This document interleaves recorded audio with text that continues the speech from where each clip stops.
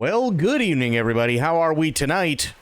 Hopefully, everybody has had a great day and a great start to your weekend. Happy Saturday. We are back, and we got a little bit of news, and then we'll do some more Ace Attorney. I don't know if you can tell, but my voice is not as strong, I guess would be the way to put it, as yesterday. So I'm going to do my best when we get into Ace Attorney, but it is what it is. Aylin, Alpa, how you both doing? How are the things before we get into the news?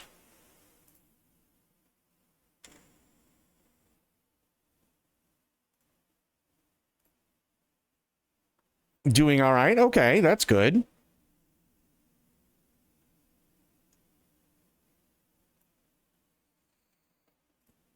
Kind of meh? Yeah, I hear you. I hear you. I completely get it. Just one of those days. Just one of them. Let me do this really quick, because this might come in loud. I don't want it to. There we go. Okay.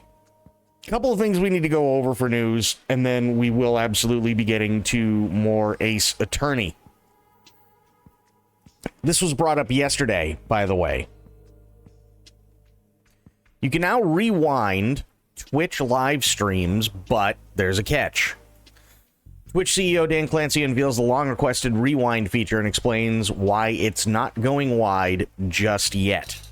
If you've ever wanted to rewind a Twitch stream, that long-awaited feature is finally at hand. Bullshit.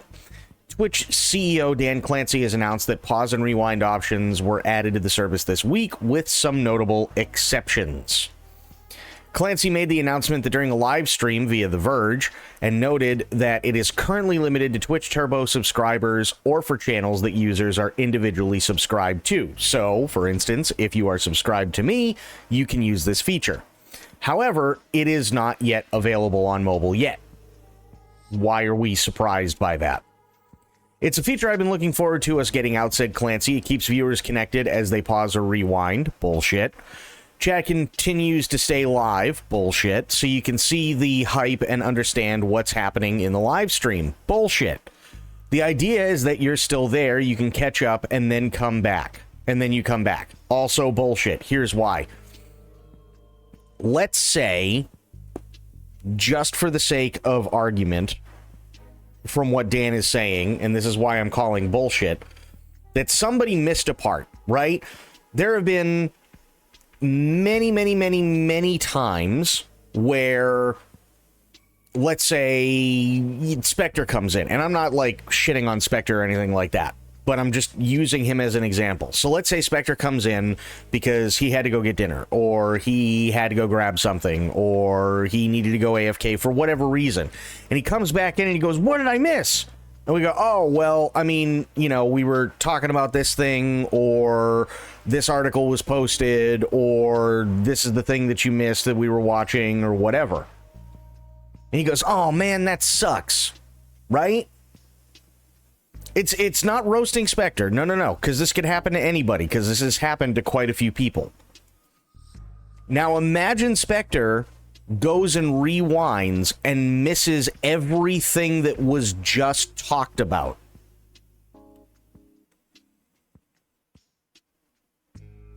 Does that make him any wiser to what's going on, or does that keep him perpetually behind the ball on everything?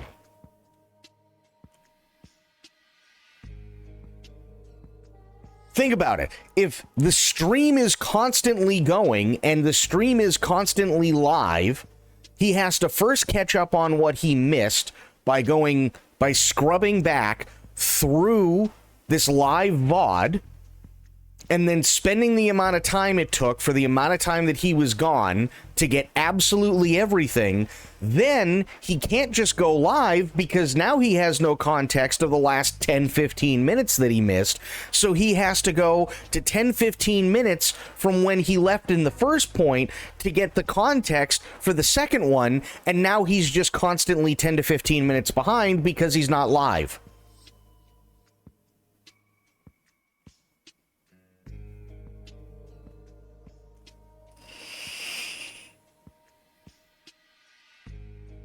So how does this work? How does this work well? You have to constantly be behind the ball either way. They need a fast replay feature too, which will only be enabled for tier 3 I don't even think it needs to be enabled for tier 3 subs. Just fucking, hey, if you're a Twitch Turbo or you're subscribed to a channel, just have a fast rewind deal or a fast replay feature. That's it. That's all you need. And then you can just boop. Once it's done, it just automatically just boots you back out to live so that you're missing as little as possible. It doesn't do anybody any good to go, wait a minute, hang on, hold up, stop for fucking 20 minutes because I missed 20 minutes so that I can go back and watch 20 minutes that I missed so that I can come back in, have no idea what you're talking about because I've been gone for 20 minutes and I have to repeat the process over again. That doesn't make any sense. That doesn't make any sense whatsoever. That is ridiculous.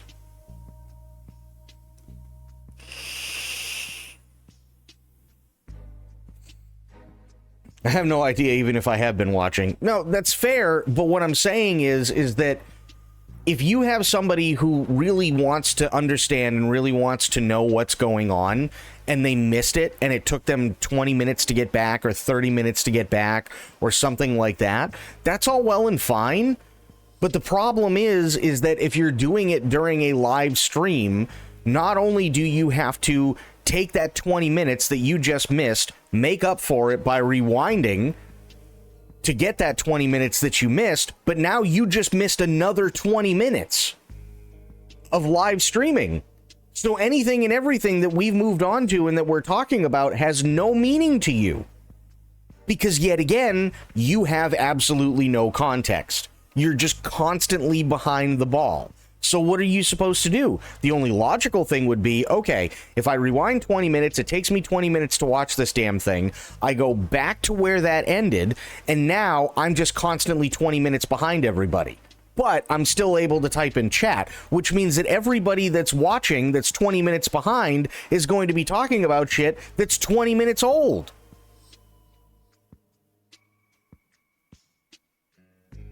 You see the problem?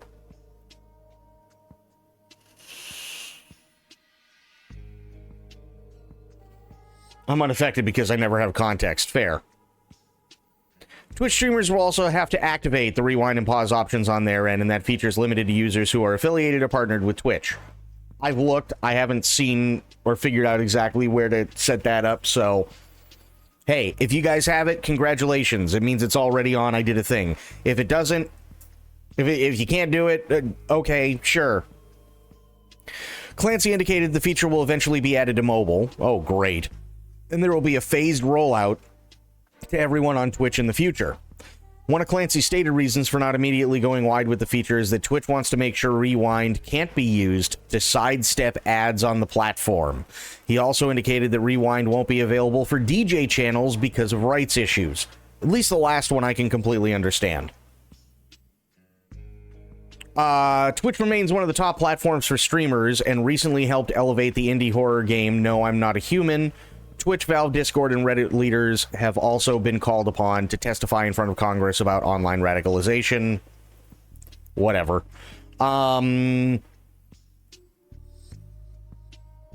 It's the only good thing you can do is we talked about X thing at 116, blah, blah, X thing at 1520, blah, blah. Well, okay, but here's the issue with that.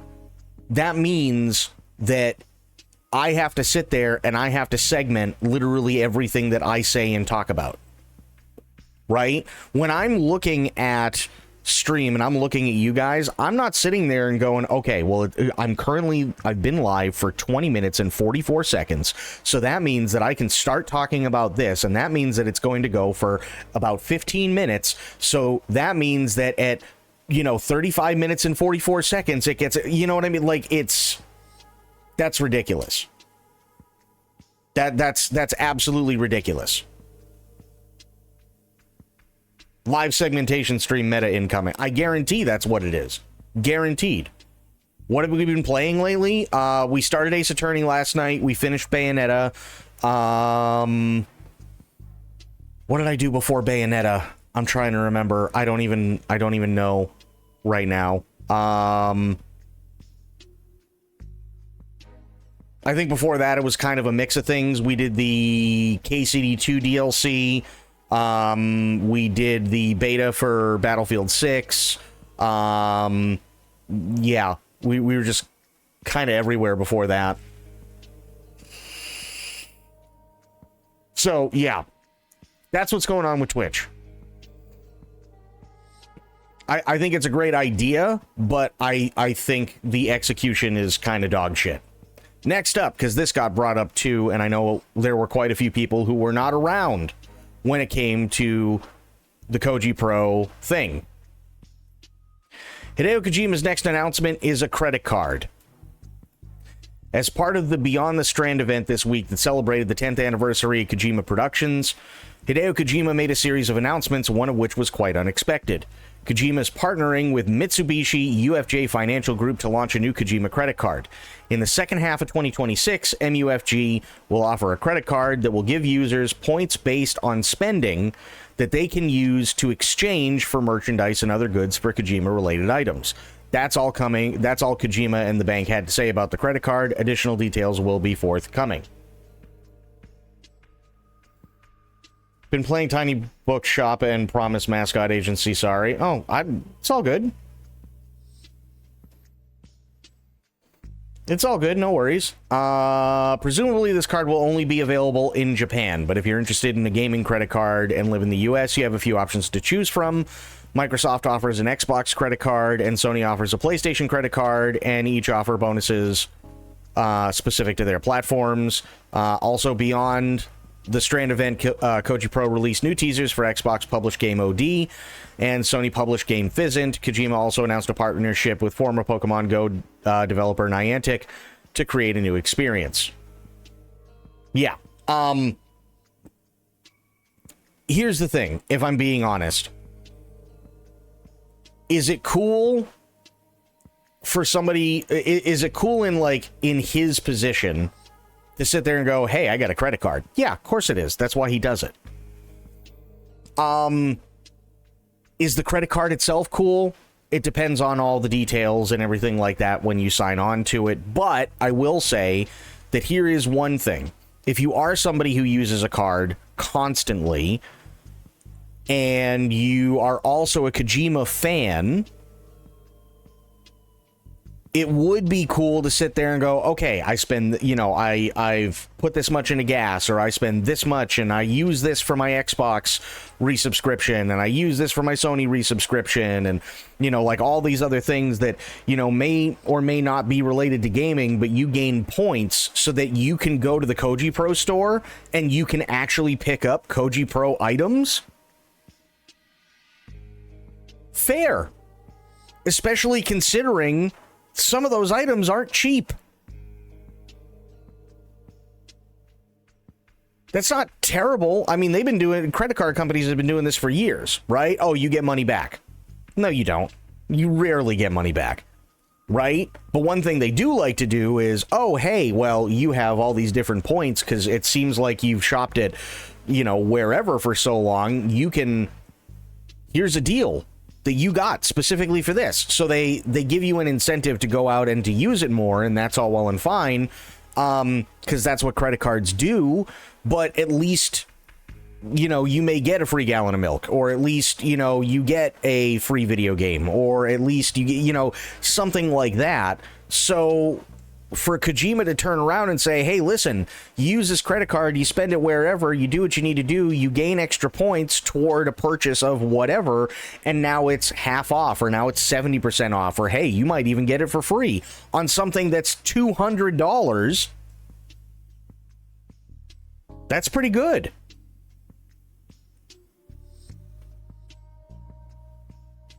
Need a credit card to get my credit up will be hilarious if I just get a gaming one.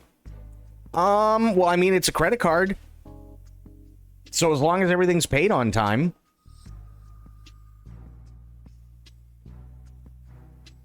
You've never had a credit card before? There's nothing wrong with that, by the way. Credit cards are fucking terrible.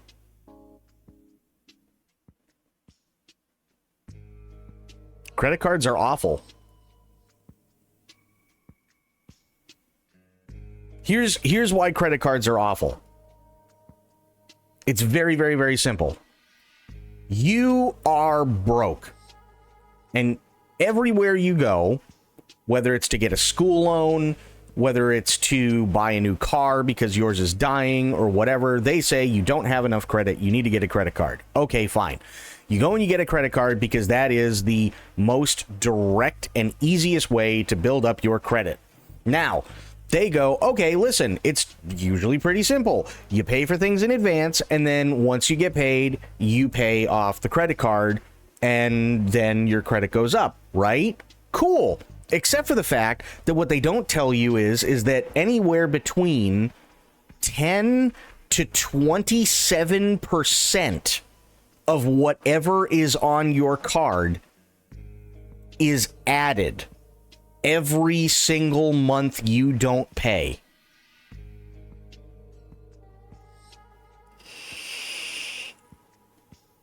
So now, let's say you run into a really rough patch. Okay? And I'm only talking about the ones here in the States because I don't know about any of the cards anywhere else. I'm talking about the US. Now, let's say you run into a rough patch for a few months, right? You don't have a job for whatever reason. You're looking for a new one. You still need gas to get back and forth. You're trying to do all these things and so on. Meanwhile, each month, 27% of the entire sum that you have outstanding on your card gets added to the total that you have to pay off next month.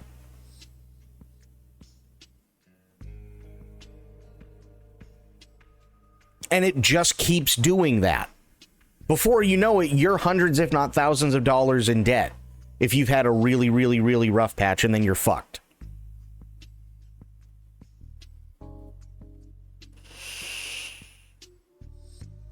That's how it works. That's how credit cards work here in the States. Yeah, just gonna buy one thing and pay it off. I hate credit cards and how they prey on the poor. Yeah, they absolutely do prey on the poor, and they're designed to keep the poor exactly that way.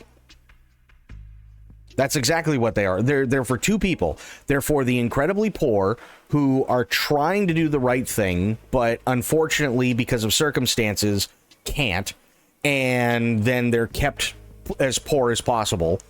Or they're for the ultra rich that cannot be bothered to carry hundreds of thousands of dollars of cash around with them, so they can just use the credit card and then it gets immediately paid off and nothing happens to their credit.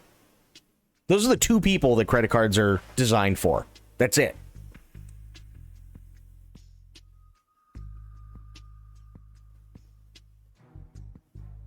Banks hate the regular customers who pay their credits on time because they lose money on them. Absolutely they do. 100%. Because if you can keep adding 27% every single month, you're missing out on a lot of fucking money. You're missing out on a lot of money. They can't stand it. So that's Kojima's credit card. Is it for everybody? Absolutely not. Right? I would sit here and say, okay, cool idea for people who have the means to do something like this, but that's really about it. And it's compound interest. Yes, absolutely it's compound interest, 100%. Yeah, it's absolutely compound interest. It's always been. So now you're always on a ticking time clock, right? You're on a time clock because when next month comes up, holy shit, there's another 27% because you didn't get to pay it. Even if you pay a little bit, it doesn't matter. If it's not paid in full, they don't care, and that 27% gets tacked right on. So you're still losing either way, which is a bummer. So yeah, this came up on Discord. I know Medicine wasn't there when the Koji Pro thing happened. That's why I'm talking about it now. We don't know much about it. Again, is it something that's for everybody? No, absolutely not. If you have the means and you want to do it, go for it. I don't think anybody's going to piss and moan, especially when you're walking around and you're literally one of the only people that, has a fucking Koji Pro shirt, because that shit costs like, $80, which is insane.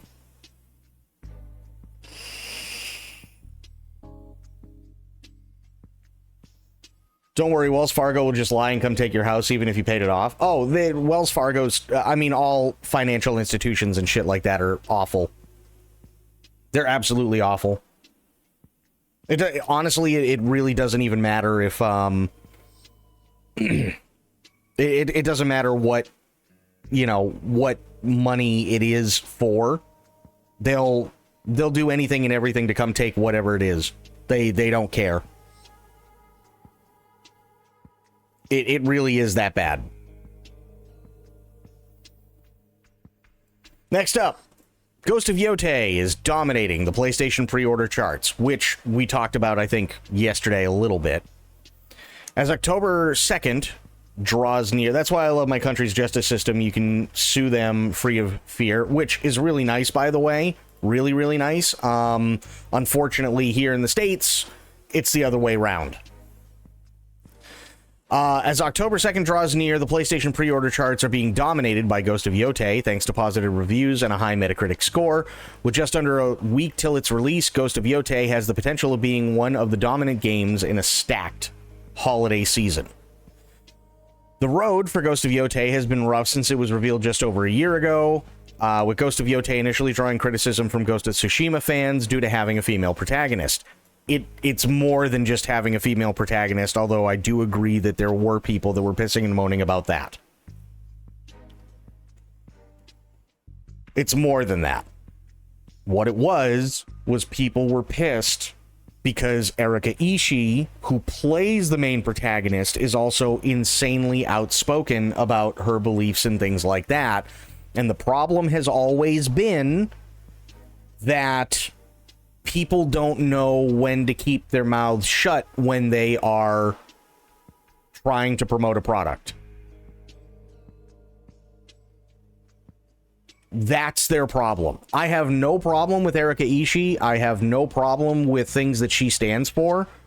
There are probably some things that I do disagree with her on, but the fact of the matter is that Erika Ishii came out of nowhere after the reveal of Ghost of Yotei and said, basically to the extent, yup, I'm this, and I'm proud of it, and this, that, and the other thing, and I don't give a fuck what anybody says, and I'm going to make as much noise as I possibly can, and then it turned into a shit show.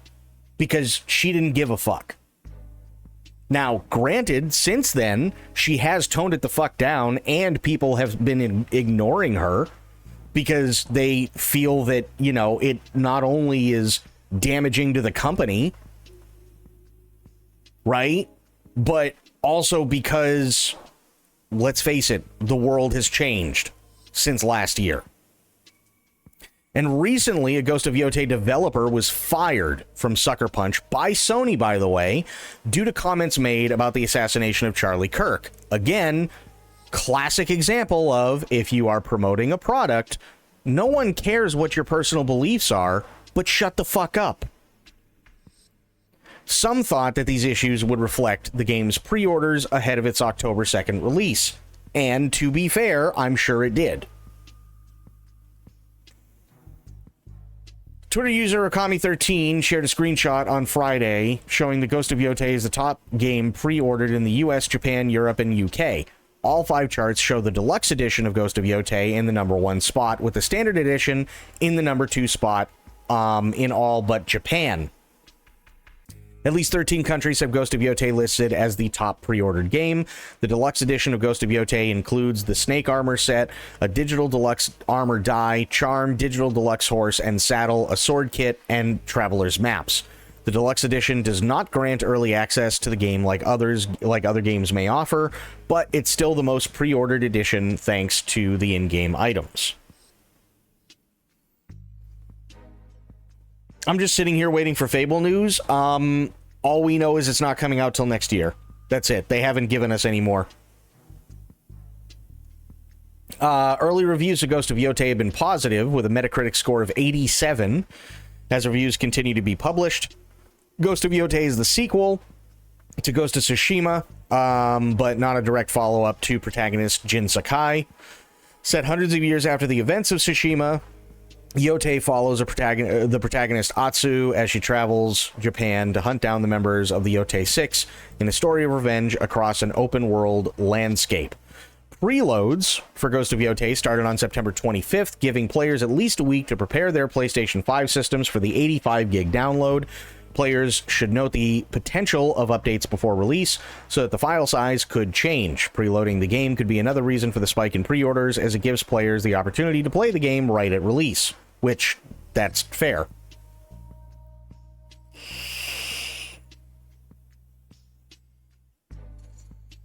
Yeah, I'm sure it'll be out next year. I mean, that's what they're saying. That's all we have to go off of. It won't be funny or tasteful if something horrible happens to the other political side either. Don't want to be political. But notice anything happens to one side and the other acts like their football team won sometimes. Not saying one side doesn't. One side doesn't. Both are fucking insane. Here's the thing. Right now, there are tons of things that are going on when it comes to the political landscape. Obviously, I'm not going to go into them. But it's everywhere. It's everywhere. And I'm not just talking about the U.S.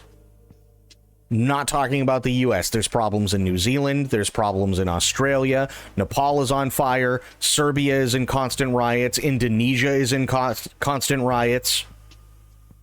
Russia had drones go into Poland airspace and then came up with some fucking excuse after Poland shot them down, and now NATO is trying to figure out what the fuck is going on. You had 145 countries for the first time in United Nations history vote against the host country. You had almost all countries walk out when Netanyahu came to make a speech about what was going on in Gaza. It's everywhere.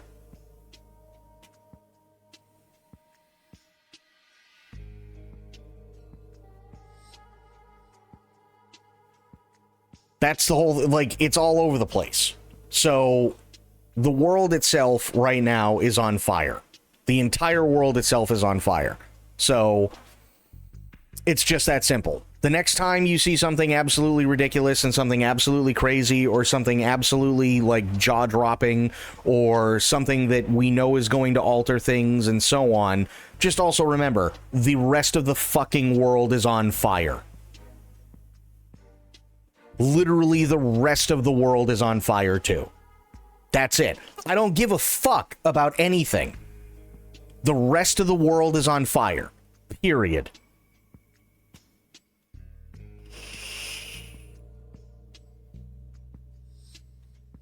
That's how it works.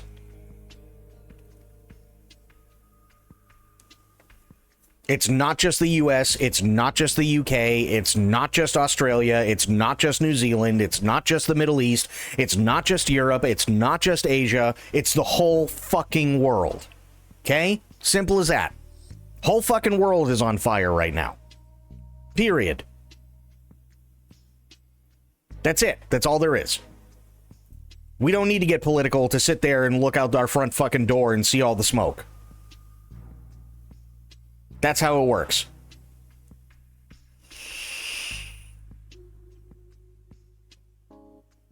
That's how bad it is. The problem still remains. If you have somebody who comes out who is supposed to be representing your company and says really inflammatory shit and doesn't give a fuck, it's going to hurt the company. If you have somebody working as part of your company who then comes out and says some pretty nasty things about an assassination while they are trying to promote a product, they are hurting your company. Period.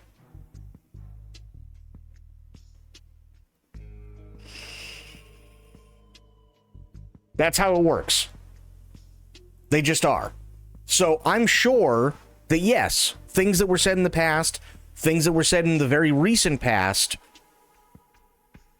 They absolutely did hurt things. It doesn't change anything, though, because Ghost of Yotei is by far and large the #1 pre-ordered game out there. It just is. And I know there's a lot of people who are asking to boycott this because of what was said and what was done and all this other shit. Clearly, it didn't work. And to be completely honest with you, I think half the reason why is because those people that are asking for boycotts don't listen. Because it took me 2 days to explain to everybody and show with proof that it wasn't Sucker Punch that fired that developer. It was Sony that fired the developer. Sony came out with the tweet and specifically said, this person is no longer associated with us or Sucker Punch.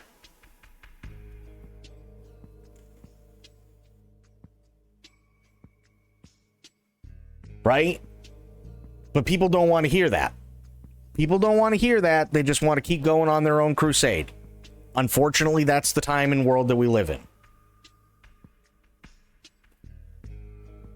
Interview. Resident Evil Requiem bosses talk news. Switch 2 and remakes. Resident Evil 9's director and producer speak following the Switch 2 version reveal. I don't know why, but okay. Next year marks the 30th anniversary of Resident Evil, one of the most iconic series in video games. The anniversary will be marked with the release of the 9th main game in the series, Resident Evil Requiem. Coincidentally, the 30th Resident Evil release overall when spin-offs and remakes are taken into account, but that wasn't actually Capcom's original plan. This was just one of the revelations, pun intended, revealed by Requiem's director Koshi Nakanishi and producer Kumazawa when I sat down with them at Tokyo Game Show to discuss the game's development. During our conversation, the pair gave their opinion on such topics as leak culture, developing on the Switch 2, the resurrection of Silent Hill, and the drop content from Resident Evil 7 that they'd like to see reinstated one day. Resident Evil Requiem will be released on February 27th of next year, 3 weeks before the series turns 30, on all current gen formats including Nintendo Switch 2. This marks the first time since Resident Evil 4, 2 decades ago, that a new mainline Resident Evil game will arrive on a Nintendo console on day one, something also discussed in our conversation below. It's a big anniversary year for Resident Evil, which is celebrating its 30th anniversary. How much did that factor into your thinking when you planned Requiem? How much did you think about the series past when you came to designing this one?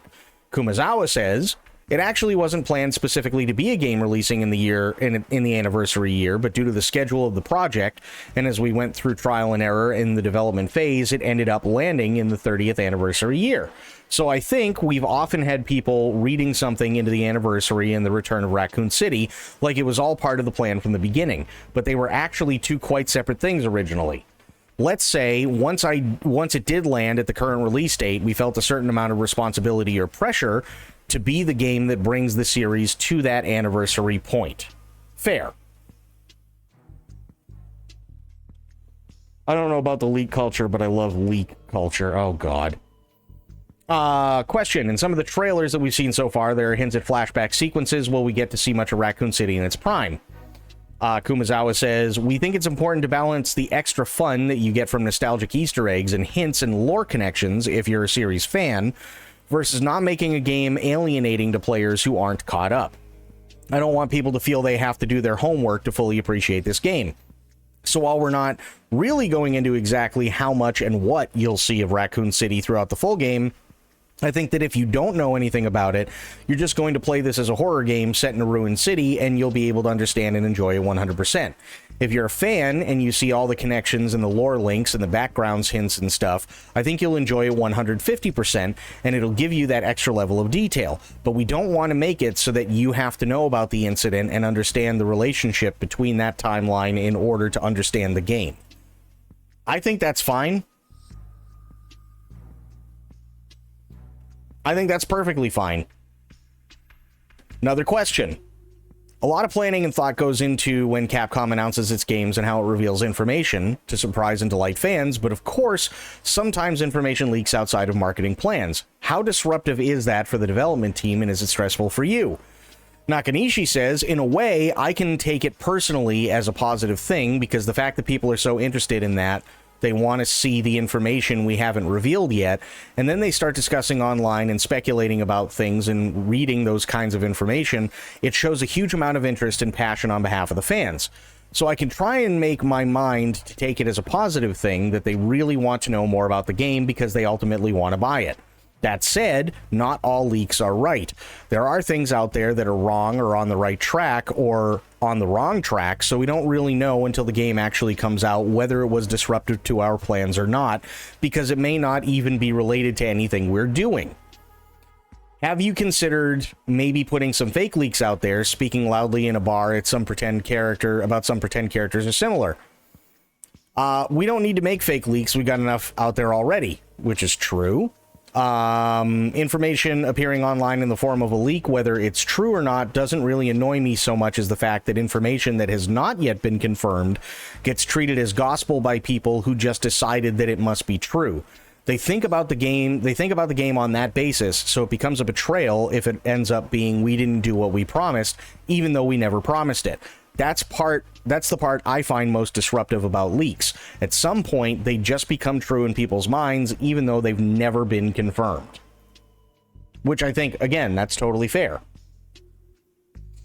Requiem is going to be the first mainline Resident Evil entry to release on day one on a Nintendo platform in decades. Why has it taken so long to return to a Nintendo platform with that much commitment? Although we have released ports of the games to Nintendo platforms over the years, as you said, this is a bit more all-in on being day one on Switch 2, and that's simply because when we got the Switch 2 hardware, we were surprised in a good way about how smooth the process was for us to bring the existing development version of the game to that platform. It just made sense that we felt that we don't need to wait on this one or do a separate project after the main game. We can just bring the main game to this hardware immediately. That's fair. That's totally fair. Absolutely fair. And I mean, think about it this way, right? Death Stranding came out in 2019. And we had to wait about a year, somewhere around there, before it was announced that Death Stranding was going to be ported to PC. Couple of reasons. One, because it was a Sony exclusive. And two, and more importantly, because trying to make something for the hundreds of millions, if not billions, of different variations of PCs out there is immensely more difficult than to make something for a fixed hardware console. And they have to take that into account, and that takes time, right? The reason I bring this up is because of what they literally said here. When they got the hardware, they were surprised in a good way about how smooth the process was for them to bring the existing development version of the game to that platform. If it's easy, they're going to do it. I think that's pretty simple. I was going to ask how the RE engine has scaled to Switch 2, but it sounds like it went more smoothly than you expected. Well, the game was already being made in a kind of highly scalable way, so it wasn't that difficult for the console platforms and also high-end PCs with path tracing and that kind of thing. So adding the Switch 2 into that mix was just a case of somewhere else to scale it to rather than a particularly massive challenge. There you go. So has it always been a technical mismatch with past Nintendo platforms? I'm interested to know whether Capcom sees Resident Evil as a good fit for the Nintendo audience. Is Requiem more of a test or a starting gun for the series on Switch 2? Nothing is set in stone for the future of the series, but we always have in our mind, that we want to bring games in the Resident Evil series to as many players as we can, and we'll factor that into any future decisions about hardware platforms. Again, totally fair, because they can't account for what is going to come after the Switch 2. I mean, who knows, right? There may not be a Switch 3. Maybe instead of a Switch 3, they go back to the video game box. We don't know. One of the big topics at the moment around Switch 2 are the game key cards. As a team making one of the most technically intense Switch 2 games so far, is data streaming an issue when you're putting a game onto a card, as some other developers have suggested? Basically, are game key cards a developer consideration or a publishing one? It's not a development decision for us, it's more of a sales strategy decision. Fair enough. Capcom actively adds new technical features to its RE engine with each title, in theory benefiting future games. So could the groundwork putting Requiem on Switch 2 in theory benefit future titles? I don't know yet, because we're still making it. But it's true that that's how we work. Our original Village prototype taught us about things we needed to do for Requiem, and putting out Kunitsugami Path of the Goddess on Switch 2 allowed us to bring know-how from that project onto this one. When we release and finish Requiem, we will then pass forward the learnings and know-how from this game, but we're not quite there yet.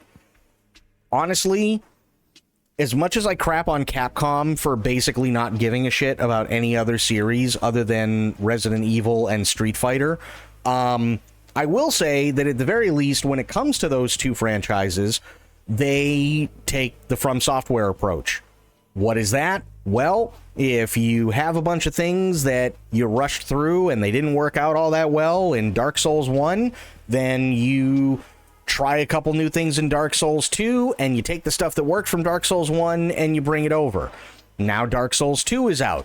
You find out what doesn't work, you find out what fans resonate with, you take all the good things, you toss them into Dark Souls 3, and so on and so forth. So I can't say that's a bad thing at all. There's a team dedicated to the RE engine and cross-project idea sharing, so they do that work for us. If in the process of development we learn something, they can take that straight away. It's a very efficient process. Again, I think that's great. What can you tell me about the decision to release RE7 Village and Requiem all at the same time? What was the thinking behind that decision rather than staggering those releases? Actually, Village was the same game we prototyped and tried out on the Switch 2 hardware when we first got the kit.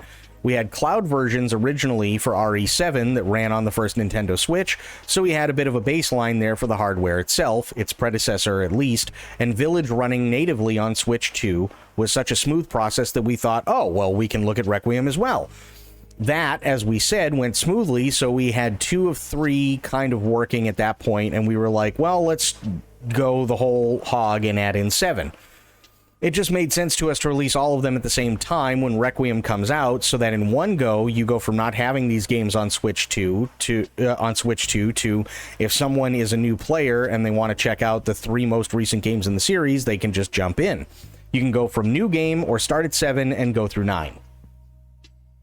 Fair.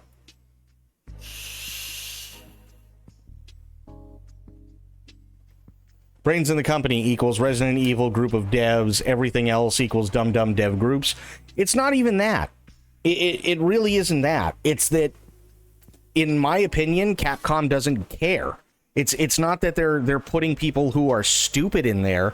It's that all the money goes to 2 places. It goes to Resident Evil and it goes to Street Fighter, because those are the ones that are understandably making them the most money, right?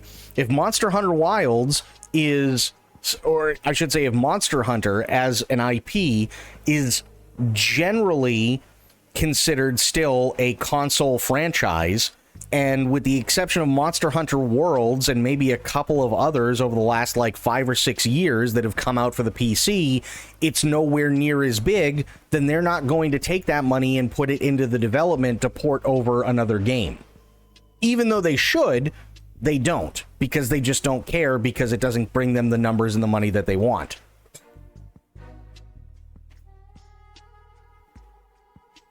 That's the issue.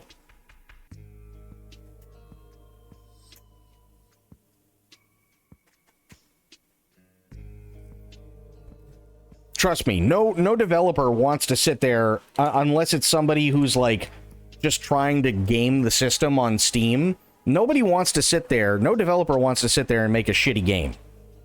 Zero.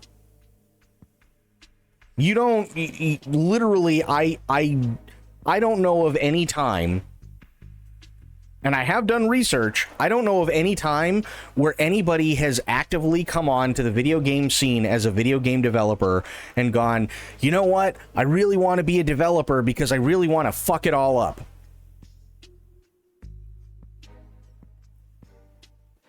That doesn't make any sense.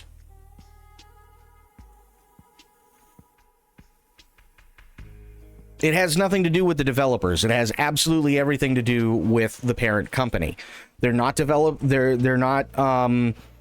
allocating the resources needed in order to fix the things that are wrong, because they don't necessarily see them as a problem. Because if you have enough people that are playing and you're still making money off of it, and it's better than what you initially expected, then fuck them. Why give a shit? That's their thinking. That's the company's thought process, right? That's how it goes, sadly. It's not like QA is sitting there and going, oh, well, this thing barely runs at 12 frames a second at points and shit like that. Ah, fuck it, we'll just toss it. That's not what they're doing. It's not even remotely close to that. QA gets sidelined most of the time, especially when it comes to crunch time. Because you got the person who has the checkbook and who's writing everybody's paychecks sitting there going, hey, if the game works, then just fucking ship it.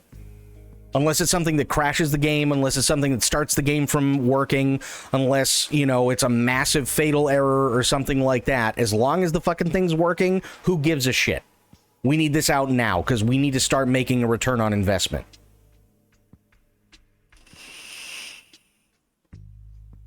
That's what they do.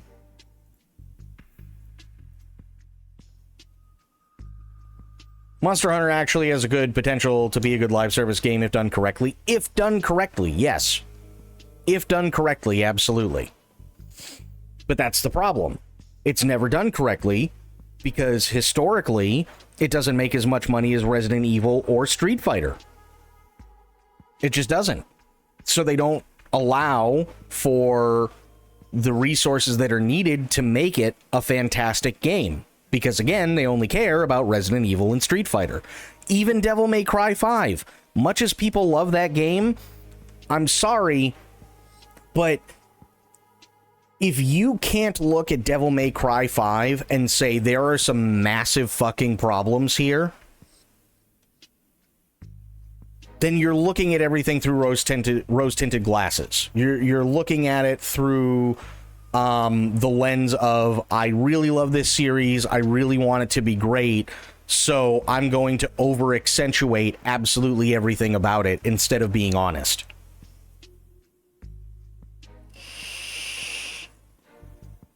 I can't be bothered watching anyone play that game. I played it, and I'm gonna be honest.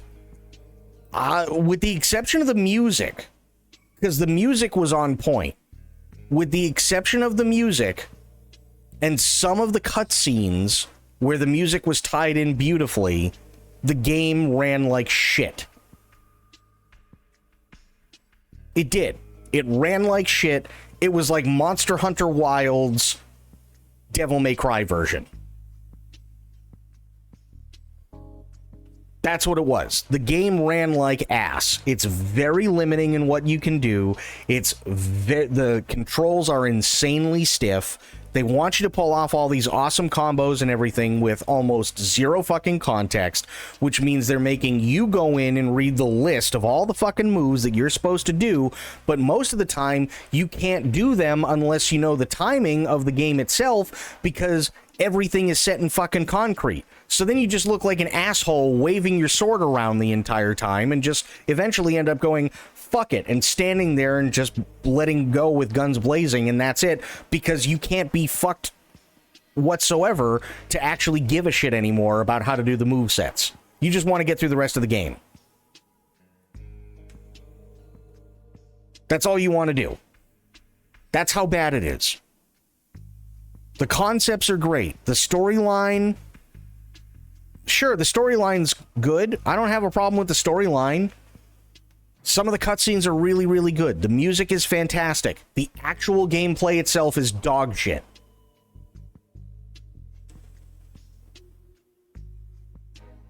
It just is. Watch like half an hour and lurk most of it. I don't blame you. I don't blame you. If I'm being completely honest, the parts that I enjoyed were the parts where I didn't have to use Dante. Sad as that is. The parts that I enjoyed were the parts that I also simultaneously didn't like. And I enjoyed them because I didn't have to use Dante and I didn't have to worry about sitting there and fucking trying to do all these awesome combos with a sword and everything like that he can barely lift, because that's how they want the games to be played now. And at the same time, the parts that I liked, I simultaneously hated because they were with characters that I couldn't be bothered to give less of a shit about. Look, here's My Chemical Romance dude who hasn't showered in about fucking 83 months. And looks like he just came out of a fucking sauna because his hair is perpetually just covered in this sheen. But gameplay-wise, he was probably the best out of all of them. Why? Because he just shot shit out of his hand. You didn't have to worry about him taking 18 years to lift a fucking sword.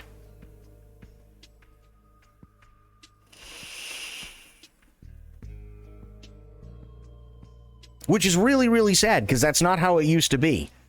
And that's why I loved Bayonetta as much as I did. Bayonetta was great because if you hit a button, a thing happens almost immediately, right? You had free roam. You could do whatever that you wanted to do. You could try certain things. Some things were allowed to be done. Some other things were not allowed to be done, right? Not saying it was perfect, but you had much more freedom with Bayonetta than you ever did with Devil May Cry 5. Much, much, much more freedom.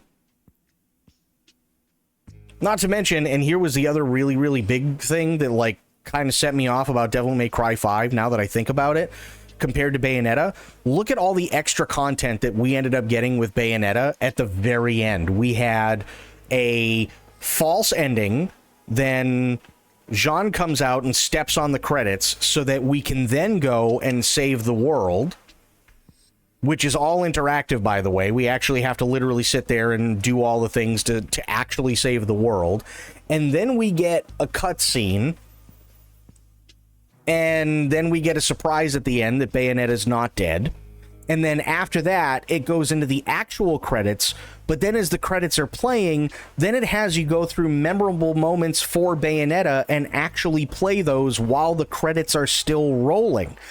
And then you get a stripper pole routine, and then you have the Sega logo finally come up as if to signify, okay, this is the end, and then you get a full music video. Meanwhile, with Devil May Cry 5, what do we get? Oh yeah, you want to play one of the most badass characters in the entire game? You gotta fucking pay extra for it.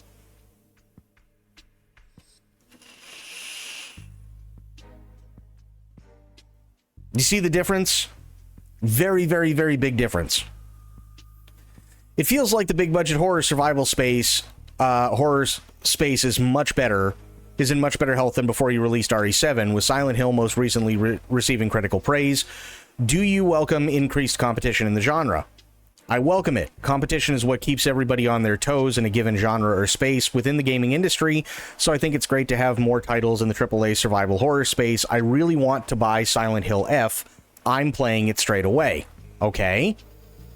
When Capcom eventually gets around to remaking RE7 and Village in 20 years' time, what updates and changes would you make?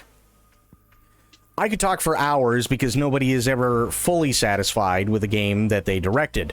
My desktop is covered in proverbial post-it notes with things I wanted to do but didn't get around to. I have so many details in my mind. For example, the first time you enter the Baker house, the door slams shut behind you, it's dark, and you turn on the torch.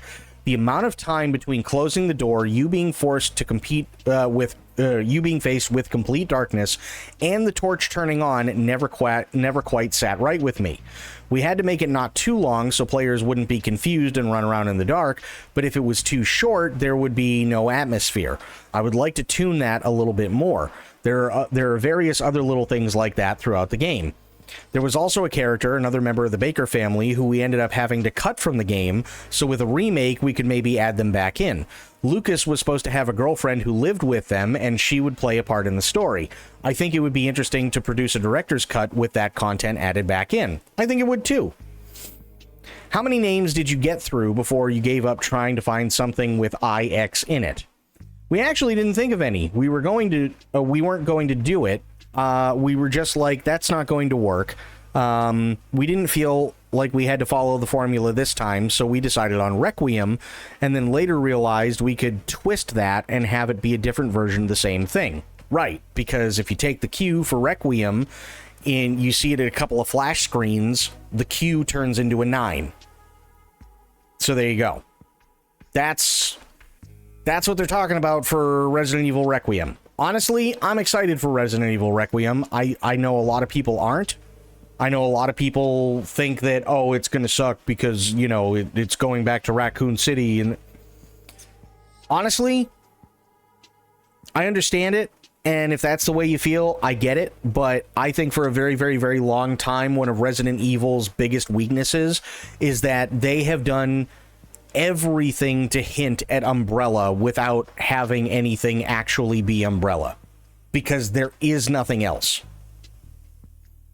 The reason why, there's two big reasons, despite all its flaws and everything else, that people love Resident Evil Village. One is big-titted vampire goth mommy. The other one is because it gives you the entire origin of, spoilers, Umbrella.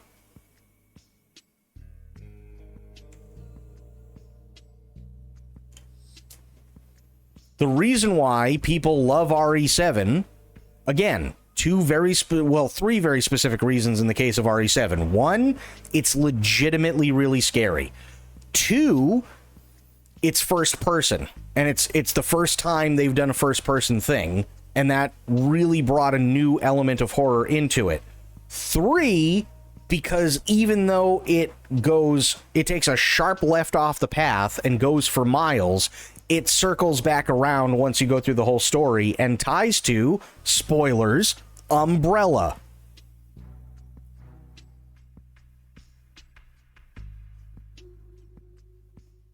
So am I surprised that they're going back to Raccoon City? No, I think it's about damn time.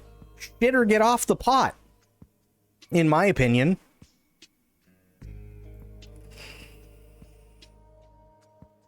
That's what I would do. It's absolutely time. Just shit or get off the pot.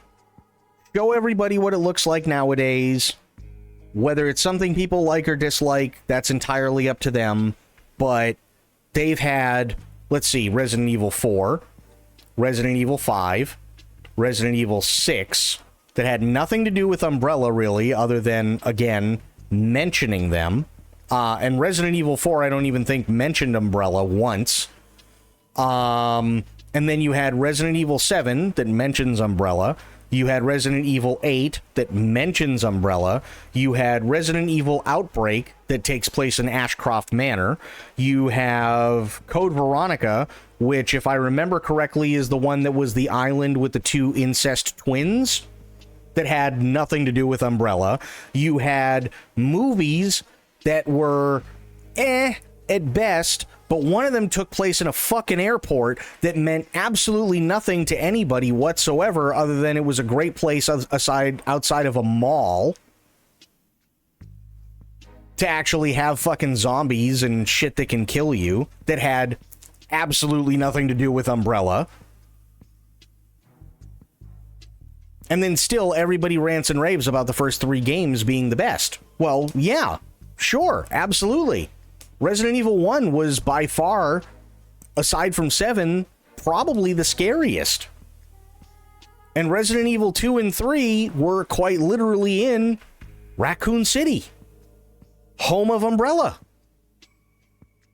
And the mansion was owned by Umbrella. So yeah, bring them back. Absolutely. I don't want a fucking R virus. I don't want a fucking, UV virus. I don't want them to have to start going, well, we've got a double AG3 virus. Like, fuck that. Just bring the original shit back. I don't want this to turn into a series, me personally, where it ends up like a manga where, God forbid, I didn't start watching it because I didn't live in Japan in 1995, right? And now it's 2025 and the fucking thing is still going, to the point where I literally can't get any context as to what the hell is happening. I don't want it to turn into that. I do not want that in the slightest. I don't want it to be fucking... I can't even... honestly, I can't even tell you which fucking anime series those are. But I know that they exist and I know that they're out there. Right? I don't want it to turn into that. I really, really, really don't.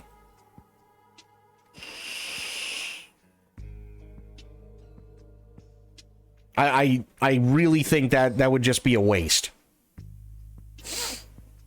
Or just comic books at this point. Yeah, I don't want it to be like a comic book either, where it's like you have a continual story that's been going on for so long, and the last time you watched a Superman, or the last time you saw anything that was Superman was quite literally when it was 1994 and you had Superman the animated series, and then you went on with your life, and now all of a sudden there's this special edition comic book of Superman, and you're like, oh man, that sounds cool. I always loved Superman when I was a kid. And then you pick the thing up and you read it and it makes no fucking sense.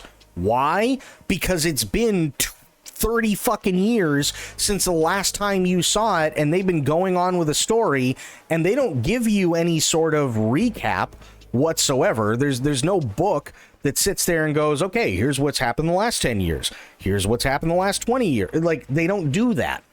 Instead, they just expect you to have been reading it for the last 30 years. So you have no frame of reference.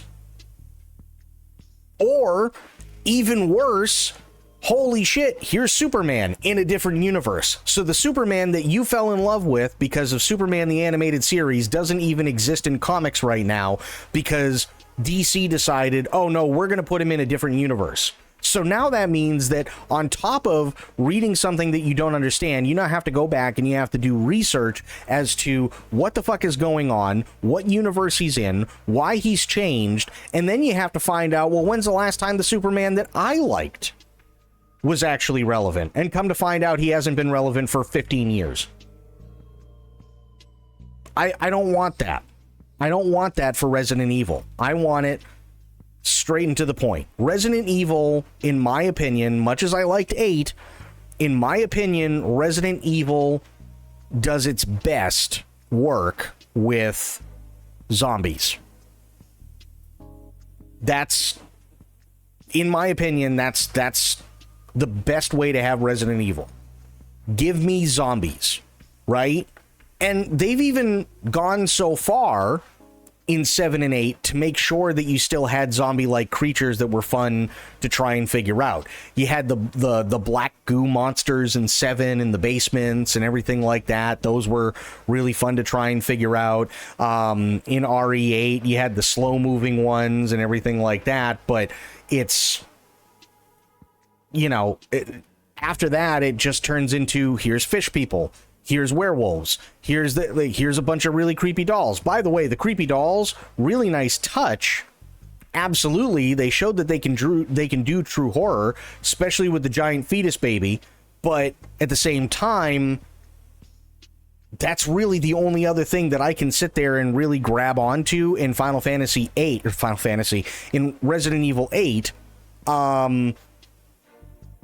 That isn't a zombie thing and isn't Lady D.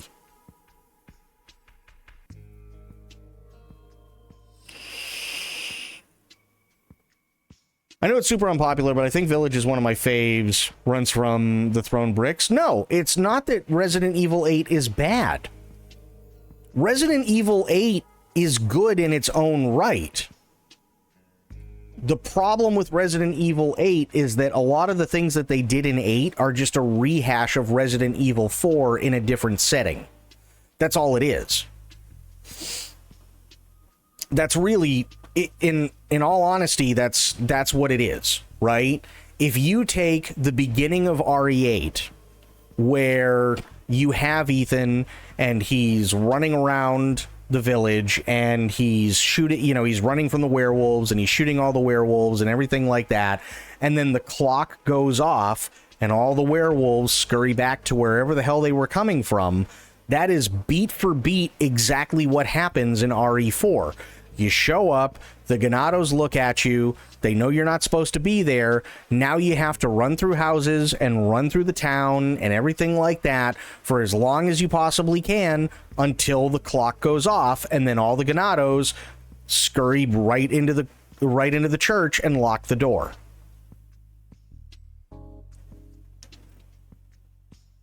Beat for beat, RE8 at the very beginning is a repeat of RE4.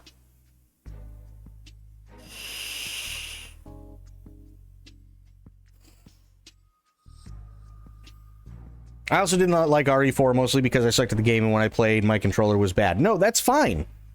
There's nothing wrong with not liking RE4.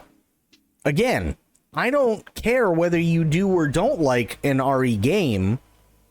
It's that, objectively speaking, RE8, the beginning of RE8 is quite literally beat for beat the beginning of RE4. You're not wrong, very tropey game, but a tropey game done well. It's a very tropey game, but you're absolutely right. It is a tropey game done incredibly well. You're supposed to hate me for not thinking the same things as you? No. I see, this is the thing that I don't get. We can have disagreements on things that we like and things that we don't like. We can have disagreements on different things that we talk about here on this stream. But the one thing, and I said this recently when, I played Star Wars Outlaws. One thing that I said is, don't ever take any content creator or live streamer as gospel. Take everything that they say, myself included, with a grain of salt.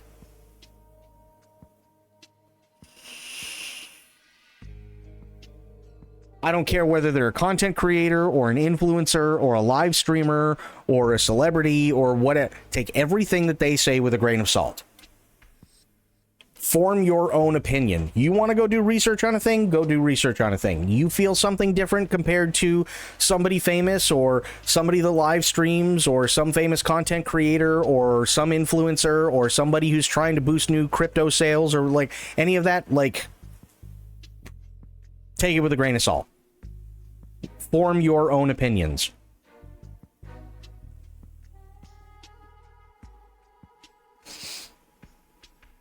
What, you liked Outlaws, but insert reasons people do not like it makes it bad. So insert insult here. In all honesty, I saw Outlaws when it first came out, and all the problems that people pissed and moaned about were absolutely 100% correct. But they've gone back and they've fixed like 90% of those problems, and the game and the story are actually really well done. I never had one problem with the game crashing. I never had one problem with the story. I never had one problem with how AI interacted. I never had one problem with stuttering. I never had one problem with, well, that's okay. I did have one small problem, but it's very, very, very tiny, and it very well could be because it could be as simple as it's because my graphics card is newer than when the game came out. So just take this with a grain of salt. There were a couple of very minor graphical glitches that would happen for maybe half a second and then go away. Other than that, I never had a problem with the game whatsoever. I was very, very, very pleasantly surprised by Outlaws. And I will say, the ending sequence is easily one of the best CG creations for Star Wars I have seen in a long time. And I don't mean Star Wars video games, I mean Star Wars as a whole. To the point where literally the things that are happening on the screen and the things that you're supposed to focus on the screen look like an actual physical model. That's how well it was done. It was done incredibly well.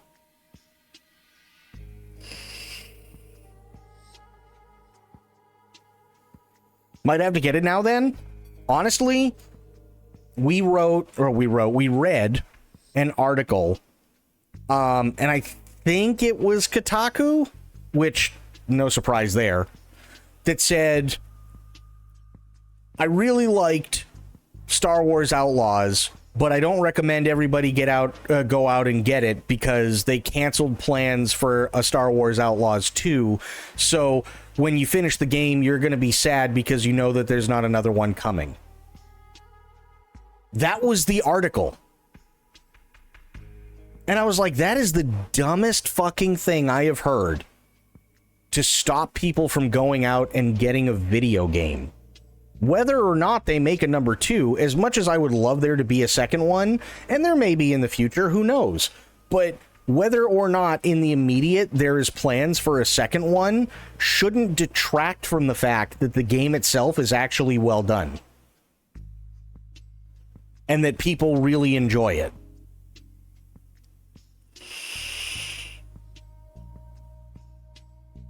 Maybe in 20 years we'll still be alive. Yeah. Game is too good, don't buy. Yeah, that's basically what they said. The game is too good, and because they're not making another one and the game is too good, you shouldn't buy it because you'll be that insanely sad about it not having a sequel.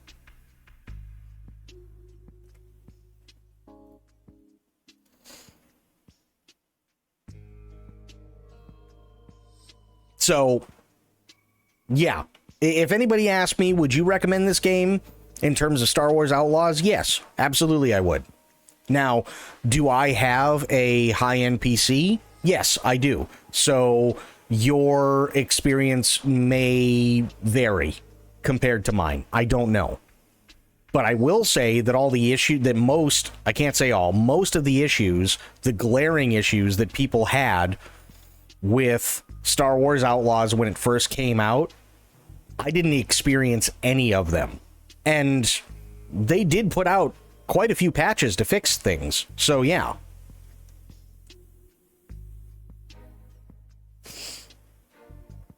I'd get it for the Xbox. Go for it. Seriously, go for it. I'd recommend it. Absolutely. Again, form your own opinion.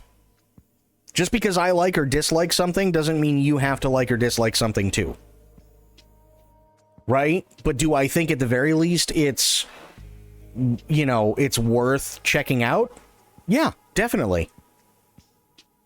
Definitely it's worth checking out. It may not necessarily be your kind of story. It may not necessarily be your kind of character. But it is absolutely Star Wars. 100%.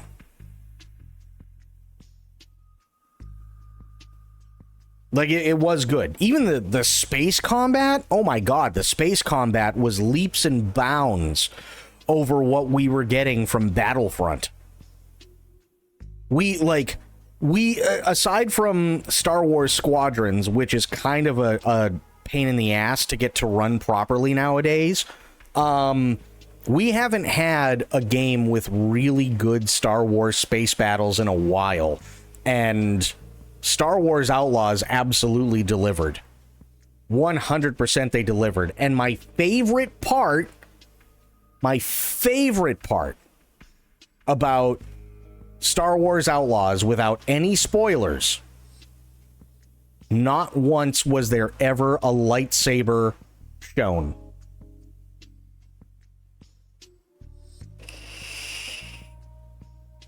There was one part where I thought there was going to be a lightsaber shown, and even then I probably would have given it a pass because they made sure to stay away from that shit.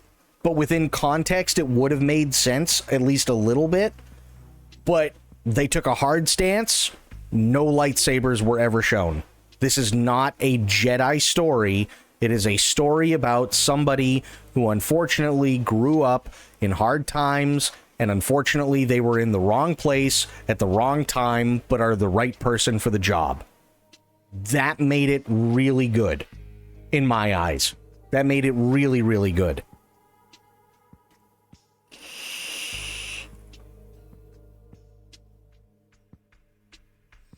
And hey, I'll give you another thing that I really liked about Star Wars Outlaws that I wouldn't be surprised if they took from Andor. Are you ready for this one? In Andor, and this is something that I really like about Andor, they do not make all the pomp and circumstance happen every time the Empire is on the screen. Right? Like, we all know the pomp and circumstance that they used to do for the Empire with the original trilogy. Every time it switched over from Luke, Leia, and Han, or Lando, or whomever, right? The music would start to swell up, and you'd have this grandiose thing, because now here comes Vader in on a Lambda shuttle, and you got all the stormtroopers, and they're on either side of the Lambda shuttle, and you got the one commander who was tasked with welcoming Vader, and then they have this massive and earth-shattering conversation, and this, that, and the other thing, and then for whatever reason, something happens, and Vader has to sit there and threaten the commander to get things done, and so on, and then you have the glory shot again of the Lambda shuttle in the background. You got the troops on either side of it, but it's all zoomed out, and, you know, Vader's in the foreground, and he goes off to wherever he needs. Like, that happens more often than not. Or you get the music swells up, and it's kind of a foreboding music, and you see Vader, and he's in his chamber thing, right? And then the helmet comes down slowly and gets put on, and like all this other shit. Or you have it where finally part of the face of Emperor Palpatine is revealed, and he's just sitting there, and he's looking out in the stars in his throne, and, you know, now we will finally be able to crush the rebellion, right? We had all of that throughout the original trilogy. Andor doesn't give the Empire that pomp and circumstance because they're trying to show these are just normal fucking people. Whether they're bad, whether they're antagonists or protagonists, they're doing what they think at the time is best, whether it's because they've been sniffing the paint, or they've been drinking the Kool-Aid of the Empire, or because they grew up on a planet that the Empire has just basically subjugated the entire time, and they've been using them to steal all the resources, and everybody's pretty much dirt poor. Those are the people. These are the people that we're focusing on, right? So anytime you look at Andor and you see, what's her name? I can't remember her name, but the lady there that's part of the ISB, right? There's no music that comes in and goes, oh my god, she's at the top and like this. No, she's literally middle management, and barely middle management. She doesn't give a shit about everything that's happening with the fucking Emperor. She doesn't give a shit about anything that's happening with Lord Vader, so long as it doesn't directly affect her. There were times where even her supervisor was like, Lord Vader wouldn't be pleased, and now she's shitting her pants, and now she knows she has to do something so that she doesn't have Lord Vader come and fucking crack her neck. Right? That's the only time she's worried. Other than that, she just does what she's supposed to do, because she drank the Imperial Kool-Aid. And that's something that Outlaws did very, very, very well. Are they present in the game? Yes. Do they make it a massive deal? No. And I think that's fantastic.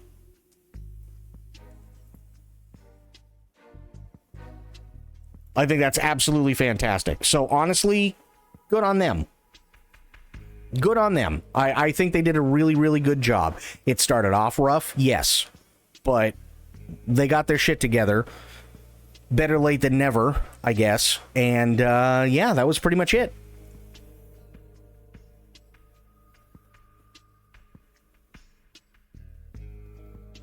Reverse psychology, maybe? No, coming from Kotaku, I don't think it's reverse psychology.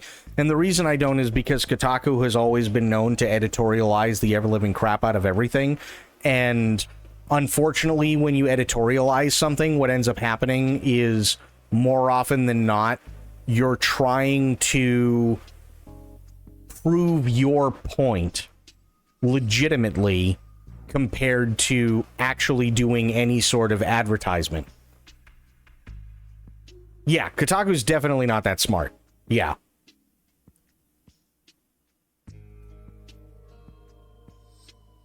Like, this is the same company that thought it was a good idea to sit there and basically lambast a fucking Nintendo video game and then sit there and cry, oh, woe is me, when the company decided, okay, listen, if all you're going to do is shit on our stuff, then we're not going to give you a new fucking copy. And they said it was against freedom of speech, and they said it was against freedom of the press, and like all this other shit. Meanwhile, it's just literally as simple as they have every right not to send anything to you because they don't think you're being honest. And by the way, I'm not sitting here and defending Nintendo, but they were absolutely right. Nintendo doesn't have any obligation to send Kotaku literally anything.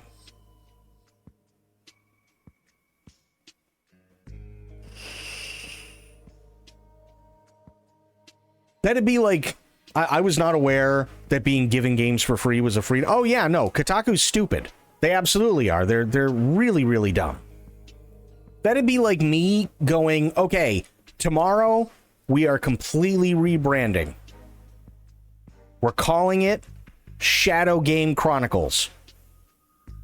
And I'm starting up a website, and every day there's going to be new stuff, and I'm going to have advertisers, but if you pay $5, you can view the entire website ad-free, and every day I'll be streaming, and I'll be talking about all the video game news and everything like that, and so on and so forth. And that means that we should absolutely make sure that Konami and Nintendo and Sony and Machine Games and Microsoft and everybody else out there sends me free games all the time because it is my right, and I have every reason in the world to expect them to do exactly that for me.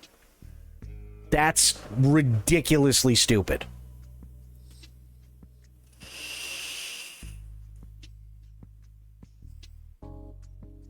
We all should shit on Nintendo regardless of our context or our personal beliefs? No, we shouldn't.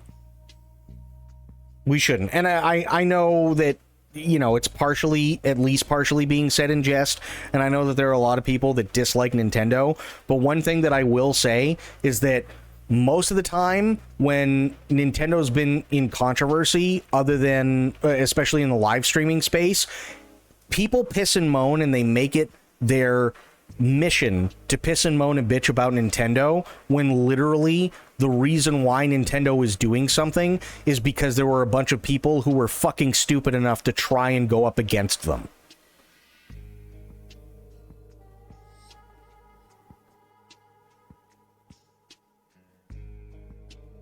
Does anybody remember Persona? They specifically said, hey, listen, you can stream it up to this point, but we'd really, really, really appreciate it if you didn't. And then a bunch of people started going, oh no, well, fuck that, I can do it. They didn't tell me that specifically, even though they came out and said it publicly. And then they went and did it, so then Nintendo said, fine, fuck it. You know what? Nobody can stream it. Because you can't fucking listen.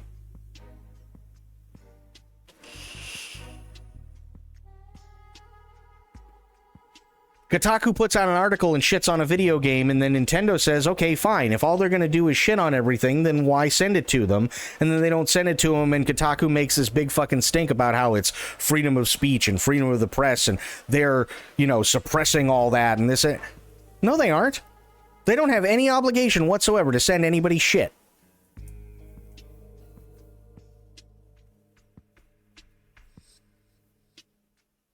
Most of the time, it's people.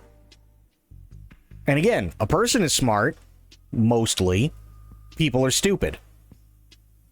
I guess Kotaku has no money to buy games? No, Kotaku's been going downhill for a while because all Kotaku does is editorialize now. That's all they do. They don't just sit there and report on the game. They sit there and they editorialize everything.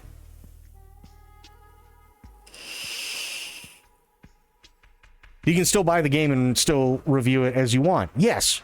Absolutely you can, 100%. What do you think I do? I'm not being fucking handed. Like, people will gift me games, absolutely, but I'm not being handed fucking Battlefield 6 by EA. I'm not being handed Star Wars Outlaws by Ubisoft. I'm not being handed Bayonetta. I'm not being handed all of these things by their respective companies. Either I'm buying them or they're gifted.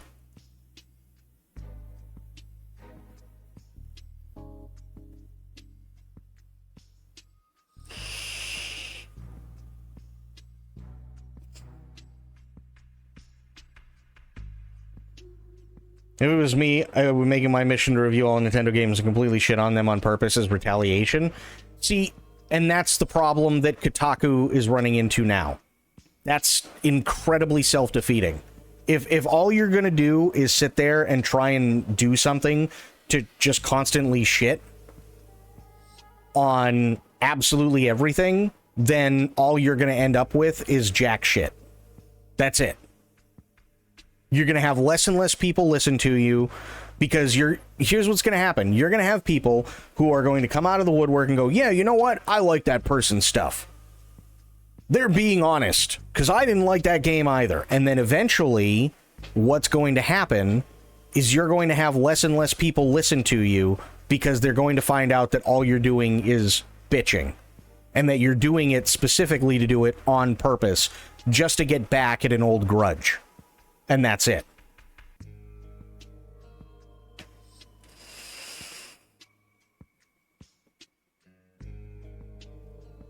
They think they are still in the early 2000s when it was cool to shit on everything. It's not even that.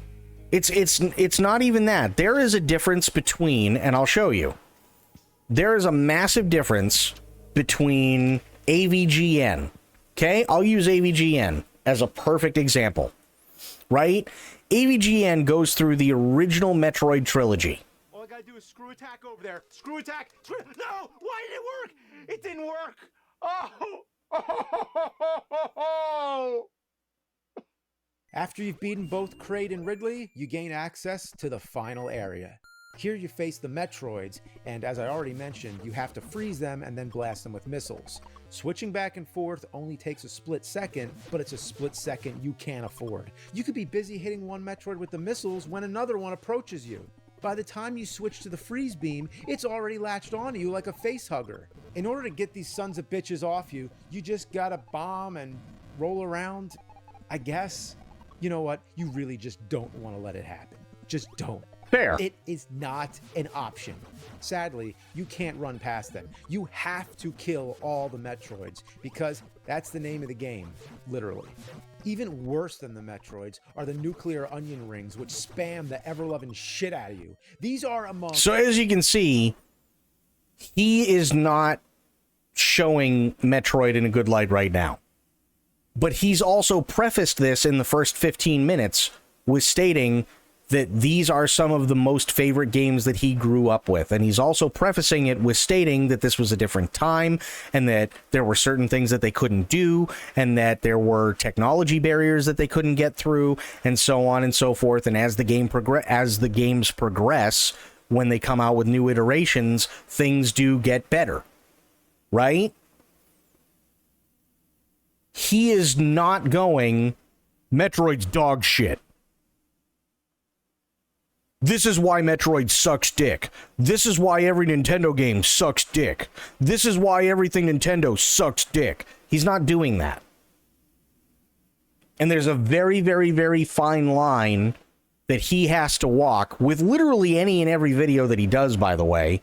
There's a very fine line that he has to walk between just fairly criticizing something and showing not only the frustrations that we as players had with these games back in the day, but also being pretty objective about the good things and showing the good things too, and not just openly shitting on something for no reason. That's why AVGN is sitting at 4 million subscribers right now. For a niche audience, or for something that's basically niche, that's really, really, really good. This isn't cooking, right? This isn't Wilderness Cooking. Wilderness Cooking has something like fucking 6 million subscribers, right? And Cinemassacre has gone through quite a load of shit in the better part of 20 years. But they still have 4 million subscribers. And there's a reason why they have 4 million subscribers. And it's not because he's just constantly shitting on everything. It's because he's honestly talking about whatever it is that he's talking about. That's the difference. So if you go in and you're just like, well, I'm going to review everything Nintendo and just constantly shit on them because fuck Nintendo, you're not going to have any audience. You just aren't. Like, I could have easily said, oh, well, it's Ubisoft, and then played through all of Outlaws and go, no, well, I mean, it doesn't matter what you guys think, because fuck Ubisoft, this whole game sucks dick. And I probably would have lost quite a few of you because I was being incredibly disingenuous and dishonest.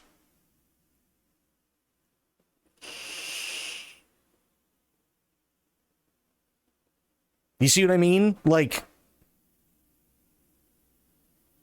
yeah, you would. That's the point. You. The vast majority wouldn't.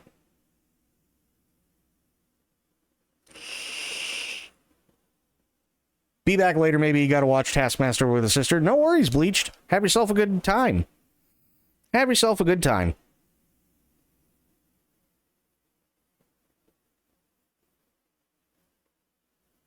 Because let me put it this way. I guarantee I'll bring this up. I think this guy is completely wrong, but he's got 193,000 views on it, which means that some people did actually take a look at it. It's called Hideo Kojima, A Disturbing History of Racism and Misogyny. Now, are there things in there that I agree with? Yes. Are there other things in there that I don't agree with? Absolutely yes. But at the same time, I'm not going to take everything that this guy says for his fucking word, just because he doesn't particularly care for Kojima. That would be absolutely asinine, and you'd be nothing but a fucking zombie if you did that. If you agreed with absolutely everything 100% that this guy says, you would be a mindless drone. And that's all you would ever be. Same thing with sitting there and going, oh, well, here's the nerd, and the nerd is sitting there and he's pointing out certain things about the Metroid games that are kind of stupid compared to today's the way that games are done today, and they should have fixed this and they should have fixed that and yada yada yada. That means he must hate the game. Well, congratulations, you've just turned yourself into a mindless drone, and you missed the entire point, right? The entire point is this guy believes that Hideo Kojima has a history of racism and misogyny because he is in fact a racist and a misogynist. Okay, that's his feeling on the matter. He's more than welcome to have that opinion, but it doesn't mean that you have to agree 100% with everything. Because then there's going to be somebody else who comes out a month from now and says, Hideo Kojima, a history of non-racism and non-bigotry and non-misogyny, and here's why, and it's going to be the same exact length, and then you're going to turn around and you're going to go, oh, well, I mean, shit, never thought of it that way. And then you're just the mindless drone, and now you're going back to absolutely loving everything Kojima's ever done. I don't like everything that Kojima's ever done, and I'm a massive Kojima fanboy.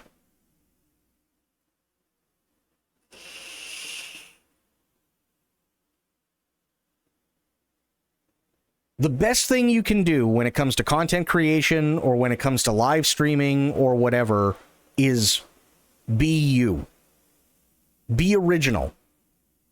Do stuff that you would do. Don't give in to the, oh, well, I want to jump on the fuck Nintendo bandwagon, or I want to fuck, I want to jump on the fuck, Koji Pro bandwagon, or like I want to jump on the, fuck Konami bandwagon, or fuck Silent Hill 2 remake bandwagon, or fuck Battlefield 6, or fuck Call of Duty, or fuck, like, don't do that. Don't do that. Don't do that whatsoever, because you're shorting yourself. You're absolutely shorting yourself.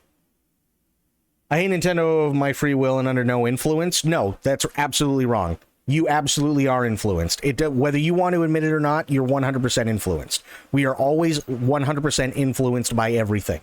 Anything and everything surrounding us, whether it's because of articles that you've read, whether it's because of videos that you watched, whether it's because other people sat there and shit on Nintendo, whatever, it doesn't matter. You are always 100% influenced. Always. That is the world that we live in.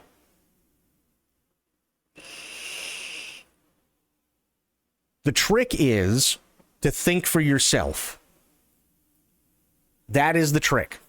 And unfortunately, if you do this, well, fuck Nintendo because I absolutely hate them, and this, or fuck Call of Duty, or fuck this and fuck that, just because somebody else said it,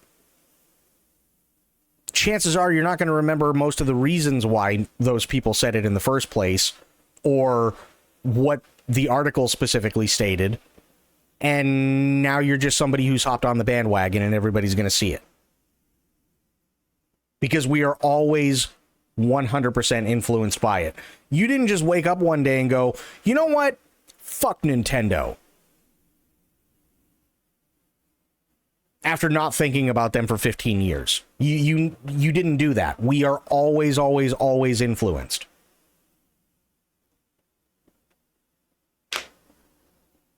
That's not how it works, right? That's why I say there are tons of people out there who want to jump on the let's, fuck with Konami bandwagon and say, oh, fuck you, Konami, for firing Kojima.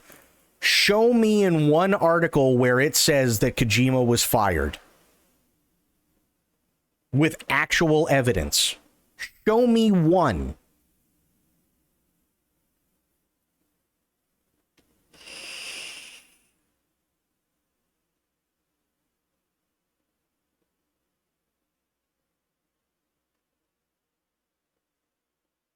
Spoilers, you can't. It's an assumption that was made and people kept going with it. That's it. Now, is there evidence to suggest that maybe he was fired? Yes.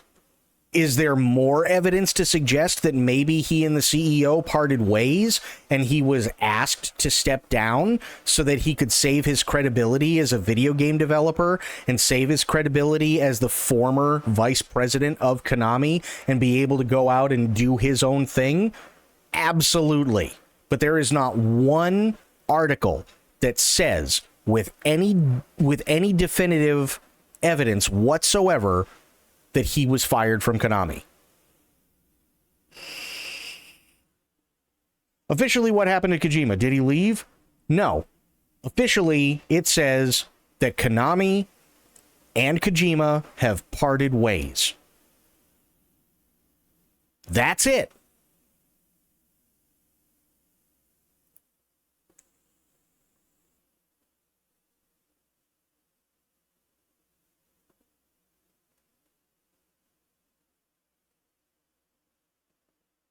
Officially, it was stated by Konami that Konami and Kojima have parted ways. That was it. That's all it ever was. And everybody took it as, oh my God, Konami fired Kojima. There is not one shred of evidence to suggest, ever, that Konami fired Kojima. Not one shred.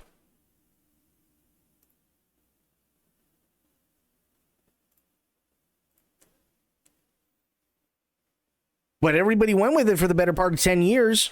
Everybody went with it for the better part of 10 years. And then they decided, well, actually not even 10 years. Sorry. Then they decided in 2019 when Death Stranding came out that because it wasn't Metal Gear Solid that he was working on by himself, even though everybody already knew he couldn't be working in the background with Konami if he and Konami parted ways with each other. But because it wasn't what they wanted and it was something completely different, they then turned around and started throwing shit at Konami again for firing him because now he's making really weird shit. That's what happened.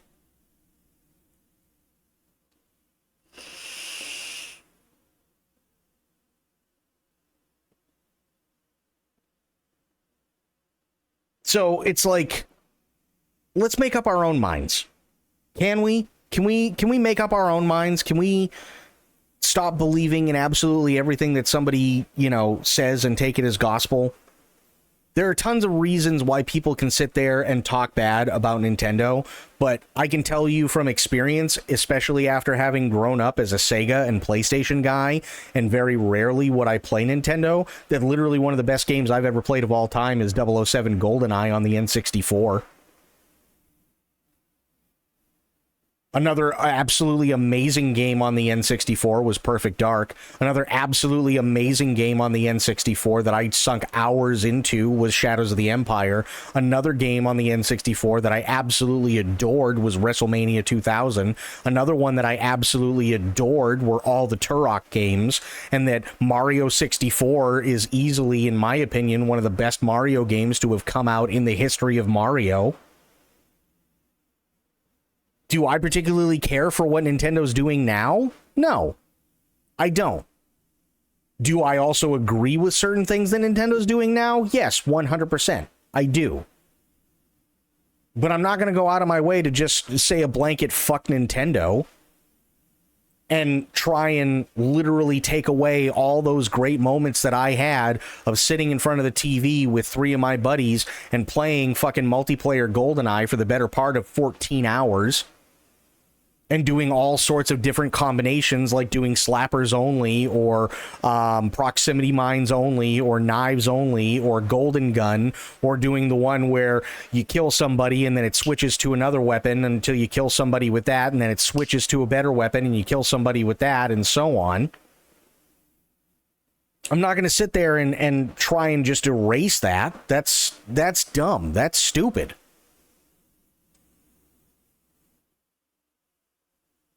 Do I disagree with how Nintendo right now is absolutely sitting there and charging as much as they are for the Switch 2, and then doing stupid things like saying, oh, well, I mean, you know, there are going to be some games that are going to be $90 to $100, and they're literally all on an SD card, and it's not even the entire game, and you still have to connect it to the internet to download it, even though it's considered a physical copy. No, I don't agree with that whatsoever. I think that's absolutely fucking stupid. Do I understand the reasons why they're doing it? Yes. Do I agree with them? No.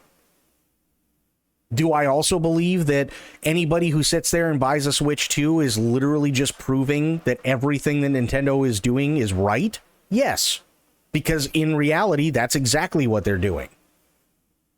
People wanted to piss and moan about the price of the Switch 2 and the price of the video games, but it didn't stop them from going out and buying a fucking Switch 2, which then makes their entire argument completely 100% invalid. Because all they did was just prove Nintendo right in their decision making, and it doesn't help anybody.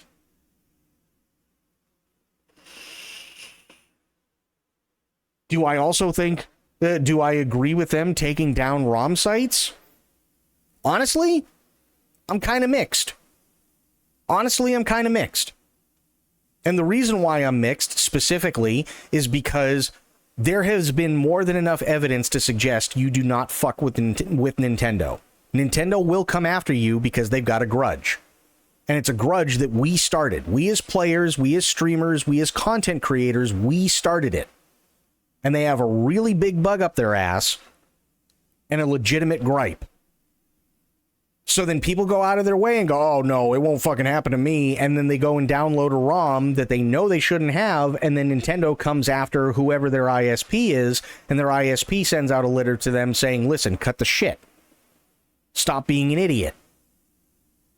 And then they take it even a step further because they know that that's not the only thing that's going to stop people. And they take down these fucking ROM websites. Why? Because people don't care. Because there are so many other people out there that want to completely dissuade everything that's happened before this period of time and just go, fuck Nintendo anyway, and download as much as they possibly can.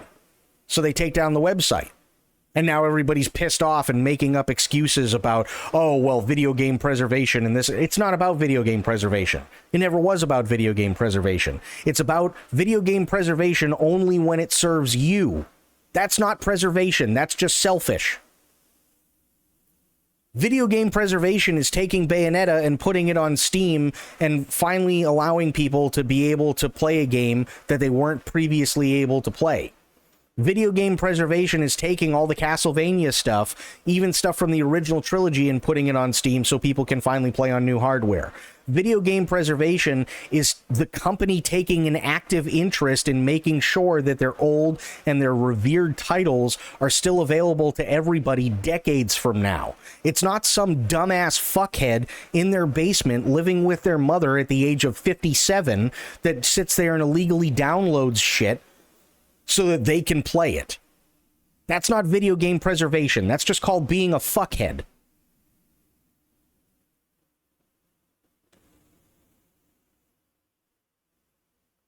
Because who are you preserving it for? You're not preserving it for anybody else. And legally you can't. Which means that it always comes back to you, the person who's doing it.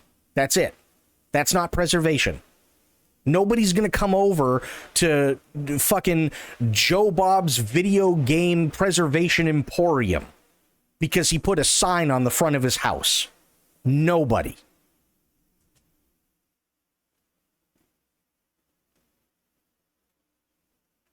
Nobody's going to spend the money to fly from wherever the fuck they live to the middle of nowhere United States to get a hotel, assuming there even is one, so that they can spend 3 days visiting Joe Bob's Video Game Preservation Emporium. Nobody gives a shit about Joe Bob. Joe Bob's doing it for himself. Just because he puts a sign up in front of his house doesn't mean shit. That's not preservation. You want to talk preservation? Fine. Stop killing games is one great way of doing preservation, although I do think that there are things that have to be addressed. There was also another article about possibly there being a digital video game library, which I thought was a fantastic idea, and people could actually sit there and they could rent these games, right, for a certain period of time. That's another way of preservation, so long as it stays up and so long as everybody agrees. But this whole argument about, oh, well, fuck Nintendo because they're taking down all this shit because people can't play their old games anymore. Hey, listen, everybody signed up with their video game box and buying their fucking games knowing that at some point this was going to happen. And only now, when it suits their narrative, do they talk about video game preservation, save for a couple of examples. GOG would be another perfect example of video game preservation. Another perfect example. Absolutely. Here's a game that's 20 years old. We sell it for $6. It can run on literally everything. Okay, perfect. Awesome. That's fantastic. Here's a digital library that people can rent stuff from for a certain period of time. Okay, awesome. That's preservation. That's fantastic, so long as all the different video game companies agree to it. Stop killing games. Are there problems with the way things are worded? Absolutely there are. But generally speaking, I don't think it's a bad idea. And I hope that it does well, and I hope that they iron out all those wrinkles that they have to iron out. But people just going onto a fucking ROM site and trying to download whatever they can and calling it video game preservation, they're full of shit, and they know it. Simple as that.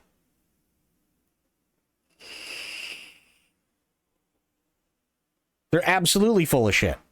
Video game preservation. You think anybody gives a fuck about a video game that was absolutely dog water back in 2002? That they never made another one of ever again, specifically because it was so bad? And it was literally just a waste of money because they couldn't sell the goddamn thing? And because everybody constantly shit on it? Do you think anybody gives a shit about that? Spoilers, no, they don't. The only reason why anybody would ever go to download that game is to sit there and make fun of it.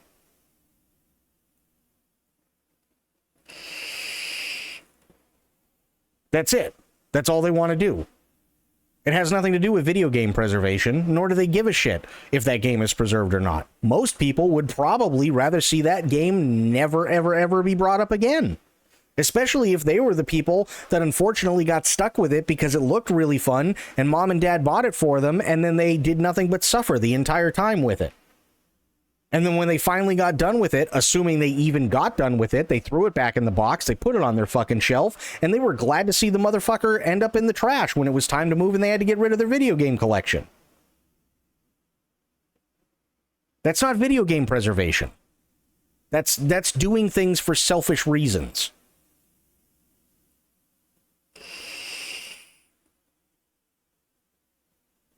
That's all it is. And that's why, like, this whole... I understand people are mad at Nintendo, and I agree with a lot of the things people are mad about. But I cannot sit there and go blatantly, oh, well, just fuck Nintendo, period. I can't. GoldenEye, Turok, Mario 64, Mario Kart 64, Perfect Dark, Star Wars Rogue Squadron, Star Wars Shadows of the Empire. all massively fucking popular games that everybody universally loved. Star Fox 64, same thing. Those are all Nintendo games, all of them.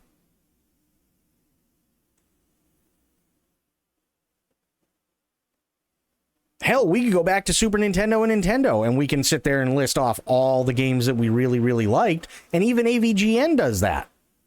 He does that too, but there's a reason why he picks on specific games, and it's because the way that Nintendo used to work, they had a Nintendo seal of quality. And if it doesn't have a Nintendo seal of quality, that quite literally means that either people skirted Nintendo altogether and it was a private thing that was done to a very small audience, and it's a good thing that it was because the game sucked anyway, or because Nintendo reviewed it and said, no, this isn't up to our standards. Why would we put something on a piece of shit like this?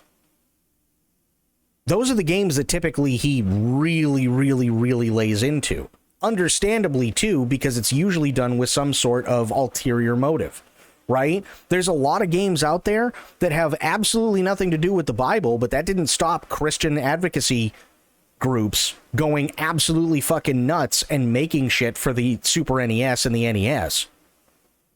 Even though most of their games had very, very, very little to do with Christianity. That's not a Nintendo problem, because Nintendo wouldn't put their seal of quality on it. Same thing with Sega. There were a lot of shit Sega games, too, for the same exact reason. But I'm not going to sit there and go, well, fuck Sega for those. That's stupid. I can sit there and chastise Sega for the absolute abomination that was the Sega Saturn, even though, technically speaking, it was a really, really interesting idea, but unfortunately they priced themselves out of the market, and it was very, very difficult for developers to develop for compared to the PlayStation and the N64. So it's their own doing that the Dreamcast didn't go so well, because they tried to shove the Sega Saturn down everybody's fucking throat. What killed Sega? Sega killed Sega.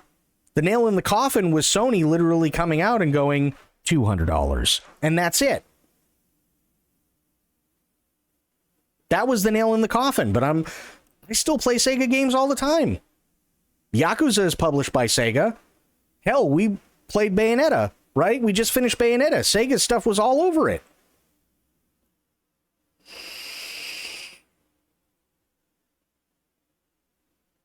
You gotta pick and choose. You gotta pick and choose your battle. And here's the thing. There are a lot of people who don't necessarily like what Nintendo is doing, myself included. I don't like what Nintendo is doing a lot of the time now, too. But if you get rid of Nintendo, literally all those games are going to be bought by somebody else, and the devil you don't know is 90% of the time worse than the devil you know. Imagine if the company that is currently trying to buy out EA for $50 billion to make them a private company turns around tomorrow and buys out Nintendo. Good luck seeing any of those games again.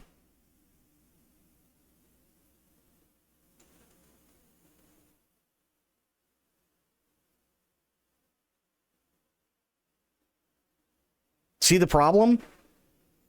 I do believe wording is important when it comes to what Stop Killing Games is doing. I do believe to an extent what Pirate Software says is true in regards to the way SKG word stuff could, in a way, harm gaming in the future. I also agree. What I do not agree with is that Pirate Software sees it as an absolute evil movement veiled by good reasons. I agree with that too, which would destroy the live service model and, more importantly, indie game makers. Now that I do not agree with. I agree 100%. I agree. I think Pirate Software went way too fucking hard with everything that he said, because he's looking at it from one perspective only. And I feel that Stop Killing Games, with the way things are worded, definitely need to be revised to make sure that everybody's worries are alleviated, so that it's focusing solely on one specific task and not trying to force everybody to do something that they're not necessarily used to. Right? I think that's very, very, very important, that their wording needs to be correct in a lot of instances. We went through the SKG website, and we went through the FAQ, and we went through their statement. And even I saw like issues that would definitely pop up with their statements and with their answers.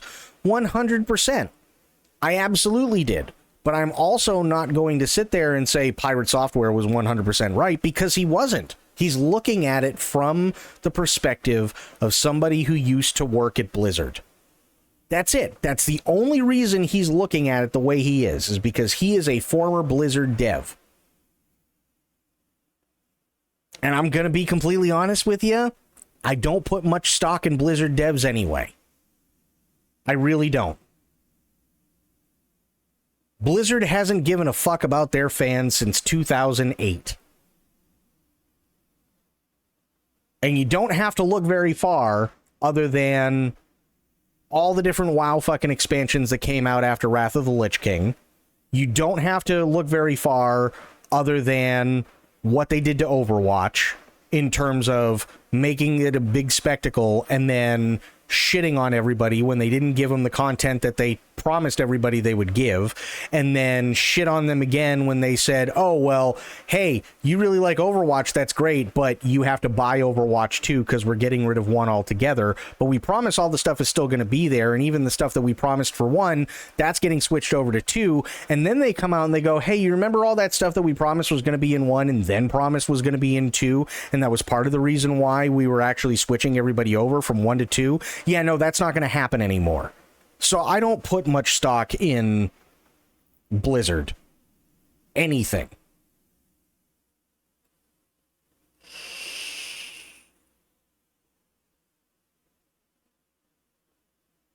SKG would make developing games harder, yes, but as customers, we should look out for ourselves only. Those giant companies have an army of attorneys to do so. We don't need to be fair. We are one side in a conflict of interest. Currently, yes. But you do need to be fair. You absolutely need to be fair. And here's the reason why. Perfect example and perfect reason to bring up Paint. Okay? We're going to bring up Paint. Here's us. Oops. Here's us, the customers, right? The customers sit there and say,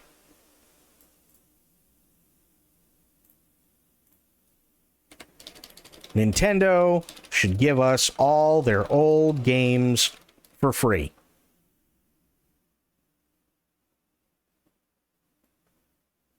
That's what the customer says, right? That's what the customer says. Is that or is that not unrealistic? Tell me one company which is fair. Their whole business model has never been fair. That's what people don't seem to understand. It has never been fair. Just because they aren't fair doesn't mean we have to stoop to their level. That's the point. We do not have to stoop to their level. You want to get them back? Don't buy their games. Period. That's how you get them back. You want to get them back? Don't buy their fucking hardware. That's how you get them back. And not only is it fair to do so because you are a consumer, but it's also completely 100% legal that you choose how to use their money or how to use your money. Because video game companies, whether it be Nintendo, Sony, Sega, Microsoft, Ubisoft, EA, whatever, have never been fair. Ever. Even back in the early 1990s, you were paying $60 to $70 for one fucking Sega Genesis game.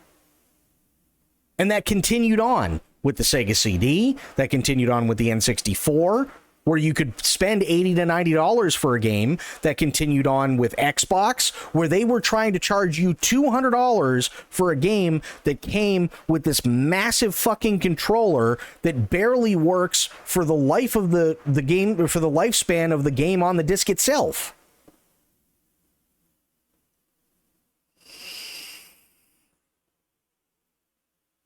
By that logic, any customer protection law is pointless or not needed? No, not whatsoever. I have no idea where you got that. No idea where you got that. That is a massive, massive leap from what I'm saying.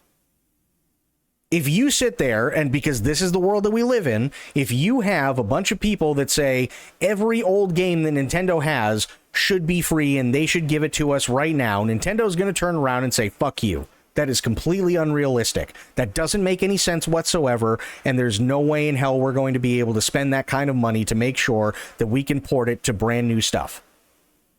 That's stupid. That doesn't make any sense. What we can do is we can come out possibly with a new game, and that's what they do. But they're going to charge you for it. Absolutely, they're going to charge you for it. And even if they do bring back old games, guess what? They're still going to charge you for it. And they're legally allowed to do that because it is their intellectual property. SKG does not demand that. I'm not talking about SKG right now. I said that I agreed with what Spectre said with SKG, and that was as far as I went. I'm talking about this whole outrageous claim about, well, you know, we shouldn't be fair. We absolutely need to be fair. We have to be better. You don't beat somebody. Here, I'll use a perfect example. You don't pull a Raja Jackson to prove that you're better. If somebody comes up and crushes a fucking beer can on your head and then apologizes and says, hey man, it was just part of the work, you don't sit there and ask people to pay you fucking money to then go into a ring and beat the shit out of somebody to the point where they're twitching and they don't know if he's going to make it to the hospital alive to prove that you're better. And that's stooping to their level. That's why we don't do that. Because you're not proving that you're better, you're just proving that you're worse than they are. That's all you're doing.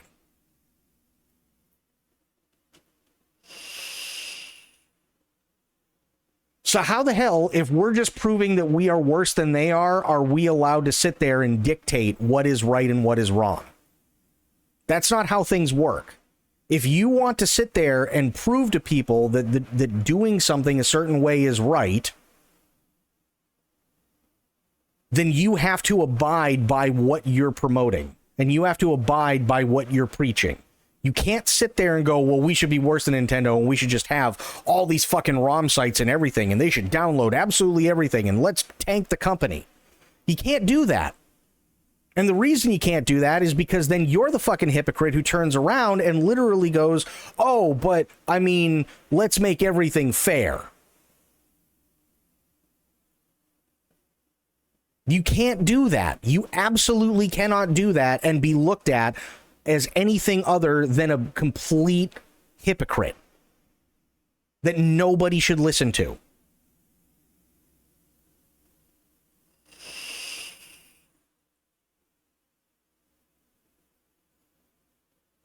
Will Nintendo go broke if they give you a copy of Where's Waldo for the NES? You'd be surprised how much money it would take for them to be able to port something on to modern hardware and make sure that it runs correctly so that everybody can have a copy of Where's Waldo on NES. That's the point.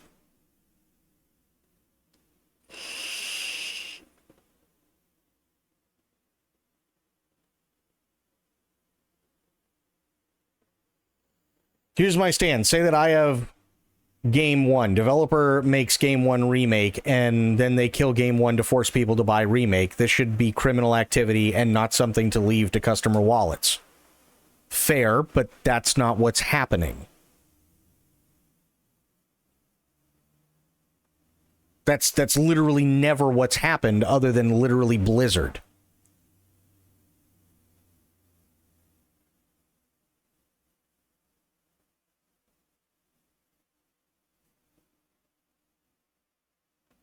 That's literally the only time that's ever happened. That's my point. You can't take what one company does and go, well, I don't like Nintendo, so Nintendo is absolutely going to do it, so fuck them, because they haven't done it yet. Blizzard is notorious for fucking people over in many, many, many forms, whether it be all the multitude of shit expansions that came out for WoW or the Overwatch situation. Right? But that's Blizzard. That's absolutely Blizzard. What we're talking about is nothing like that. because everybody knows that they did a really shitty thing. Everybody knows they did a really shitty thing. People are using video game preservation to try and villainize a video game company that literally did a thing that they've been doing for years, which is, here's a video game, here's the console that's on the video game, and then that game, in terms of popularity, runs its course, and then people stop buying it, and then it ends up in the $5 bin in Walmart. And years later, the video game console is no longer popular and is no longer up with the times, and they can't get new games onto it. So then they come out with a new game system, and that's just as popular as the previous one was when it first came out, but it's newer technology and everything like that, and they want to take it a certain way. And who knows, maybe they have ideas for a sequel to a game that everybody loved on the previous console. Maybe they don't. But that absolutely does not mean that they're just sitting there and going, oh, well, I mean, they're not sitting there and actively going, oh, well, you know, fuck. I mean, Castlevania hasn't been on any of our consoles for the better part of 20 years. So we're just going to lock them to their consoles. Ha ha ha ha ha. No, they don't even think that. They don't even go that far. They just go, okay, what do we have coming up next for the pipeline that is stuff that we're going to be selling and stuff that we're going to be publishing? That's all they do. This isn't some grand conspiracy where Nintendo is sitting there looking at all, like, you don't have Mr. fucking Nintendo sitting there in this vault of thousands of fucking games that haven't been released since they've been on their original consoles going, ha ha ha, I own all these video games. I can do whatever I want with them and fuck everybody else. They can't have them. That's not what's going on. They're not selling the game or the hardware. That is abandonware. No, it is not. If they still have a legal and valid IP hold on it, then it is not abandonware. Not at all. And abandonware falls into a gray area because there are games that are absolutely considered abandonware, but legally are not considered abandonware because somebody owns the rights to those games.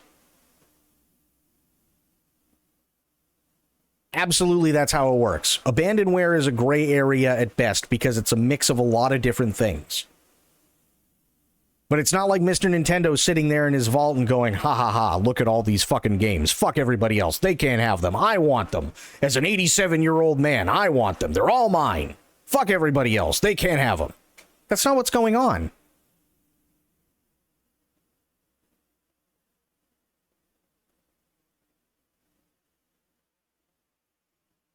I also think modern remakes are just testing grounds before they make new games. A lot of franchises getting remakes were kind of dead in this or last generation, like Silent Hill, MGS, and Tony Hawk. Yes, they were. And to be fair, there's also and I have to play devil's advocate, to be fair, there's also monetary incentive, right? There is 100% also monetary incentive for shit like that to be brought back. Konami's been in a slump for 10 years because the CEO was an asshole and he wanted to transfer everything over to pachinko and he wanted to exploit all the games that were being, that they had and not make new games, but make new pachinko parlor stuff. And then he's no longer there. And now Konami is sitting there going, okay, what do we do? Well, what they do now is they literally remake one of the greatest video games, not only that they made, but one of the greatest video games of all time. In fact, let's go even further. Let's do two of the greatest video games of all time that they own the rights to. That's why they did Metal Gear Solid 3. That's why they did Silent Hill 2. Because generally speaking, those are listed most of the time as two of the greatest video games of all time, and I don't blame them. There absolutely is a monetary concern when it comes to that stuff. There absolutely is. In a remake, your budget is immensely reduced because a lot of the design and writing part is now cut by a solid 70 to 80% because someone did it 20 years ago. All you have to do is put it in an engine that is modern. It's not that simple, but yeah. I said this last night. I think you're probably looking more at about 50 to 60% is done. because there's still a lot of work. You can't just like take the original game and dump it into a new engine and expect everything to be a one-to-one, because it's not going to work that way. You have to build new character models. You have to build new environments. You have to build all that stuff from the ground up. You can take the audio, you can take the script, you can recreate everything, and that's all well and fine, but you have to do all the manual labor of putting it all together in a new thing, right? That's why when we look at Oblivion Remastered, people sat there and went, well, it's a remaster, it's not a remake, right? Because literally they found a way in order to take the original engine and plop Unreal 5 right on the top of it. So it's technically not even really that much of a remaster either, because the original engine is still running the damn thing. It just looks better.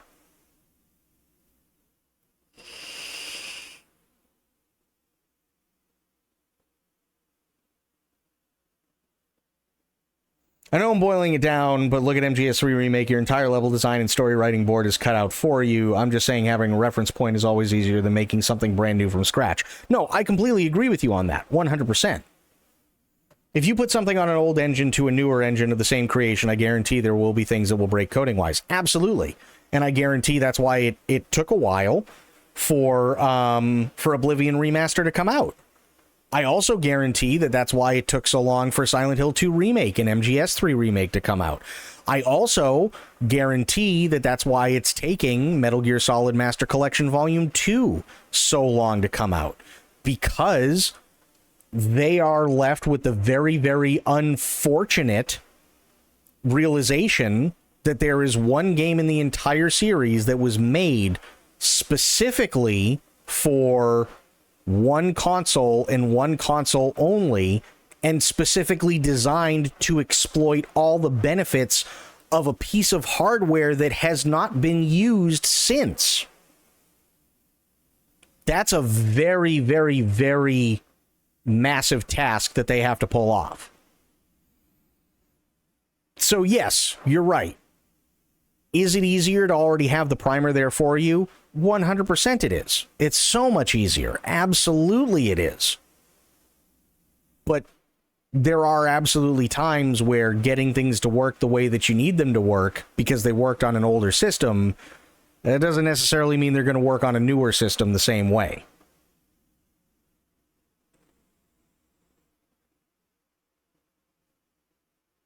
Not even just the same engine. You can use the exact same engine and simply uncap the frame rate and still have a bunch of issues pop up. Perfect example of that is Bloodborne. Because you have From Software that tied 30 frames per second to all the enemies. So if you uncap it and you dump it to 60, there's a very good chance those enemies aren't going to work the way you remember them.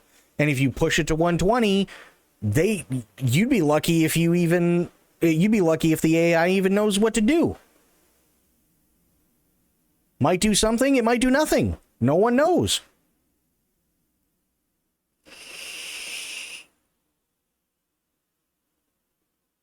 I completely agree on that part. I honestly think if I played MGS3 on the PS2, I may have had a different opinion with the analog buttons, low frame rate. No. Here's the thing, right?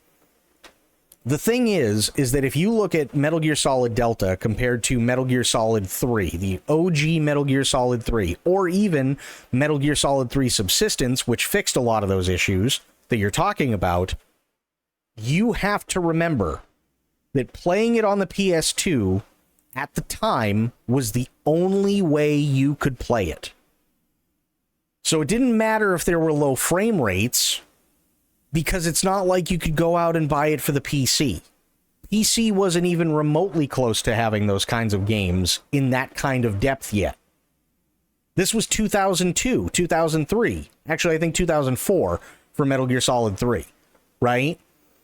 The PC wasn't even remotely close to having games of that depth and that kind of detail yet. They just weren't.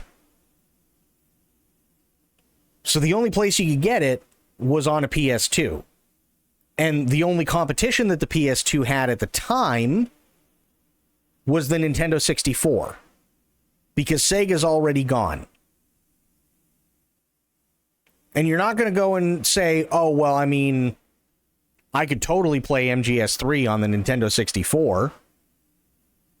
Because you couldn't. That's not how it worked back then, right?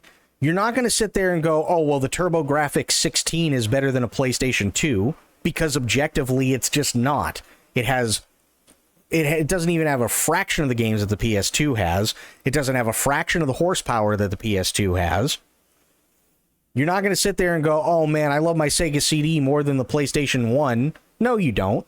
Sega CD is fun, don't get me wrong. There's a lot of interesting and creative stuff on the Sega CD, but comparing the Sega CD to the PlayStation 1 is probably one of the dumbest things anybody could do in video game when they're talking about video game consoles, specifically because the PlayStation just blows the doors off of the Sega CD, which, by the way, you couldn't even run by itself. You had to attach it to a Sega Genesis in even just to play the fucking thing. So if you were one of those unlucky few who had parents that didn't realize that buying you a Sega CD wasn't going to do you any good, now you're really fucked because you have a video game console you can't even play.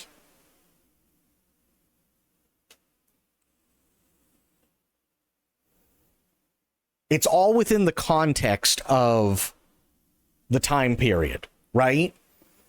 I played the shit out of Metal Gear Solid 3 on the PS2 when it came out. And to me, the frame drops weren't that big of a deal. They really weren't. You could look at Metal Gear Solid 3 for the PS2 and immediately go, even with the frame drops, you go, okay, well, fair. But at the same time, it was only a couple of years ago we were playing Final Fantasy VIII, and look at how crap that was. Right?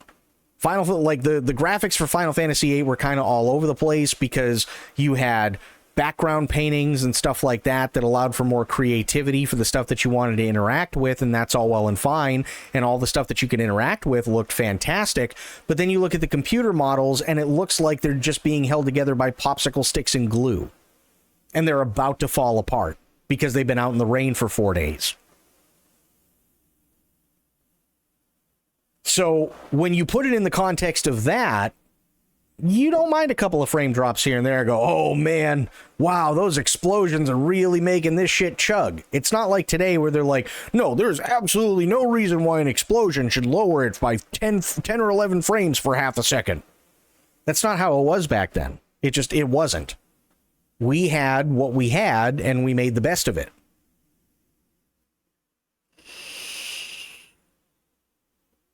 PS1 was almost on par with top PCs at the time. Yeah. Oh, yeah.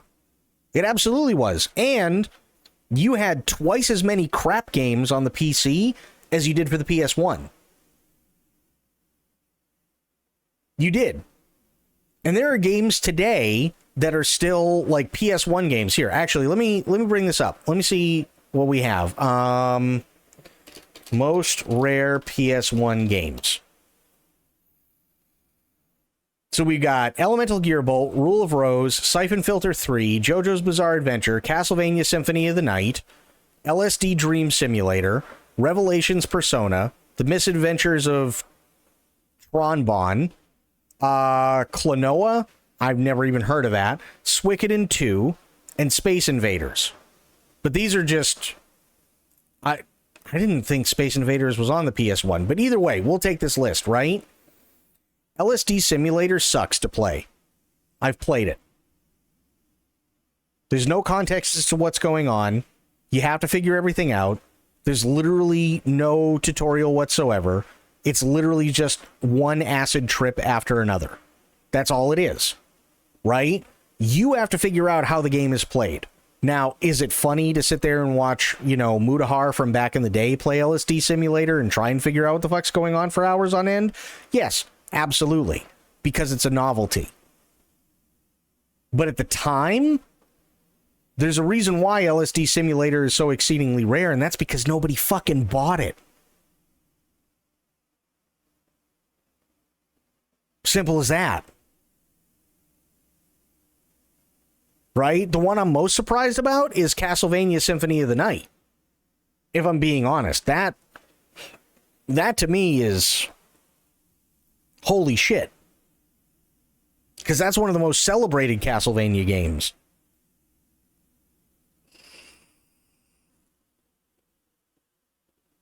But again, who knows? There are probably many, many, many different reasons. Let's see. Why are there so many reasons? I'll just do this. Why is Symphony of the Night so rare?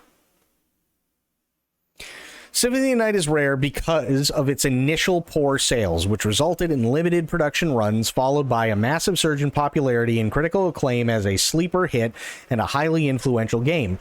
The game's status as a beloved, genre-defining classic, combines with its subsequent limited physical availability, has made the original 32-bit versions, especially the rare European release, highly sought after by collectors. So, it's because, literally, as I said, nobody fucking bought it.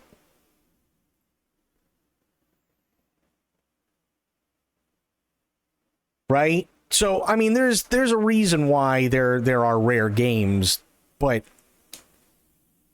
either way, there's also a lot of real games. One of the rare games that I knew from back in 2009, and again, I'm dating myself, was it called Anarchy? No, sorry. PS1 Apocalypse. This game had Bruce Willis in it, and it starred Bruce Willis, and it specifically says on it, starring Bruce Willis, right here at the top.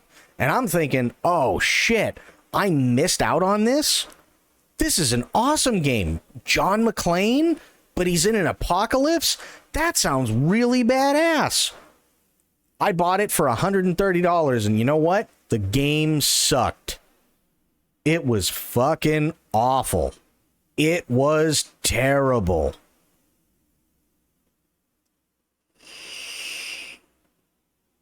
Bruce Willis couldn't save this game. It was that bad.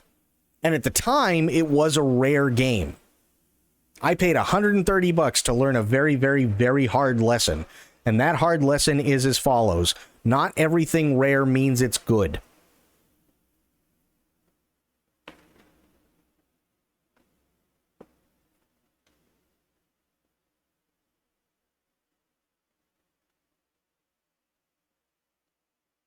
Also, still surprising how so many PS2 and PS3 games skip PC. It's not. It's not surprising at all. You have to remember, you had two processors and two sets of hardware that were so alien back in the day that it didn't make any sense most of the time.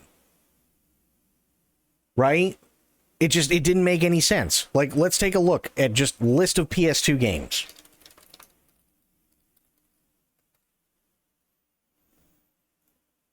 This is just A through K, right?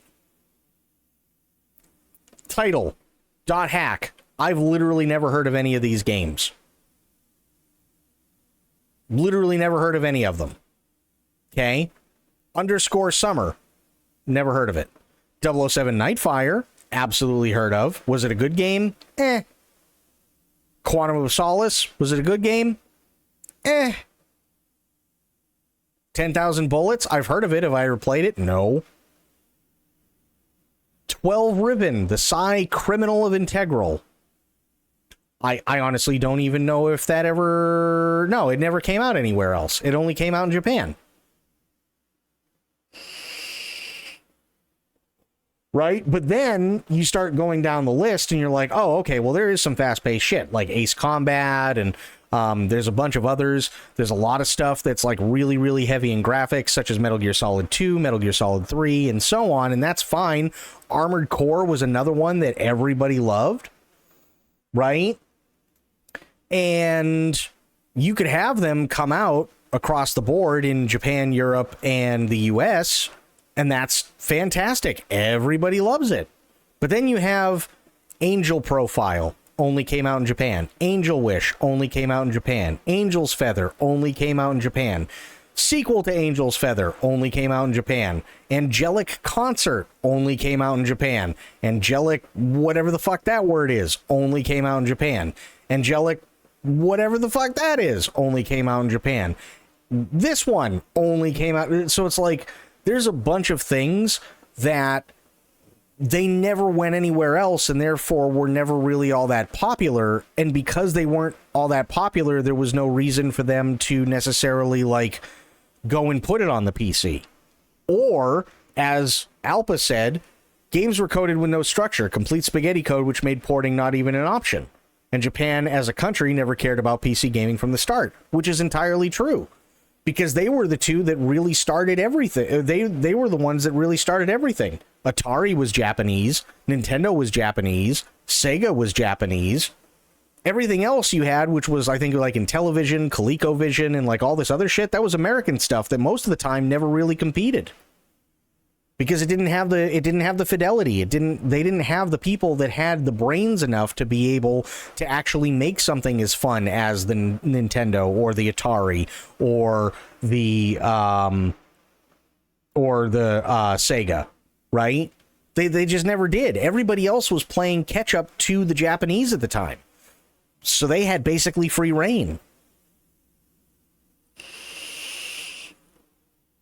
They could do whatever they wanted. Right? It took somebody like, and I know this sounds really stupid because I know it sounds like I'm blowing smoke up his ass and I'm really not trying to, but it took somebody like Hideo Kojima to make stuff that was supposed to be not only for Western but also Japanese audiences to have something as popular so that years later I could get Metal Gear Solid 2 on good old games for the PC, because it was just that good and that popular of a game. But before that, I mean, it was the Wild West, right? If somebody came out with a video game, chances are you didn't hear about it in a magazine. You saw it in Toys R Us, or you saw it at KB Toys, or you saw it at EB Games, or you saw it at GameStop, right? That's where you saw and you went, oh shit, what the hell is that? And you pick it up and you look at the back of the box and, oh wow, this is really cool. And then, hey, maybe you know, depending on how old the person is behind the counter, you go, hey, have you played this game yet? And if you're lucky, they might have. And they might be able to tell you whether it's worth renting or not, or worth buying or not. That's how it was back in the day. I didn't learn about Metal Gear Solid 2 through a magazine. I learned about Metal Gear Solid 2 because I went to the video store and went, oh shit, they have a Metal Gear Solid 2? That's amazing. I learned about Metal Gear Solid 3 the same way.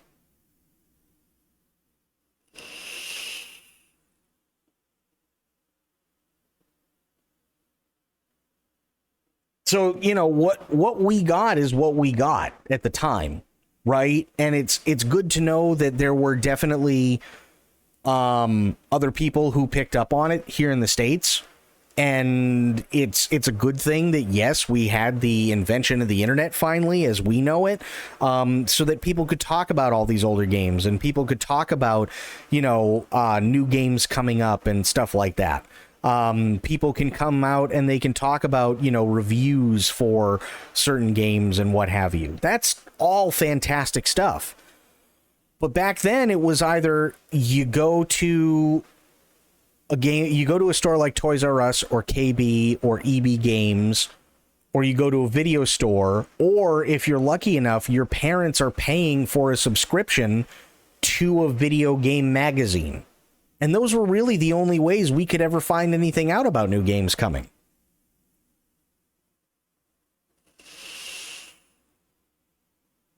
That was pretty much it. Like, it really was. And even once the Xbox and the Xbox 360 came out, I know because I heard a lot of it back then, a lot of people didn't particularly care for the Xbox when it first came out, because most of the games didn't have the same kind of flavor as the games that were out for the PlayStation 2. PlayStation 2 already had Final Fantasy, which was a massive fucking thing for the PlayStation 2 with FF10, right? They already had Grand Theft Auto Vice City, and they already had Grand Theft Auto 3. They had Armored Core. They had Metal Gear Solid 2. They had Metal Gear Solid 3. What does Xbox give you in that time frame? They couldn't compete. There were enough people who thankfully were able to catch on, and they did have Halo, and that's great, and Halo really skyrocketed them, and I'm happy that there was competition, but generally speaking, they didn't have much to work with. Xbox really didn't have much of anything to work with. You could do Resident Evil 4, you could do Ace Combat 0, you could do Devil May Cry 3, you could do Silent Hill 2, you could do Grand Theft Auto Vice City, you could do Burnout 3 Takedown, you could do Metal Gear Solid 2 and 3, you could do Armored Core 2, you could do God of War, you could do God of War 2, you could do Grand Theft Auto 3, you could do Grand Theft Auto San Andreas, you could do Call of Duty, you could do Ratchet and Clank, you could do James Bond Nightfire, you could do all of these things. And at the time, what did Xbox have? Halo. That was pretty much it. So it took a while for the West to finally catch up. Best we had was like Vice City True Crimes. And even then, Vice City True Crimes, as fun as it is, was also being advertised as a competitor to Grand Theft Auto, and then you go and play it, and it wasn't. So it's like, there, you know, we ended up getting whatever it was that we could get back in the day. So it's all within the context of the time frame things come out, right? Like MGS3, MGS Delta, I'll say it. I loved MGS Delta. I thought it was really, really good. The only issue I had was the crashing, and that's a UE5 problem. That wasn't a game problem. The engine itself kept crapping out. It is what it is, right? If they fix that, it's an absolutely amazing, amazing, amazing remake. And in my opinion, so is Silent Hill 2. I loved the Silent Hill 2 remake. I absolutely did. FML? Uh-oh, why FML? Are you still on the plane?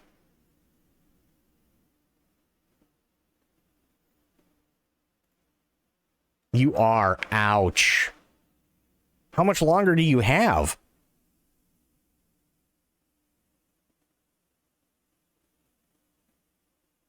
Why isn't...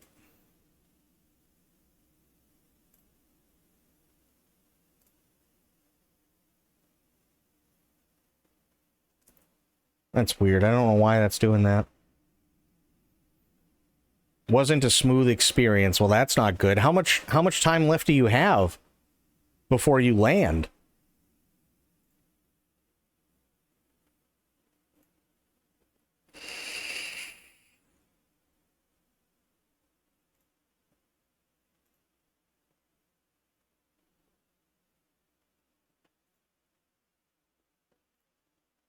There we go.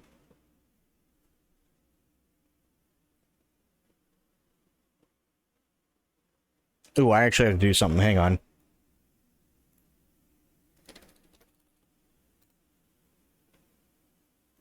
$11 hours to go. Ouch.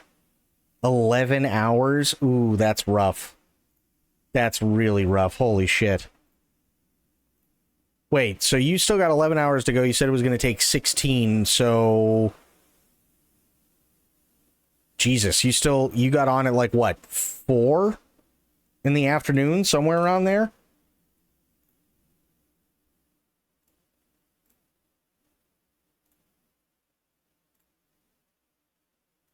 Got held up for a secondary screening? Oh my god. That's stupid. I hate crap like that. I really, really do. Okay. Let's see.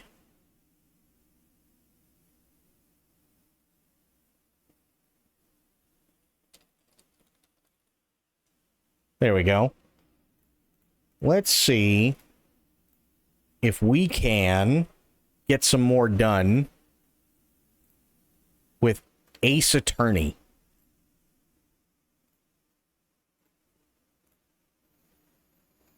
Where is it? There it is. Anytime.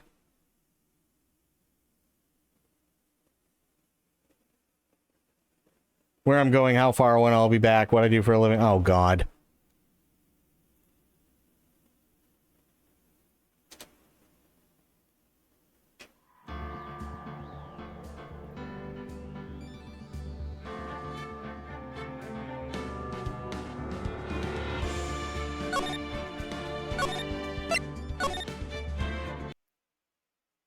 Okay. So we're here. Let's just make sure we look at everything first. Was there no music in here the last time? That painting has been bugging me ever since I stepped in here. The oil paint is so thick it's practically giving me a stuffed nose. I'm sure the price is nothing to sneeze at either, for that matter. A solid mahogany desk. The wood's been polished to a deep luster. Expensive-looking mahogany bookshelves filled with expensive-looking books. Funny, they don't look like they've ever been read. Well, I mean, probably because they haven't. Okay, so I have to move. Go back to the detention center. I still have to ask her the stuff. So Wi-Fi doesn't go off when we start crossing the Atlantic. Oh, yeah, that's true. This place has no music? Okay, fair. Hey! What is it? Did you meet the lawyer? Sorry. I haven't seen him yet. I see. I better go see if I can find this elite lawyer she's talking about.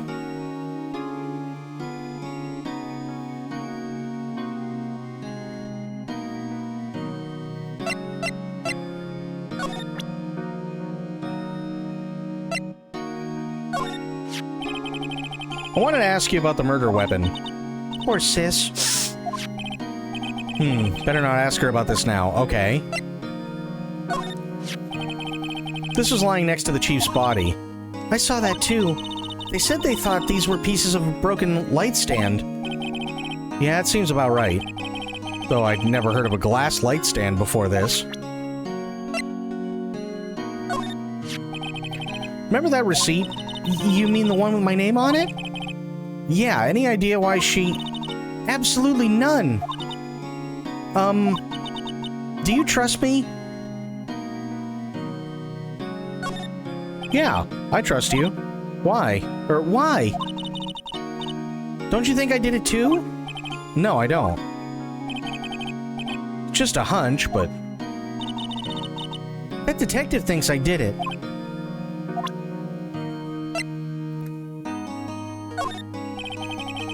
I wanted to ask you about your cell phone. That detective took it from me when they brought me in. So Gumshoe took it. I'll have to try and get it back next time I see him. Okay.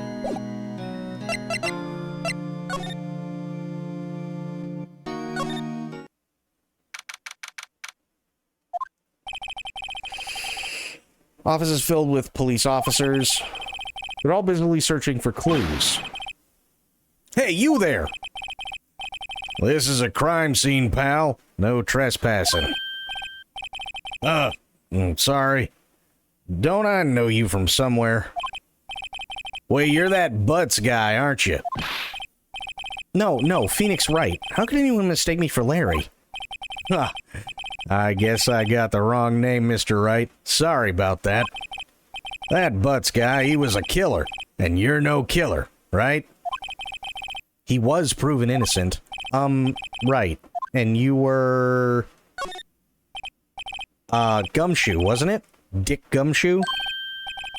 Right. At your service. Hang on. That's Detective Gumshoe to you, pal. Anyway, get the name right. And don't go calling me Dick. Hey, Dick, get over here.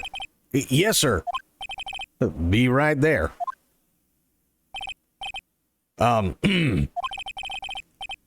You're her lawyer, right, pal? You got business here, you'd better do it quick. He thinks I'm Maya's lawyer. Okay.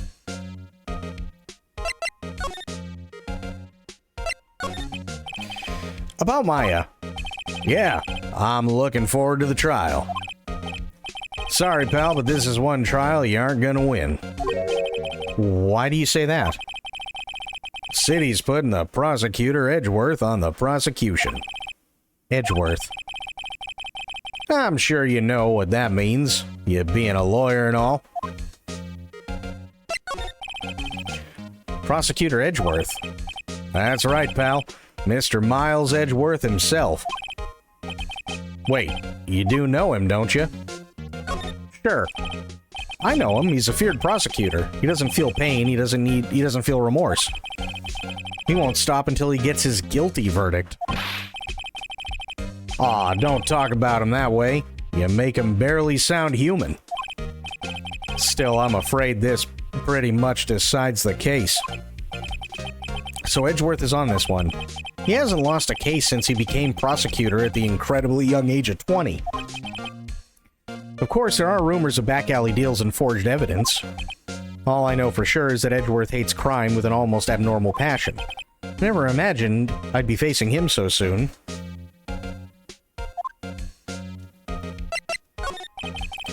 About Miss Faye, did you do an autopsy? Huh? You want to know the results, huh? Now, don't you look at me like that, pal. It's no use. She might have been your boss, but that doesn't mean you get any special treatment. All right, you can see the report, but that's all. Nice.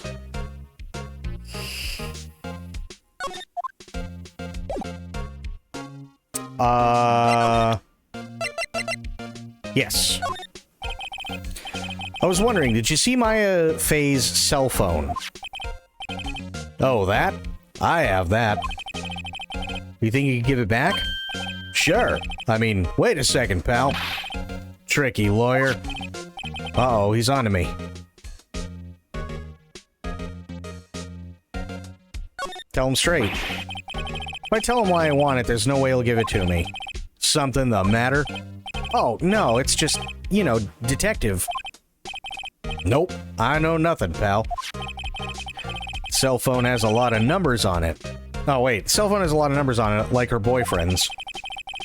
Cell phone holds all a little girl's sweetest and spiciest secrets. You're trying to confuse me.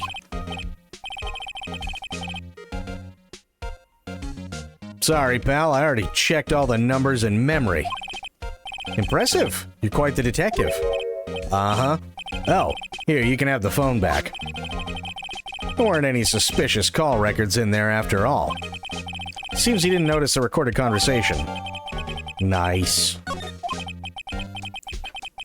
Check the court record to hear the recorded conversation. Okay. Guess I've asked all the questions I need to.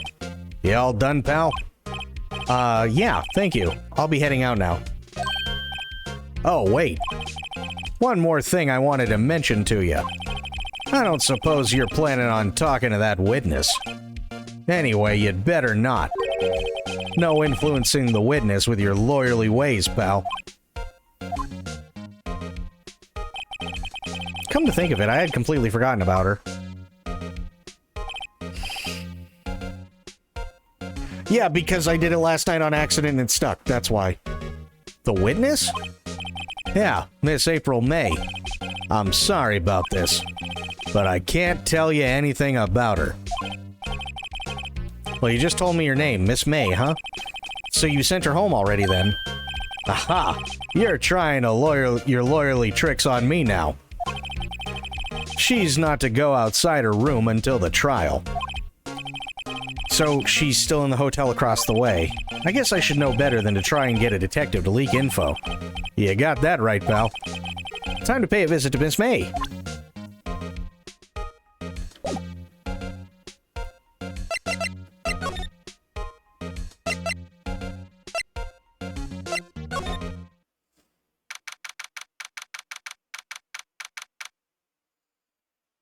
Okay. Jesus. Is there... Hang on.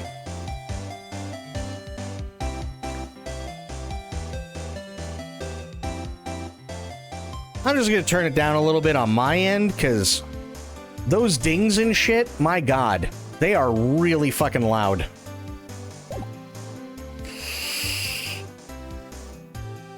Well, hello there, handsome. Hi.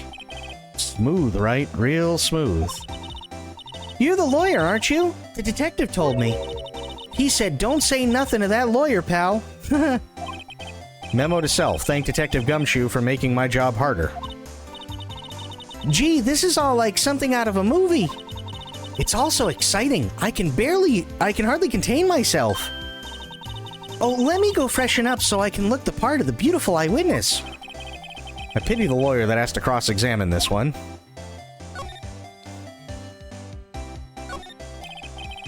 Screwdriver stuck in this drawer. I wonder what's inside. Let's take a look. Hey!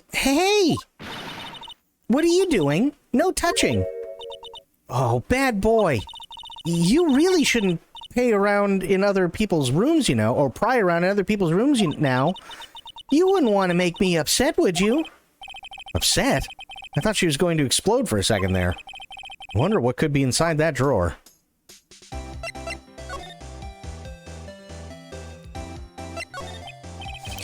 Could you... Just exactly who are you? Hang on, why did that... What? That's weird.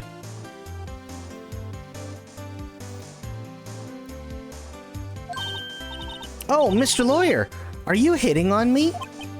No. Hey, I'm just doing my job here. You know, you're cute when you blush. Believe me, this is the first time in my life I've blushed this much. Right. Can you just tell me what it is you do? Well, no. And you had your little hopes up, didn't you? Oh, boy. I see there are 2 glasses on the table. Is someone staying here with you? Oh, what amazing powers of observation. You must be one of those famous detectives, like on television. Oh, no, not me. I'm, just a lawyer. Say, Mr. Big Detective, why don't you go look for clues in the garbage, Miss May doesn't like nosy little lawyers. Huh. Oh, boy. What that message went to Automod? I haven't... Yeah, I don't... That was weird. I looked at it and I was like, what the fuck?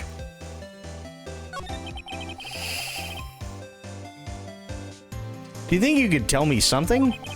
I need you to describe what you observed at the time of the incident. Oh, observe. Incident. You sound just like a lawyer in the movies. I like a man with a big vocabulary. I better not encourage her. Yeah, I mean, it... Kinda, sure. I can see it, but still.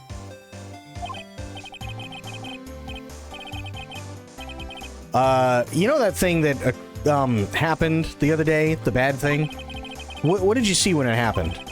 I don't suppose you could tell me about it? Pretty please? Let me see. Well, dream on. If you want to know, you'll just have to come to court tomorrow, Mr. Lawyer. Oh, boy.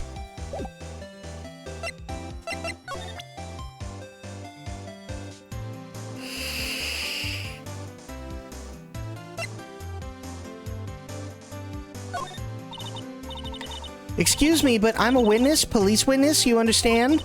How could I possibly give you any information in good conscience, Me, the witness. It's just like in the movie. Oh, she's not gonna be any fucking help.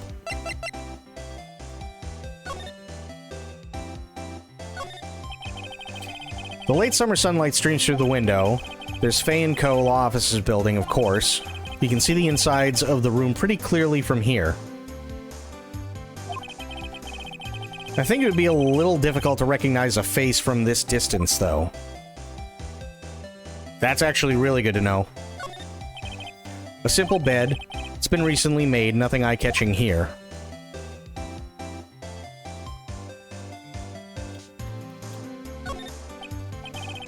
A still scene painting. Wait, should that be still life? Whatever, one of those is hanging on the wall. The flowers are fake as expected. I know sunflowers and tulips, but that's about the extent of my floral knowledge.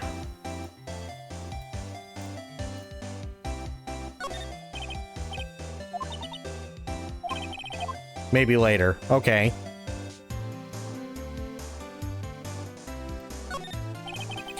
A bottle and 2 glasses are on the table. Somebody must be staying with her.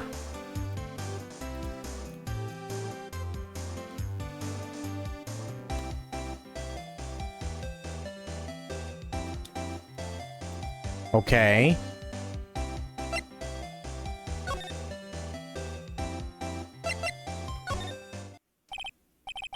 Seems like Mr. Grossberg is out. Well, maybe I should just wait for him to come back. That wasn't the most over-the-top clearing of the throat I've ever heard. Aha! So you're the one they say has been looking for me. Yes, that's me. He looks even grander than I imagined. That badge on your collar? Ah, so you're a lawyer, are you now? Yes, well, yes. And what do you want? I'm not particularly busy these days. Please proceed. Not busy? Then how come no one could get in touch with you? Something the matter? You came to see the one and only Marvin Grossberg, did you not? Well, here I am, boy. What do you want? Out with it. Well, sir, actually, it's about Maya. Maya Fey. Ah, yes, Maya Fey. Go on. Why the strange reaction? Ha-cha-cha. I'm really quite busy here, son. I can't go taking cases on a day's notice. No, it's quite impossible. Wait a second. How did you know the trial was tomorrow? Anyway, I'm afraid it's entirely impossible for me to represent her. Sorry, end of discussion. What's going on? He refused me even before I got a chance to ask him? What do I tell Maya?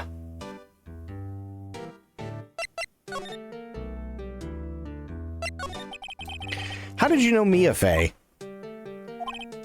She worked here a long time ago. Quite the apprentice, that one. Learned my techniques in the blink of an eye. She left one day, quite suddenly. She had a mission, you see.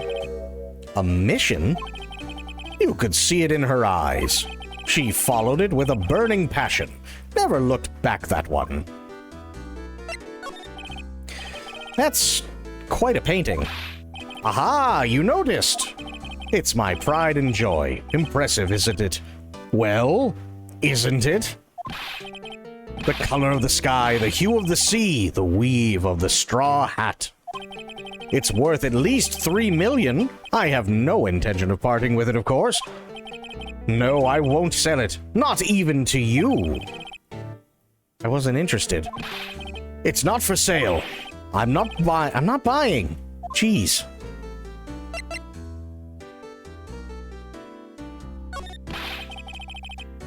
How can you just refuse like that? Please tell me why you won't take the case. Well, you see, it's just, I'm busy, you see. But the client is Mia Fey's sister. Mia trusted you. She knew her sister would be in good hands. Yes, of course I know that. However, I'm sorry, but I must refuse. Sorry, goodbye. Creep. Fine. I don't have time to argue with you anyway. I'll go look elsewhere. Think not. Huh? Did you say something? I think not, I said. What do you mean? I'm terribly, terribly sorry. But I'm afraid that no lawyer worth their salt will take on this particular case. Terribly sorry, my boy. Why? I cannot say. I beg your pardon, but could you leave now? I've nothing more to discuss with you. What's going on here?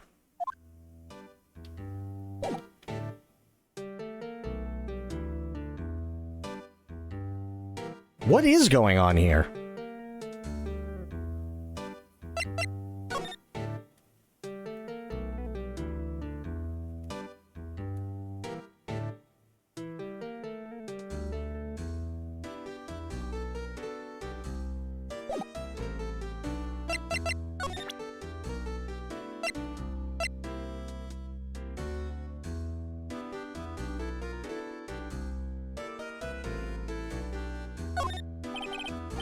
Very sorry, but I've got nothing to say regarding this matter. Okay.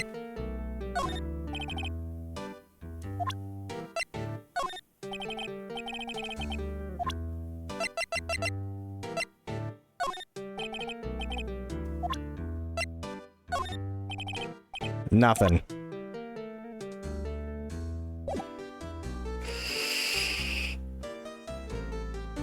That's weird. Ooh, wait a minute. Hang on.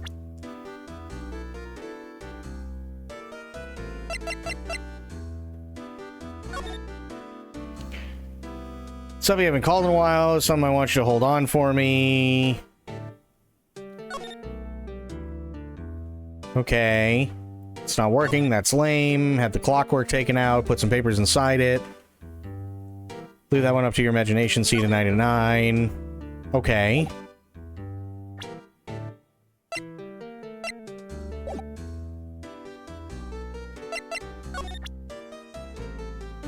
No, that's not what I wanted.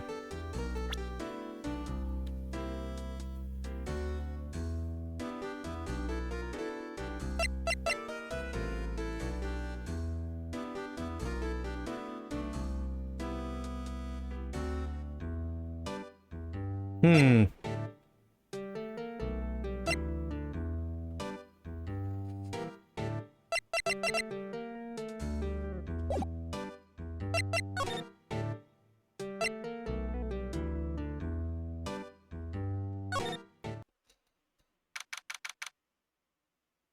$342, Jesus.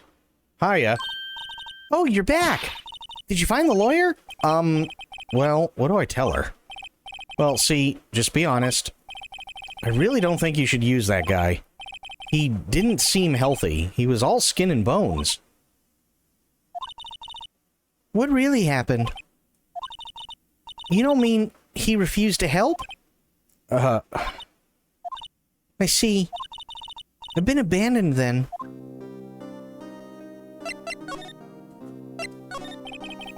What about your family? I only had my sister. My father died when I was very young, and I don't know where my mother is. Don't know? So she could still be alive?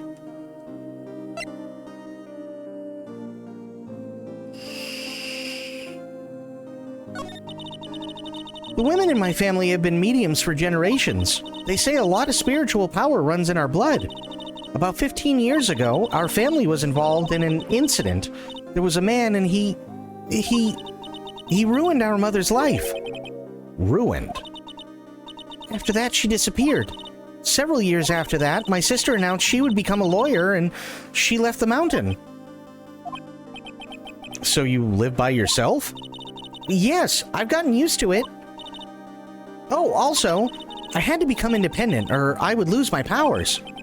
I feel bad for her all by herself up on that mountain. So who is this man who, ruined your mother?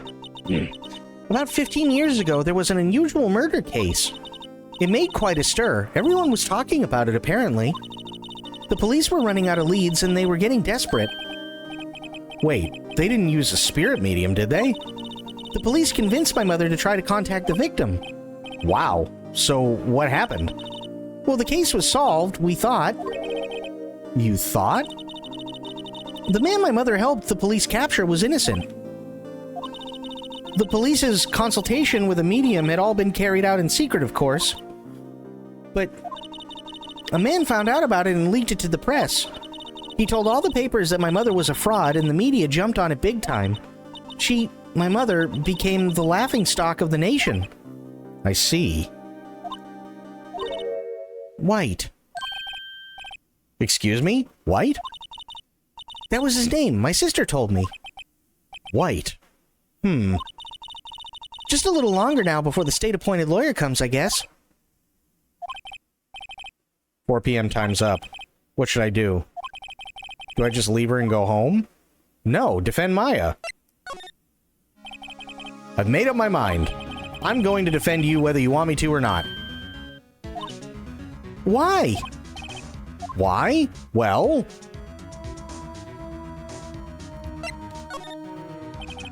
You aren't the culprit. Someone else is. How do you know? I have a hunch. Given the evidence, it would be easy to assume that Maya was the killer, but there's something about this whole thing that smells fishy. That witness's strange behavior, was that all an act? And the way that lawyer refused to help out Maya. But more than that, she has no one left to help her. Nothing is more sad or more lonely than that. I know, I've been there, a long, long time ago. Oh boy. Why did I become a lawyer in the first place? Because someone has to look out for the people who have no one else. Maya, I won't abandon you. You can count on me. That's so kind of you.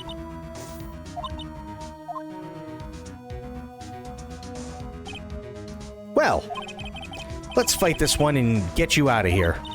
Right, thank you. She smiled at last. She looks like an entirely different person. One last question. You are innocent, right? Yes. And I trust you. So you trust me too, okay? It's a deal. So what next?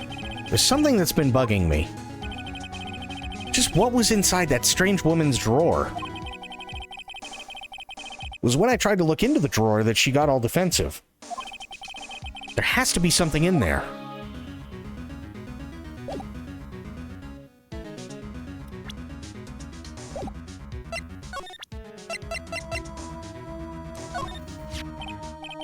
Hey, I got your cell phone back. Oh, say, can I listen to my sister's voice?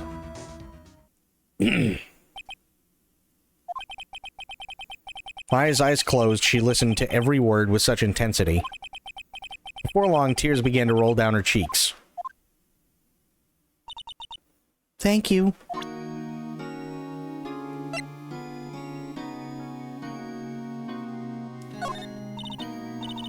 Sorry, I've never seen that before. Yeah, duh.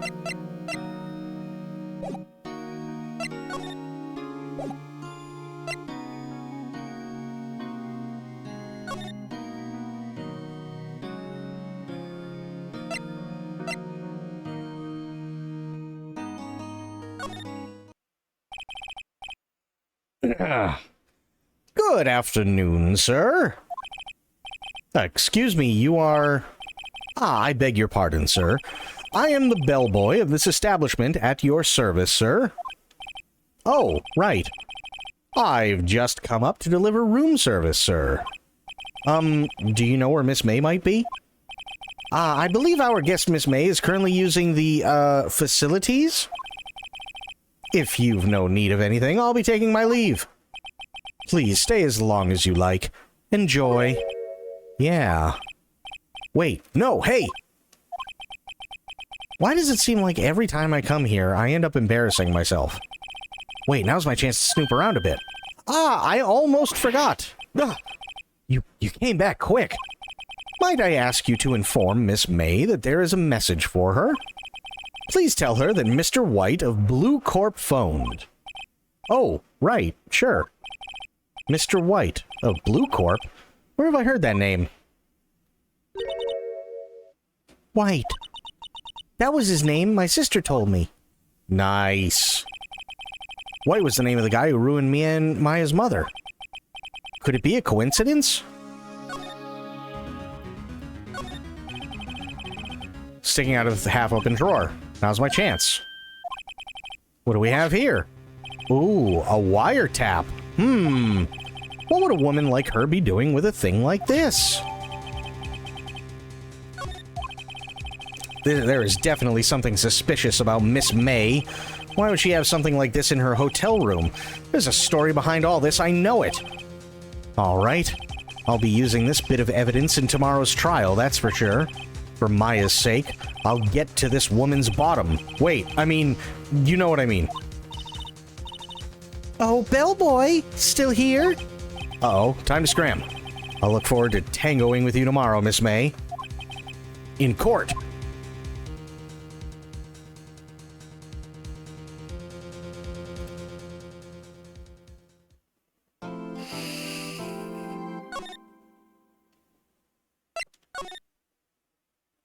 I'm liking it so far. Okay.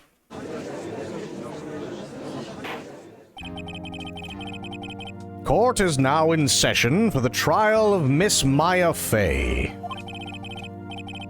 The prosecution is ready, Your Honor. The defense is ready, Your Honor. Miles Edgeworth. Better not show any signs of weakness today, or he'll be on me in an instant. Mr. Edgeworth, please give the court your opening statement. Thank you, Your Honor. The defendant, Miss Maya Fey, was at the scene of the crime. The prosecution has evidence she committed the murder. And we have a witness who saw her do it. The prosecution sees no reason to doubt the facts of this case, Your Honor. I see. Thank you, Mr. Edgeworth. Let's begin, then. We may call our first witness, Your Honor.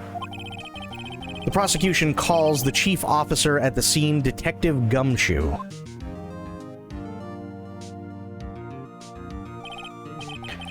Witness, please state your name and profession to the court. Sir. My name's Dick Gumshoe, sir. I'm the detective in charge of homicides down at the precinct, sir. Detective Gumshoe, please describe for us the details of this murder. Very well, sir. Let me use this floor map of the office to explain. The body was found by this window here. And the cause of death? Loss of blood due to being struck by a blunt object, sir. Murder weapon was a statue of the Thinker, found next to the body. It was heavy enough to be a deadly weapon, even in a girl's hands, sir. The court accepts the statue as evidence. They're still calling it a statue. Okay. Now, Detective. Yes, sir. You immediately arrested Miss Maya Fey, who was found at the scene, correct? Can you tell me why? Yes, sir. I had hard evidence she did it, sir. Detective Gumshoe. Please testify to the court about this hard evidence.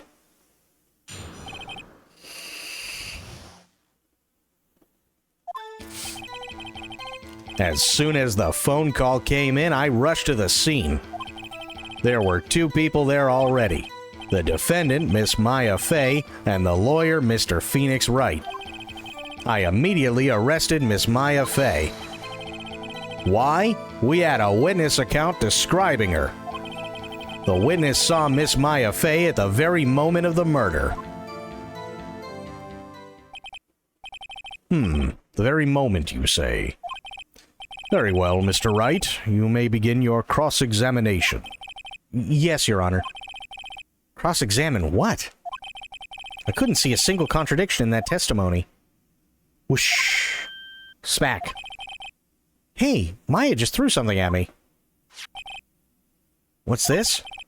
When my sister couldn't find any contradictions in a witness's testimony, she would bluff it and press the witness on every detail. The witness always slips up and says something wrong. It worked lots of times. Huh. I should have expected Maya would know some of her sister's tricks. Okay.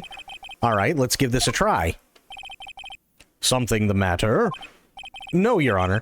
I'd like to begin my cross-examination.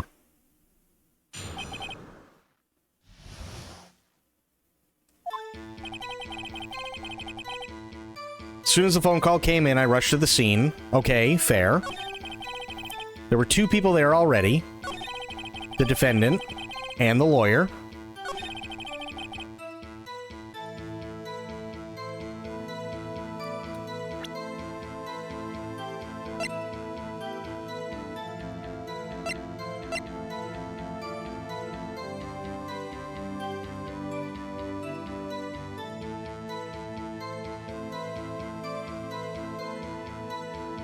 But here's the question, why would he? Why would he immediately arrest Maya?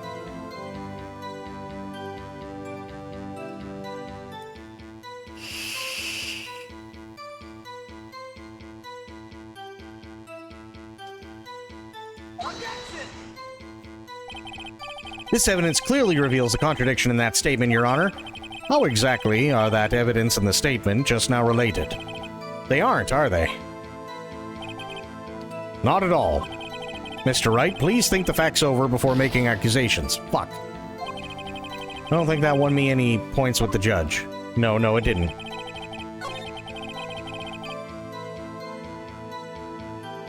Oh, witness account.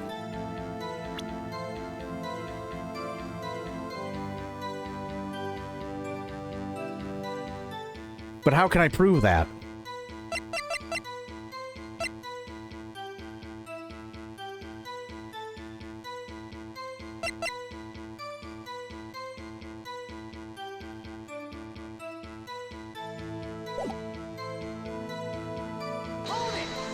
Oh, yeah. Okay, fair enough. I didn't even see that. Yeah. Hold on just 1 second. Yeah? If I heard correctly, you said you arrested her because you had hard evidence. She did it, correct? Huh? Did I say that? Me? I heard you say it. You did say it. You said it. Exactly what about this suspicious woman in Pink's claim was hard evidence? What? Miss May isn't suspicious, and she sure isn't Pink, pal. Well, I guess she is Pink. That's enough, Detective Gumshoe. Do you have any more solid proof other than her claims, Detective? I guess pressing can have its advantages. Yes. Sorry, I got the order of things mixed up in my testimony, Your Honor, sir. There was something I should have told you about first, Your Honor. Very well, Detective. Let's hear your testimony again.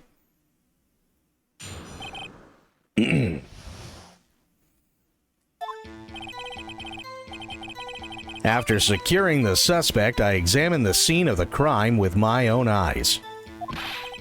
I found a memo written on a piece of paper next to the victim's body. On it, the word Maya was written clearly in blood.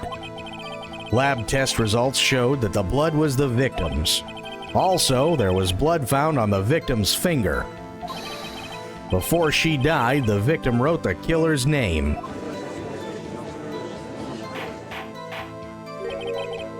How you like that? That's my hard evidence.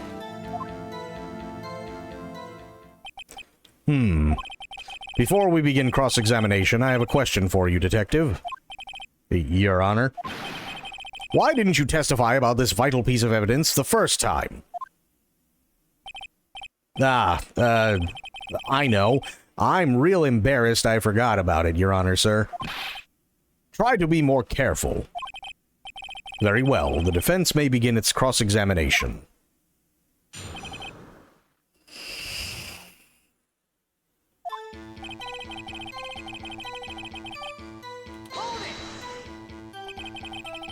And did you find any evidence?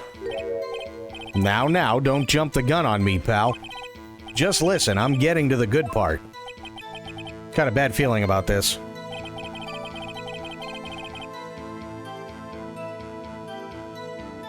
Okay. The words Maya was written clearly in blood. The blood was the victim's, yes. Also, there was blood found on the victim's finger. Before she died, the victim wrote the killer's name.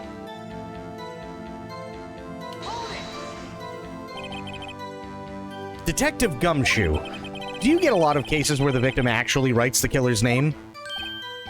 Sure, it happens all the time in books and the movies. This isn't a movie, Detective. Oh. Let's talk about reality, shall we? I guess I haven't heard of many cases, no. Don't you find it a little odd that the victim would write down a name? Especially the name of her own sister? Yeah, actually. You got a point, pal. Stop right there. The witness's opinion on the matter is irrelevant. The facts are clear. The victim wrote down the name of the accused. The victim told us the name of her killer. Order! Order! That didn't go so well. That's right. What he said. That's his whole testimony. Okay, there has to be a contradiction in there somewhere. Let's find it.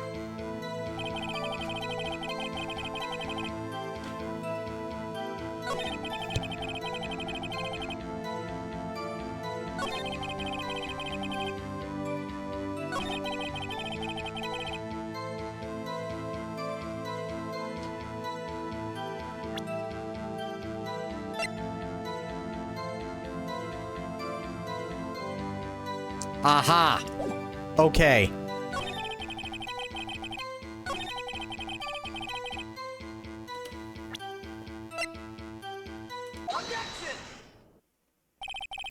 Detective Gumshoe, there's one thing I want you to clarify for me here. You say that the victim, Mia Fey, wrote this note. That she was accusing the defendant, Maya Fey? That's really what you're saying? What? This isn't one of those lawyer tricks now, is it? Of course she wrote it. Who else could have? You have it backwards, Detective. Backwards? The victim is the only person who absolutely could not have written it. This is a report from your department, Detective. Immediate death due to a blow from a blunt object. She died immediately. But no butting your way out of this one, Detective. Order, order! The defense has a point. Someone who died immediately wouldn't have had the time to write anything down. Mr. Wright, I beg your pardon, but when exactly did you obtain that autopsy report? When?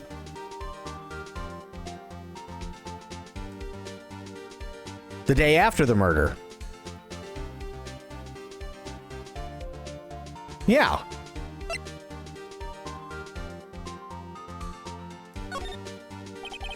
It was the day after the murder. The prosecution's point being... that autopsy report is outdated, Your Honor. What? The second autopsy was performed yesterday at my request. That's the same... What? What are you talking about? Death was almost immediate due to a blow from a blunt object. But there is a possibility the victim lived for several minutes after the blow. I received the results this morning. No way. Your Honor, it's quite easy to imagine that the victim did have time to write Maya. That is all. I see. Damn you, Edgeworth. I should have known you'd have something up your sleeve. Why, Mr. Wright, you look shocked. Something you want to say?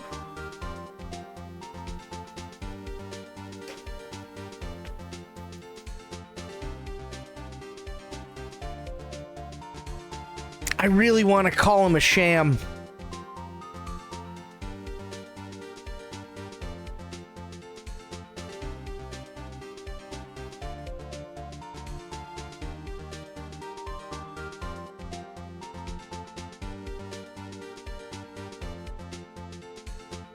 Well, let me think. Hang on.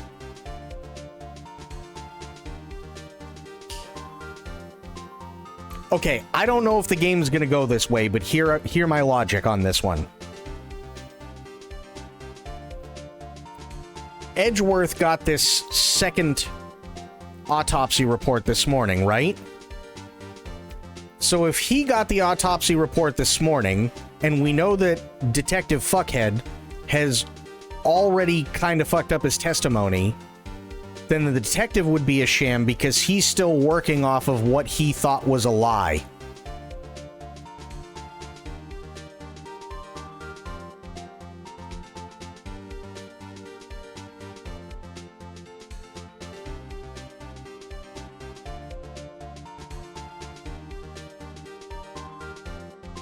Does that make sense?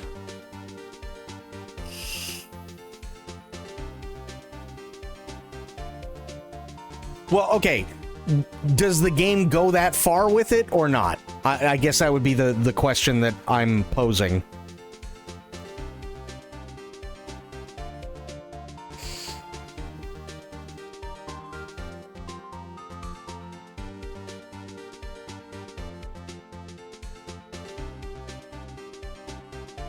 In this instance, I believe no. Okay, then I'm gonna call Edgeworth a sham. Mr. Edgeworth, I've heard there's nothing you won't do to get your verdict. What reason could you possibly have had to request a second autopsy report? Mr. Wright, the defense will refrain from personal attacks on the prosecution. No matter, Your Honor. Mr. Wright, say what you will. The evidence in this report is undeniable. Your Honor, I submit this report to the court. Understood. The court accepts the evidence. May have lived for a few minutes after being hit. Well, Your Honor, the evidence strongly suggests the victim was identifying the killer. I suppose that's the obvious conclusion, yes. Darn, this isn't good. The prosecution would like to call its next witness. This poor, innocent girl saw the murder with her own eyes. Let the witness, Miss April May, take the stand. In this instance, it is just fun extra dialogue. The detective would have reacted in a different way to this. Okay, fair. Exactly what part of her is innocent?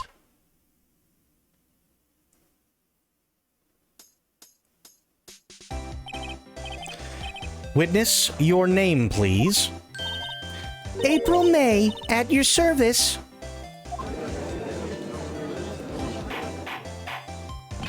Order! An introduction should not require any reaction from the crowd. The witness will refrain from wanton winking. Aw, yes, Your Honor. This is not good. She's already captured the heart of every man in this courtroom. Tell us, where were you on the night of September 5th when the murder occurred? Gee, I was, like, in my hotel room.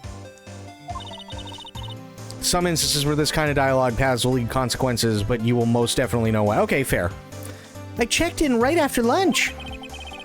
And this hotel is directly across from the Fay & Co. law offices? That's right, big boy. Please testify to the court about what you saw.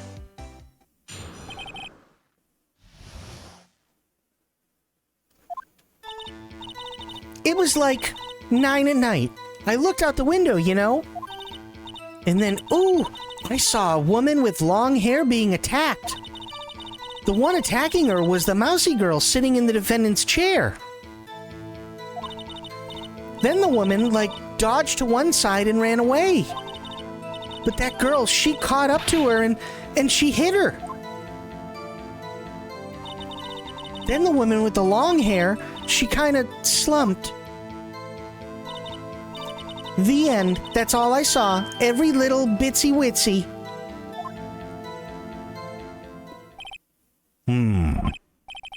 Well, Your Honor, I see. It is a remarkably solid testimony. I don't see a need to trouble the witness any... Wait, Your Honor. Yes, Mr. Wright? What about my cross-examination? I thought the witness's testimony just now was quite firm. Didn't you? Mr. Wright, I understand you were Miss Mia Fey's understudy, were you not? You must know her techniques well. Her cowardly way of finding tiny faults in perfectly good testimonies. Hey, how dare you? Well, Mr. Wright, will you cross-examine the witness? Yes. Fuck yes. I'll gladly proceed with the cross-examination. If only because I have a feeling Edgeworth doesn't want me to. She has to have some weakness. Very well, you may begin your cross-examination.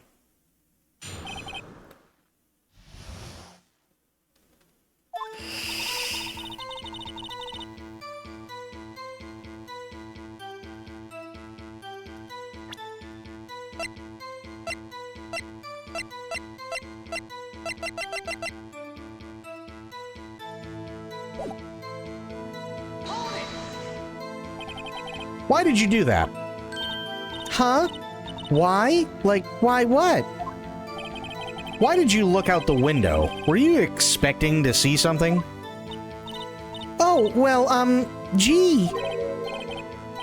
What? That's it? She can't get out of this question that easily. I sort of,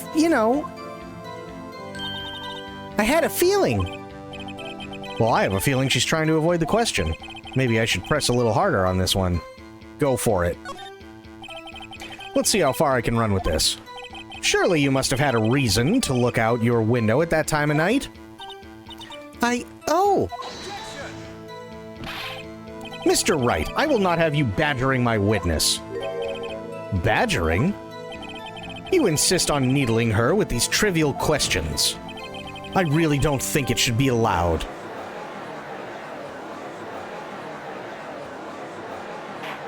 Jesus, order! Mr. Wright, you have been warned. Poor girl, what about poor me? You looked out the window. What did you see next? Long hair being attacked.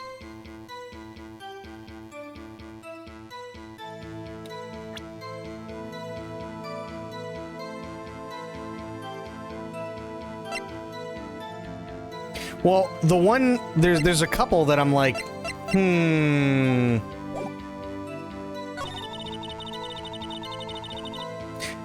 one attacking her was the mousy girl sitting in the defendant's chair. Why?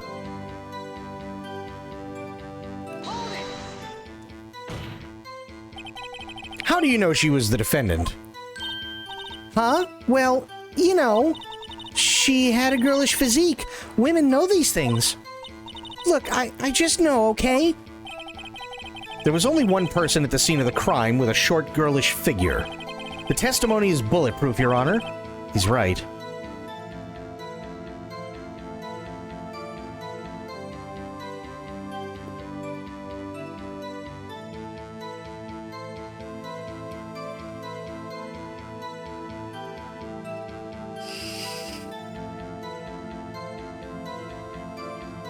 Shit.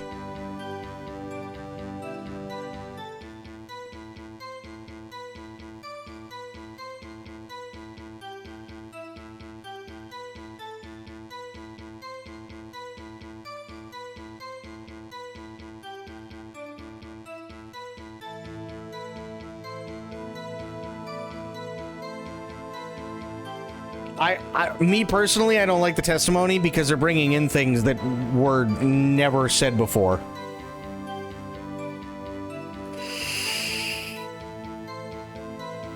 Because they're saying that Maya attacked Mia. Yeah, she attacked Mia, and that Maya was the girl in the chair, but nobody ever said anything about Maya being in the chair. Hold on a minute, that testimony stinks. What? Miss May, I'm willing to bet that...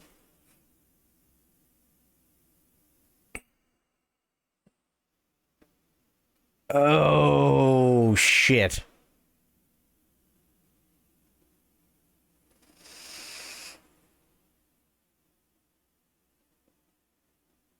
Can you get locked out? I have no idea, Don.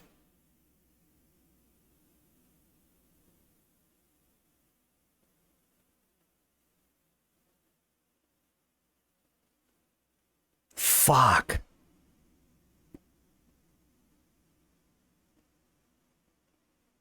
I want to say she's lying because of the wiretap. I want to say that's what it is.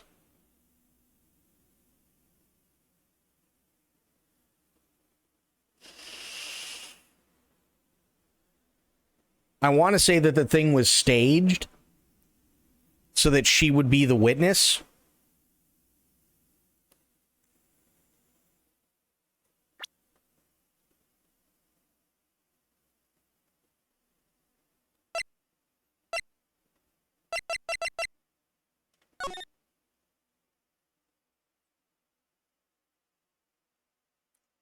Aha.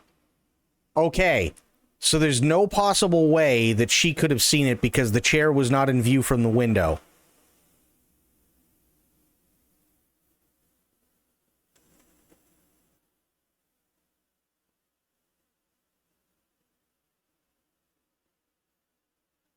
So she would have to be making that up because she's lying.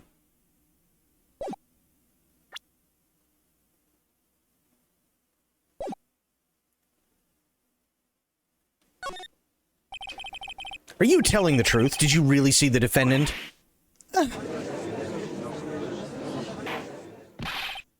Mr. Wright, what's the meaning of this? Yes, what's the meaning? Somebody tell me because I'm clueless. About this, I mean. Okay. If you had really witnessed my client Maya Fey, you would have noticed her clothes before noticing her physique.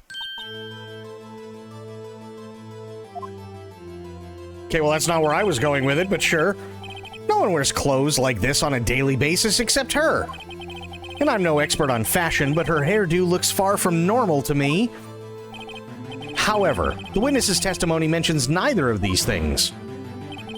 The testimony is bogus. But...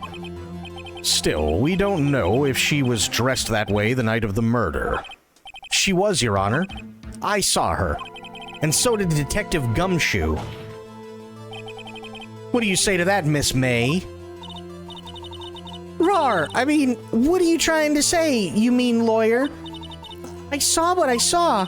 I just didn't think all the trifling little details were necessary, darling.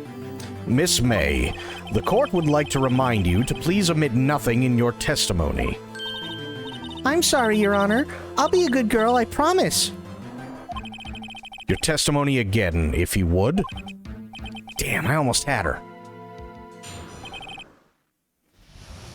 Oh, boy. I'm gonna need to make a fucking cup of tea, because my voice is gonna go to shit. I did see everything. I did. The victim, the woman, dodged the first attack and ran off to the right. Then the girl in the hippie clothes ran after her. And then she hit her with that weapon. I saw it. I did. That clock, the kind of statue-y clock? The thinker, I mean? Well, does the accuracy of my report not startle you? I see. I only wish you had been so detailed from the beginning. Please begin the cross-examination. Oh my god. The French. I really think I'm gonna need a cup of tea here.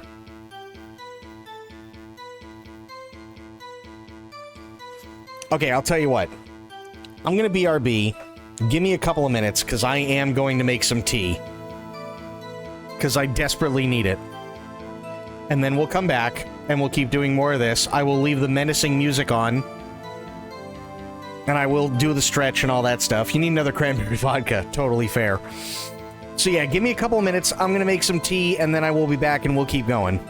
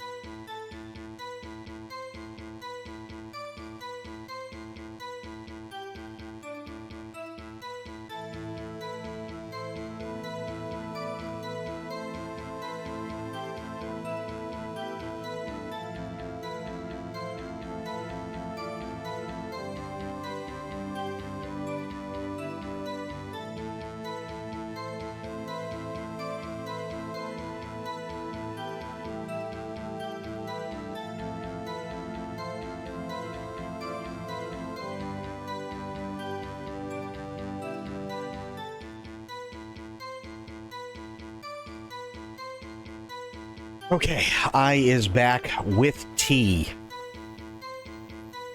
Thank God. Also, Don, it's good to see you, buddy. How you doing?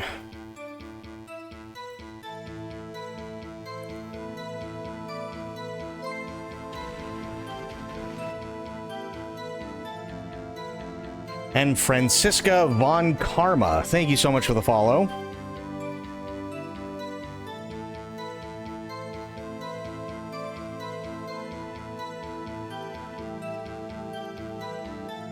Oh, God, that feels good already.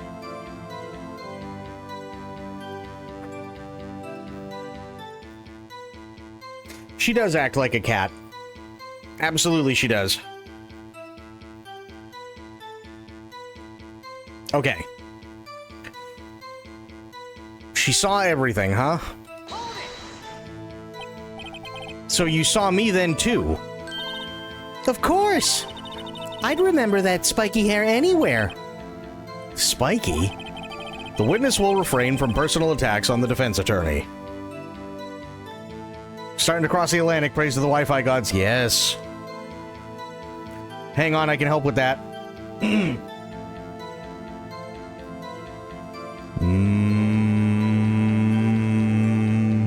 Childhood.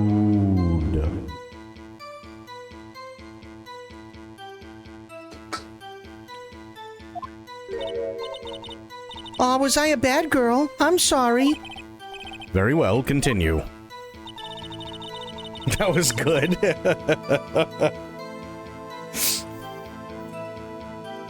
The victim, the woman, dodged the first attack and ran off to the right. Then the girl in the hippie clothes ran after her. And she hit her with that weapon. I saw it, I did. That clock, the kind of statue-y clock? The Thinker, I think. Wait a minute. They're still calling it a statue, so how the hell would she know it's a clock? A clock?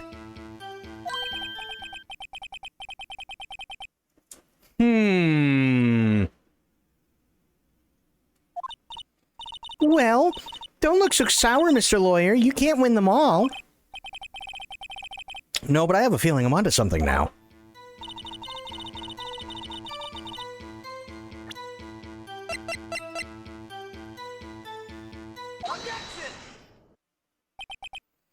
Miss May, what you said just now was quite revealing.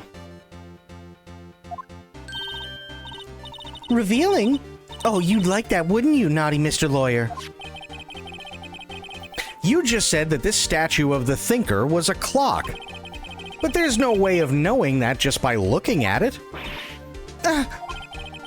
Another person in much the same position as you recently called this a clock, too. And he was found guilty of murder. Order! Order! Miss May, can you explain how you know this was a clock? Oh, the witness saw the murder with her own eyes. That's all that's important here. The defense is trying to confuse the issue with trivial concerns. Yes, yes, of course. You will withdraw your question, Mr. Wright. But questions are all I have, Your Honor. And as you may recall, I've caught murderers with these questions before. Well, only once. Objection sustained. You may continue to question the witness. That was close. If he stopped me there, the trial would be over. Huh? What? So, what happens now? What happens now is you answer my question. How did you know it was a clock? What? That's... because I heard it? Yes, I heard it say the time. So you've been to the law offices of Fay & Co. No. Hey, I didn't say that. Why would I go there? I heard it from my hotel room. The law offices of Fay & Co., where the murder took place, is very close to the hotel. She could easily have heard the clock. Well, Mr. Wright, are you satisfied? No, Your Honor. I can't give up now. I'm not satisfied because it couldn't have rung. Your Honor, members of the court, it is inconceivable that the clock in question rang.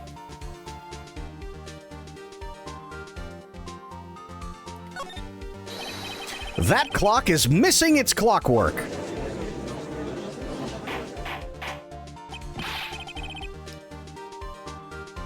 How could you possibly... Just take a look right now. Oh. See anything interesting, Your Honor? It is as the defense says. This clock is missing its clockwork. It's quite empty. Pixel Pixie, how you doing? Mr. Wright, would you care to explain to the court the meaning of this? It is as you can see. The clock was empty. It couldn't have rung. Therefore, this witness is a big, fat liar. Fat? Well, Miss May?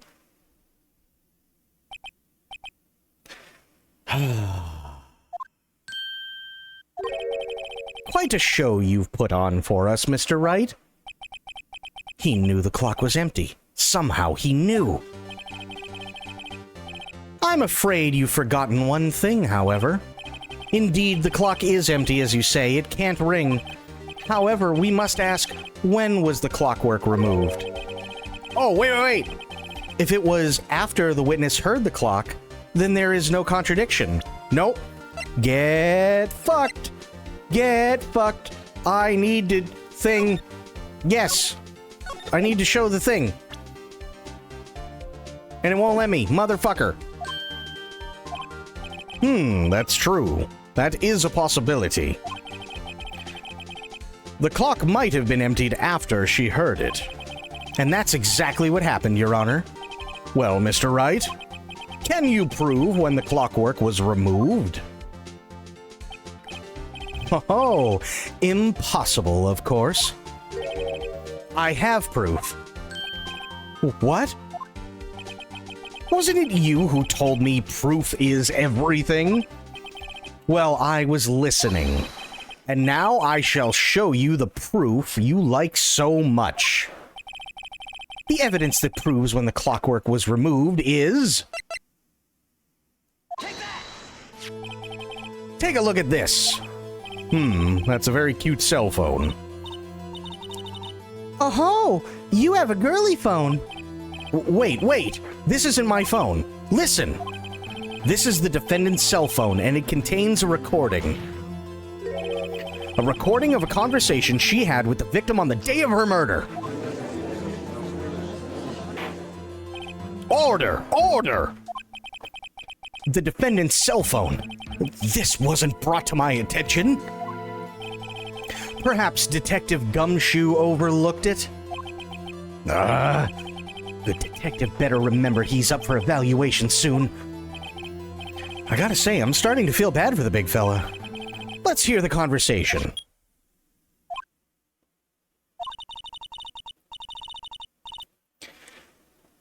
So you just want me to hold on to the thinker for you, then? If you could. I should probably tell you the clock isn't talking right now. Huh? It's not working? That's lame. I had to take the clockwork out, sorry. September 5th, 9:27 a.m. Your Honor, I think this makes it clear the clockwork was already gone by the time this was recorded. Which was well before the witness even arrived at her hotel.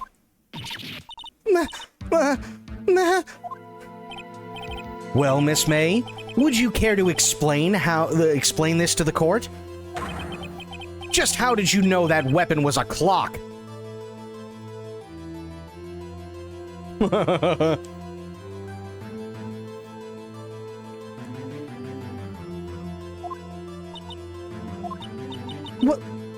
Well, Well, isn't it obvious? I saw that clock before. What store was it again? I go to so many. Oops, I forgot. So the witness had seen it before. That would make sense. Does the defense have any objections, Mr. Wright? Yes, I do. The witness claims she had seen it before, but this directly contradicts a piece of evidence already submitted to this court. Well then, let's see it.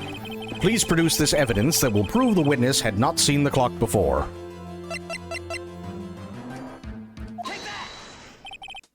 It's simple.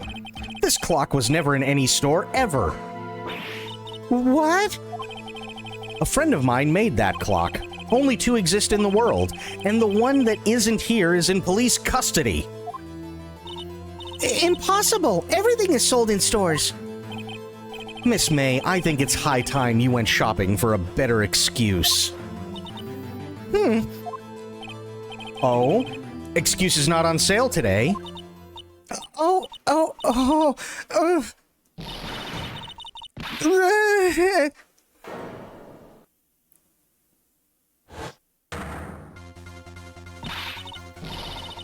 What's it to you, porcupine head? That stupid clock doesn't matter, okay? She did it, and she should die for it. Die! Whoa. Let's not get ahead of ourselves. This is a court of law, and the witness will remain calm.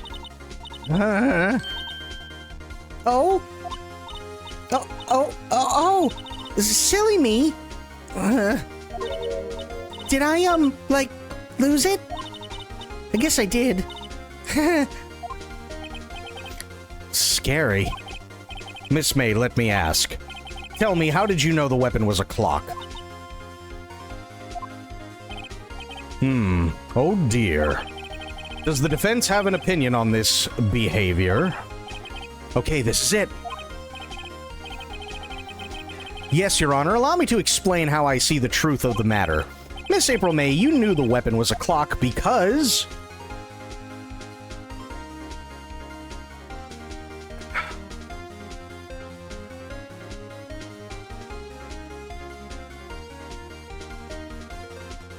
It had to have been she heard about it because she had the wiretap. Right?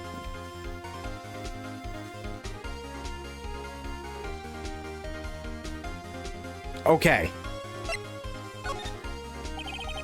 The witness had never held the clock in her hand. However, she had heard that it was a clock. She heard. That is correct, Your Honor. There's no other way she could have known the thinker was a clock. And I can show you the proof. Well, this is interesting. Let's see it then. Show me evidence proving that the witness had heard the murder weapon was a clock. Have a look at this. I found this in Miss May's room. Mr. Wright, please explain to the court what this is. Miss April May, you were tapping the victim, Miss Mia Fey's phone, were you not? Oh.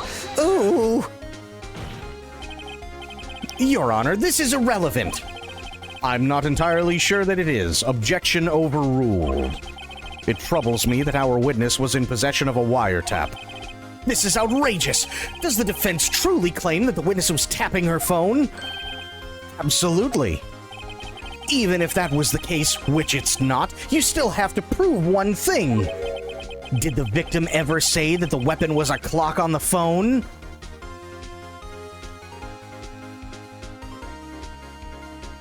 What? Yeah.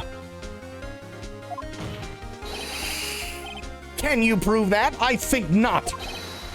Oh yeah? I think I can. It's simple. What? Here's my proof. The proof that the victim said on the phone that the weapon was a clock. Let's just make sure. It's a clock. There you go. Done. I present the defendant's cell phone. Yes, we've seen that. Listen once more to the conversation between the defendant and the victim.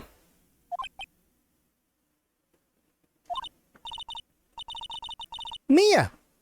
What's up? You haven't called in a while. Well, actually, there's something I want you to hold on to for me. Again? What's it this time? It's a clock.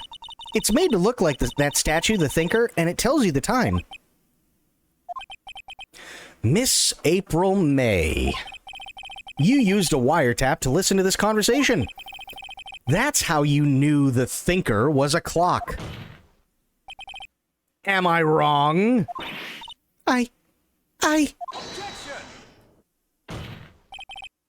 Your Honor, this is ridiculous. Your Honor, look at the witness's face. Does she seem amused to you? The defense demands an answer. Witness, answer the question. Did you tap her phone? Miss May! Shut up, all of you! What gives you the right to talk to me like that? You lawyer!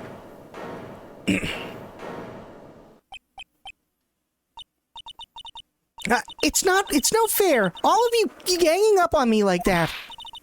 Oh, so I'm the bad girl, is that it? Is that it?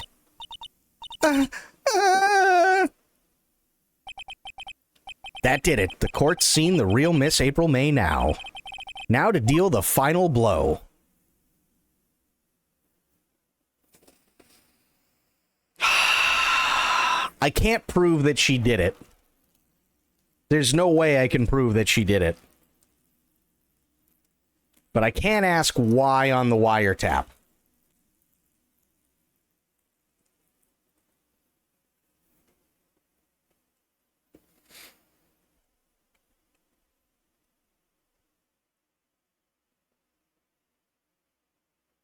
Yeah.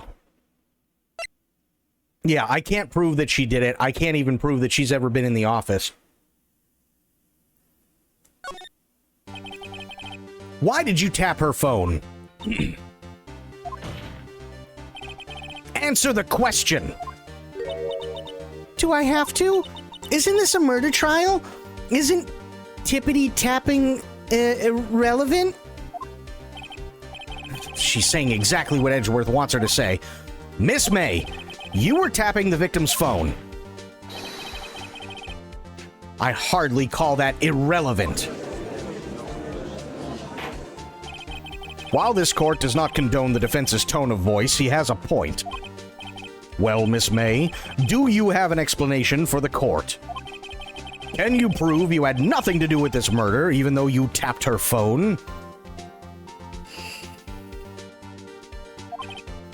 Ha! I'd like to see her pull that off. Mr. Lawyer, I saw that evil, evil grin. You were probably thinking I'd like to see her pull that off, weren't you? Damn, she's good. Well, you're not the first man who's thought that, and of course I can and will. You can't be serious, no way. Way, I say, way. Oh, and I assure you I'm serious, Mr. Lawyer. Okay, so the killing happened around 9 at night. Why, that's just when I was getting room service from that sweet bellboy. Room service? Iced coffee, I believe it was. Iced coffee, you know, like normal coffee, but cold. If you don't drink it quick, the ice melts and then you have regular cold coffee. Iced coffee? Think I'm making this up? Ask the bellboy. Ergo, the witness was not on the scene at the time of the murder. That's not what was asked, though. So where does that leave us? It is my great displeasure to inform you that the witness appears to have been tapping the victim's telephone.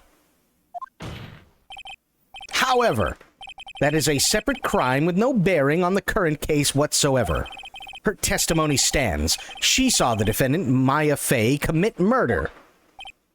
No, they're going to let her just walk away.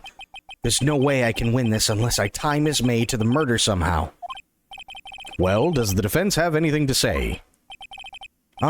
Well, come on, think of something.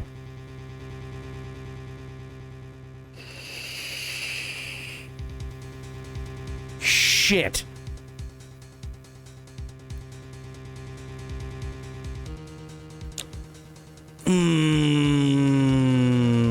I want to call the bellboy as a witness, but I don't know if he's going to help.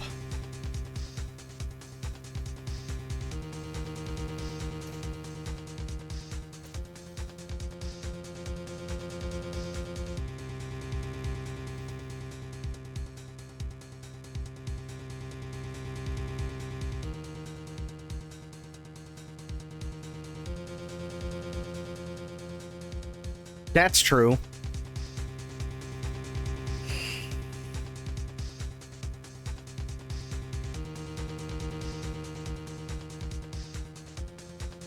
Might want to call him. Okay, fair enough. This could be a red herring. Yeah, it's tough, isn't it? The defense would like to call the hotel bellboy as a witness. There's something suspicious here, and I'm going to get to the bottom of it. I think you've sunken quite low enough already. I object to calling the bellboy. Why? What's your reason? Because I hold that the wiretapping had nothing to do with the killing. However, if you agree to one condition, I'll consent to calling this witness. Condition? If Miss April May's alibi is not called into question after you examine the bellboy, then you will recognize that Miss April May was not the killer, thus she is innocent. When nobody ever said she was the killer. Do you know where your pants are? No, I don't. How you doing, sober? How you feeling?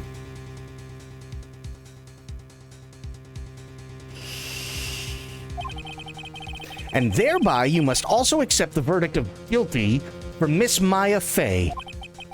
That is my condition. What?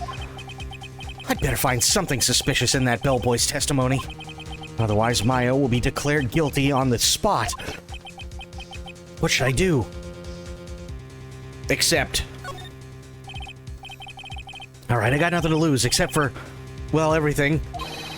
Understood. I accept your condition. Tired and undergumptioned, but alive. How are you? It's been a day. Fool. You fell right into my trap. Uh-oh. Wait. Very well. The court calls the hotel bellboy to the stand.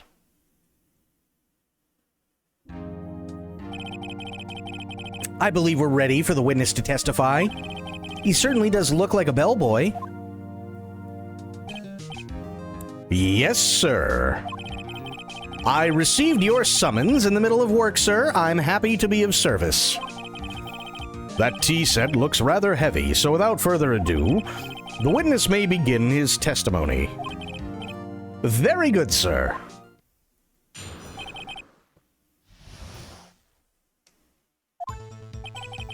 I am the head bellboy at the fine Gatewater Hotel, in business for 4 generations. He brought the entire serving tray. Bellboy, more like bell end. True. I believe I received a call after 8 in the evening from our guest, Miss May. There's one. She asked for an iced coffee to be brought to her at 9 on the dot, sir. I brought it to her at precisely the requested time, of course. And I delivered the iced coffee to our guest, Miss May herself. I see. The defense may begin its cross-examination. Right. I'm ready. I hope. This is it. If I can't prove Miss May was involved with the murder now, Maya will be finished.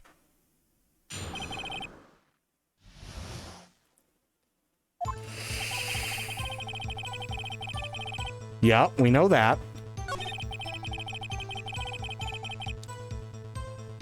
Okay. She asked for an iced coffee to be brought to her at 9 on the dot. However,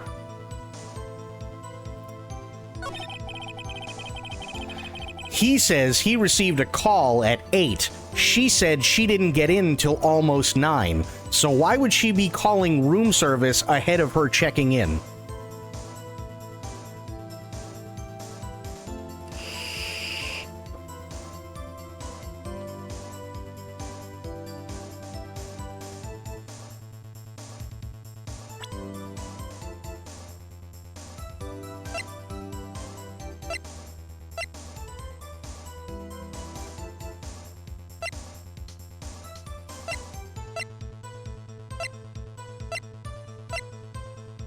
Okay, I'll press him. Are you sure it was Miss May on the phone? Absolutely, sir. How can you be so certain? I checked Miss May in personally, sir. Not only did I see her in all her stunning radiance, but I also heard her voice. And then I saw them, and I... The point being, I remembered her quite well, sir. Yes, what then? She asked for a nice coffee to be brought to her at around, at 9 on the dot. 9 on the dot, you say? Yes, I confirmed that detail several times. She was watching a program on the TV and wished to drink after she finished, sir. 9, the time of the murder.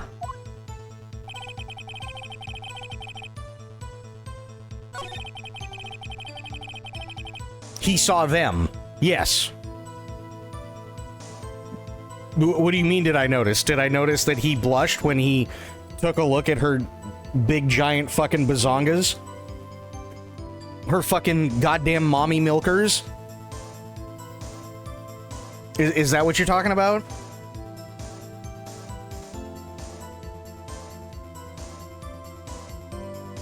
Yeah, no. I know, but the problem is how do I prove it? Because I can't bring a table with 2 glasses to court.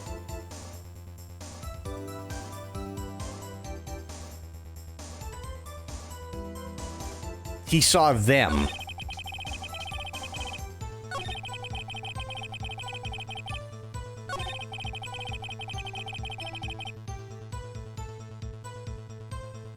Okay, but that's not in his testimony.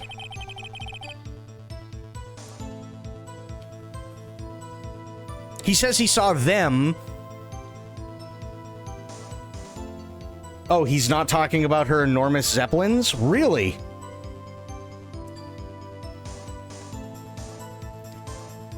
So we're positive he's not talking about sweater meat.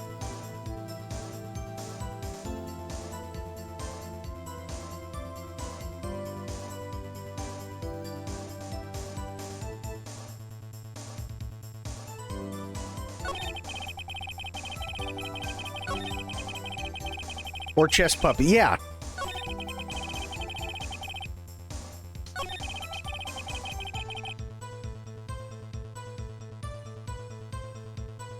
Press him further on everything. Okay. What's the... Oh, that's, like if I fuck up too many times, that bar goes down. And then when it's empty, that's game over.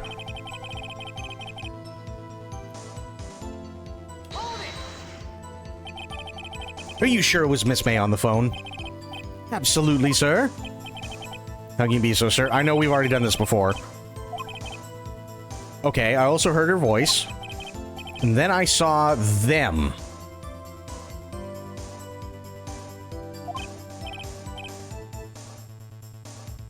Aha. But I can't press him on it.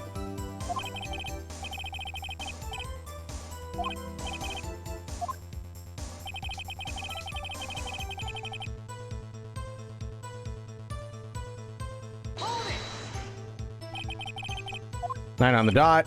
Yes, I confirmed the details several times. She was watching a program on TV. Okay. Time of the murder. That's fine.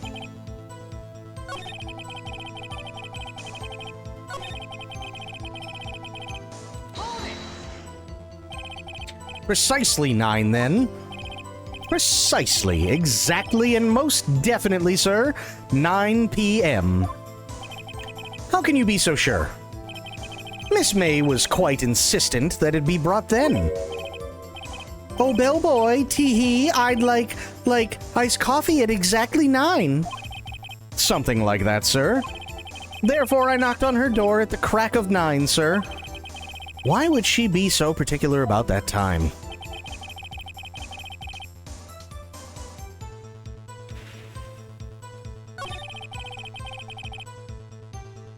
What? But I have to find something to use in this testimony one more time. I'll press him until he spills the beans or his tea. Yes. Press him for everything. What exactly is it you do at the hotel? Why, anything required of me, sir. I check in guests, check out guests. I clean rooms, I make beds. I even deliver room service, sir. I checked Miss May in personally. Are you always so prim? Mr. Wright, you will refrain from asking frivolous questions.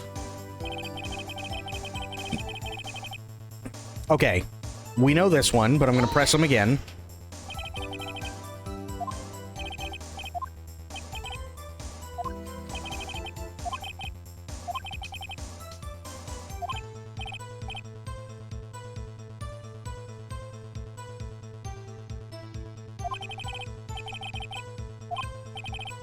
Okay. I'm just gonna literally do it. As an Englishman, it pains me greatly that the tea is going fucking cold. That's totally fair.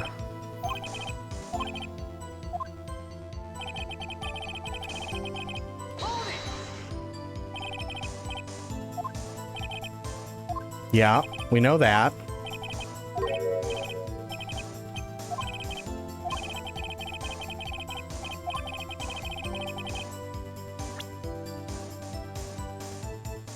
There's nothing.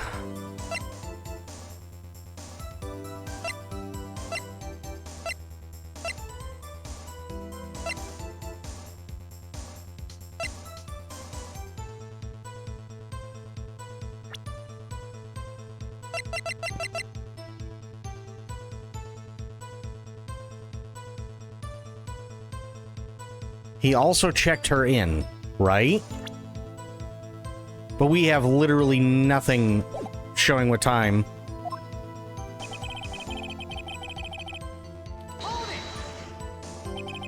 You are sure it was Miss April May herself?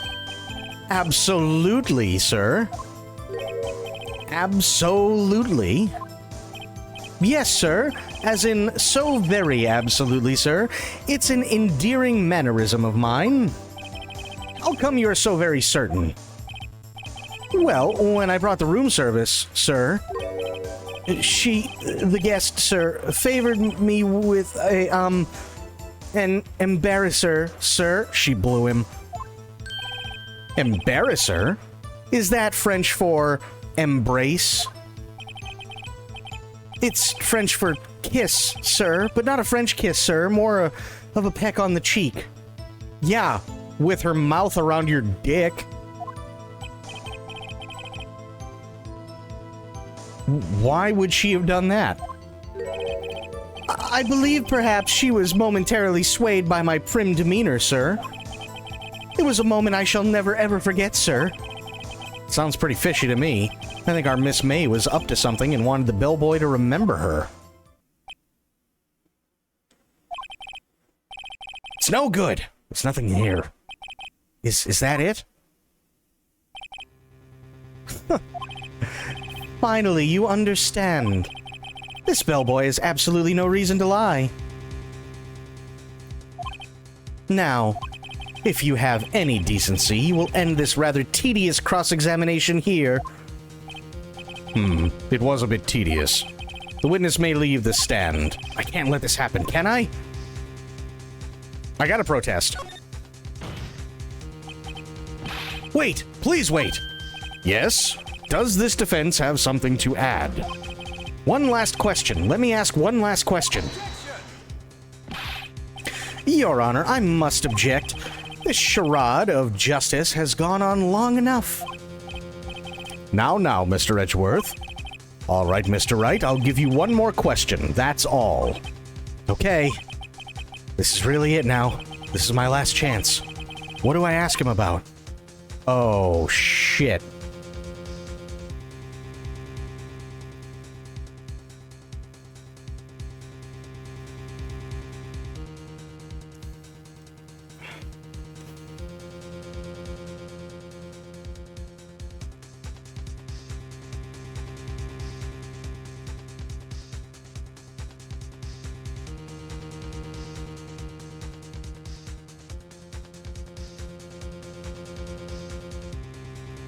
He said he saw them.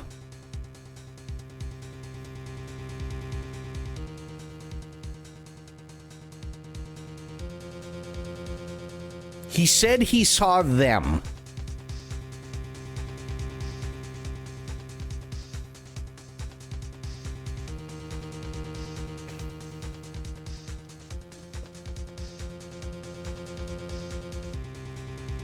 That's where I'm getting... I really, really, really wish there was some way to, like... Especially, like, when you press somebody, you press them further, if that makes any sense. The check-in time was different from the time he said she called him, right? No. So... And this is kind of the problem. She said that she checked in around 9 and then called and asked for an iced coffee precisely at 9, which is when supposedly the murder happened. But the issue is that even if it was 8 p.m., she could have still easily called and asked for room service at 9 p.m. Weird, but doesn't prove she was there.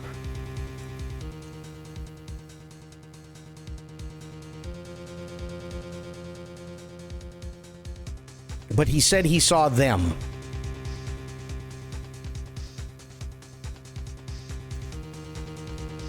But IRC, it was when he did room service when he saw them. Yeah.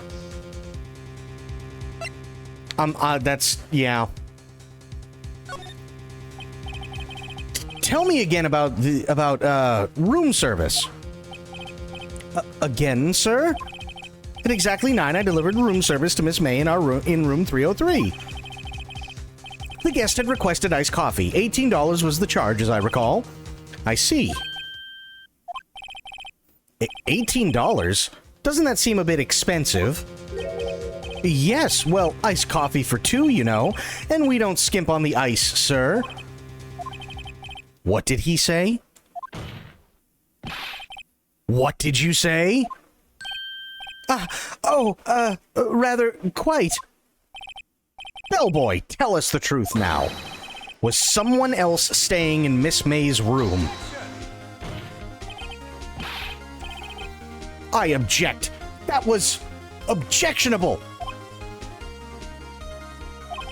Objection overruled. The witness will answer the question. Yes, I see.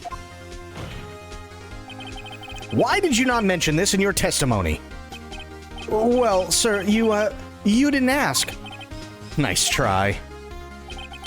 That's the sort of thing you're normally supposed to mention. Yes, quite. Indeed. It was the, good barista, or barrister there, Mr. Edgeworth, who... He asked me not to mention it if I wasn't specifically asked, sir. Oh, you fool! I've done it. I've won. Miss April May checked into a twin room with a man, correct? Yes, sir. Then when you brought the room service, you didn't see that man in the room? That's right, sir. Your Honor, we have just learned of another person involved who may have been the murderer. In light of this new fact, I hold that it's impossible to judge the defendant. Wouldn't you agree, Mr. Edgeworth? And who, Mr. Wright? Who is this other person? Simple. It was... Oh, shit.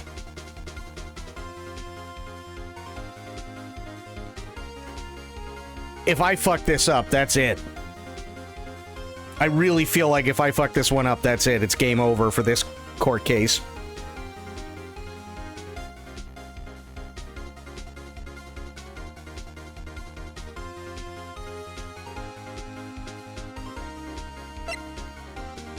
I would assume it has to be the man. The unidentified man.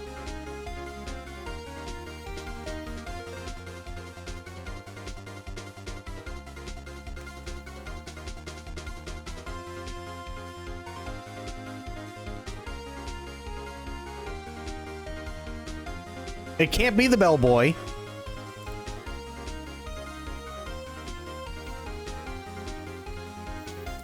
Because the bellboy checked in May.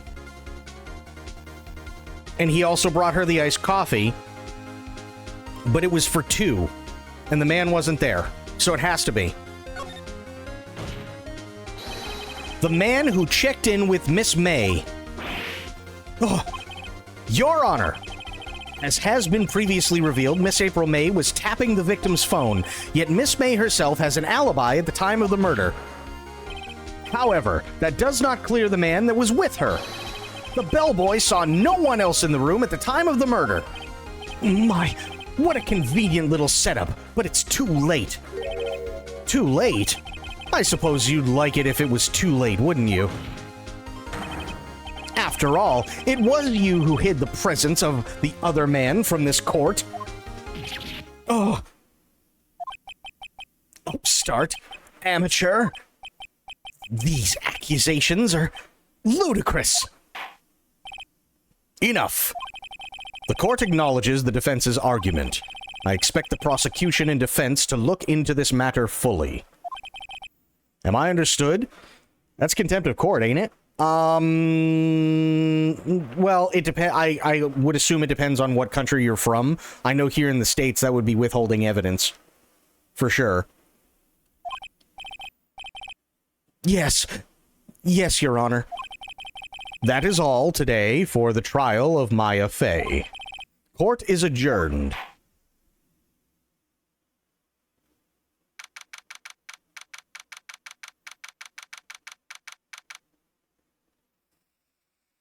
Or is it perjury in absentia or something here? I don't... Well, so perjury, at least for us, perjury is just flat out lying on the stand. At least the way that the court system works here is if a lawyer doesn't ask the correct questions, then no one is obligated to say the answers to those questions that were not asked. That's basically the best way I can describe it. Because at least here in the States, we have the Fifth Amendment, which allows somebody to not self-incriminate. So it's the lawyer's duty to prove through questioning that whoever is being accused of something actually spills it. Or at the very least, presents enough evidence against the testimony that shows that the person did it.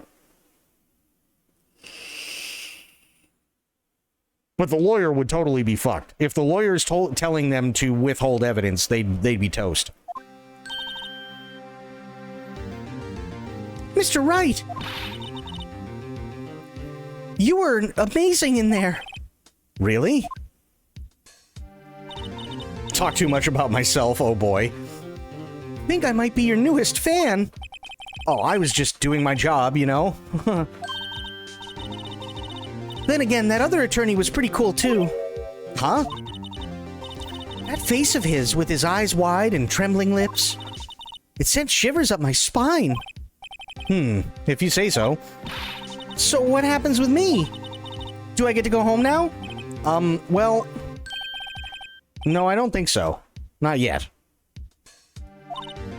Oh, I see. But I got a great lead in today's trial. A lead? That man with Miss May, he's the key. Oh, I get it. What happened to Miss May after that anyway?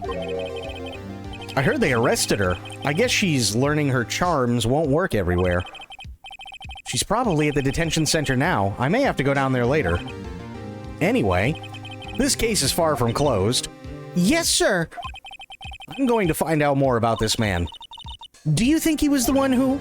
Maybe so. Sis. Don't worry, I'll find him by tomorrow. I promise. I'm counting on you.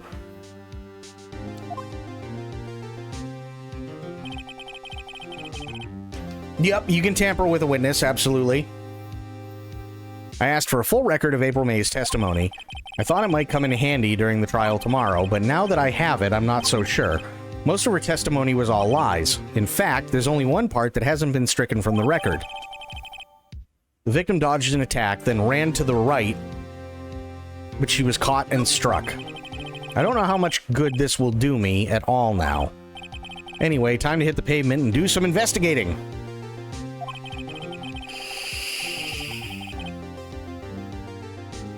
It depends. Again, I'm only talking about the U.S. court system, and the problem with the U.S. court system, like many other courts in the West, unfortunately, is that there's tons of different loopholes, right? So it's, let's just say for the sake of argument, that they were doing it to protect, like, say, a VIP's identity that isn't supposed to be known to be there, right? Let's just say for the sake of argument that she was fucking somebody who is in the government. Well, if she's fucking somebody who's in the government, and because of matters of national security, that person isn't supposed to be there and no one's supposed to know where that person is. You see what I mean? Like, it gets really, really, really tricky and loopholey and like everything else. So it could be definitely witness tampering. Absolutely. It could also be tampering with evidence. It could very well be that, you know, for very specific reasons that would cause justification for it to be a loophole, that he was instructed not to say anything. Like, I mean, there's a bunch of different stuff.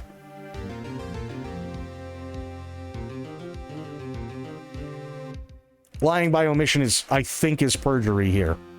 Well, and so that's kind of the thing, right? Is, at least here in the States, if somebody's on the stand, you have to prove that they're lying, even if by omission. You have to prove it. And if you can't prove it, then it's the defense's fault that they didn't prove it.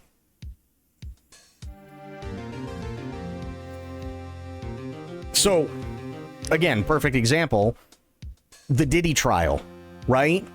I don't know what the defense was thinking, but whatever they were thinking, they sure as shit didn't have enough evidence to bring forth that he was doing the things that they said he was doing, such as sex trafficking, drug trafficking, so on and so forth, which is why he got off. Because they weren't able to prove beyond a reasonable doubt that he wasn't telling the truth, or that the, I should say prosecution, but the prosecution wasn't able to show that beyond a reasonable doubt that he and the defense weren't lying.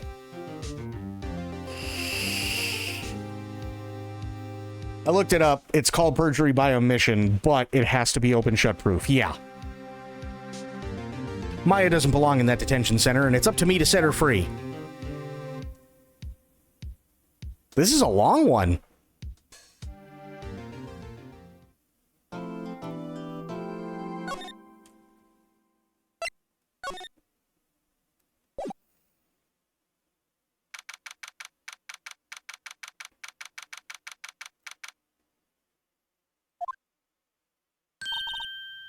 Well, hello. I didn't expect anyone to visit me in such a dank place as this. It's really quite moving. Not, you stinking lawyer. I hope you die. Have you come to laugh? Yes, laugh at the fallen Miss May. No, not really. There's something I wanted to ask. Unfortunately, there's nothing I want to be asked. Haven't you done enough questioning, you spiky head? For a long time, I confused Phoenix Wright and Professor Layton. Oh boy. Don't worry, at least for me, the other cases are as good as, if not better than this one. Really? Okay. This is a long one. That's what April said about the bellboy. It's true. Here we go again. Please, you're scaring the security guard. So, what is it you wish to ask of me then, For starters, how did you get to be so totally whacked?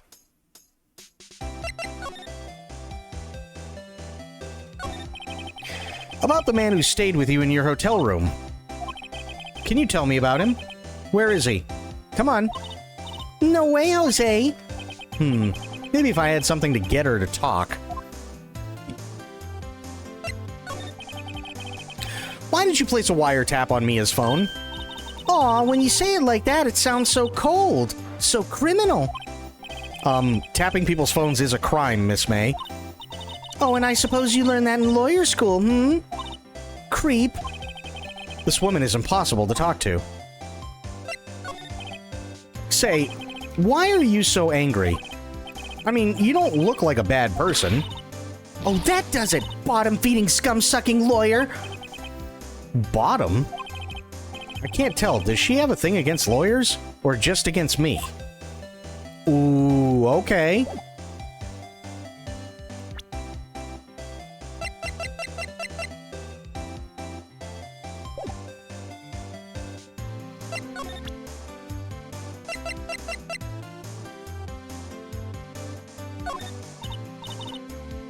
Hey, guess what? Actually, I, really hate your guts. So get lost, because, well, I'm not cooperating. Thanks, I noticed.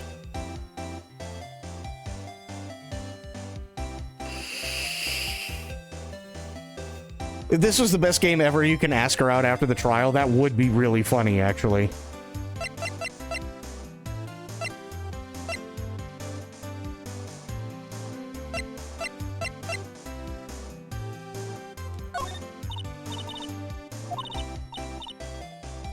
Okay, got it. She's not cooperating. Damn it.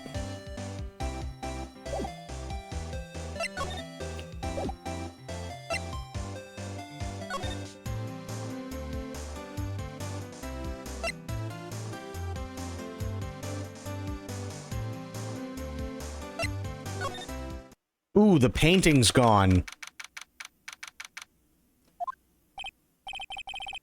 Looks like Grossberg is out today again. Maybe he's avoiding me for some reason. Wait a second. Wasn't there a giant painting hanging on that wall? Yeah, it was a painting of...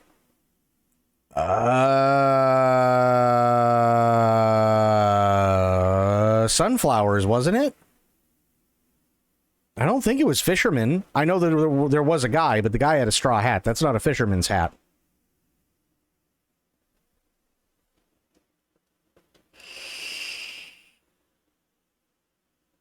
Or am I going crazy?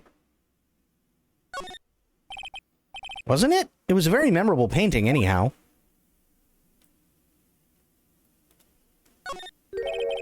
What's this? Old photos? There are two lying here. Something's been written on pencil on the backs. DL6 Incident Exhibit A, DL6 Incident Exhibit B. Let's take a look at these. I'm sure I've seen this person somewhere. That's gotta be Mia's mom. Perhaps I'll borrow this photo. I'm sure no one will miss just one little photo. And it might be a valuable clue. I'll take it for now.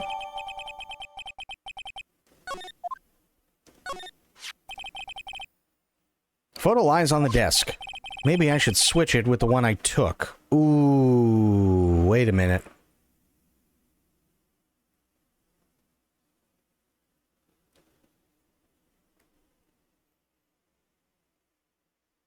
Wait a minute. So I can only take one.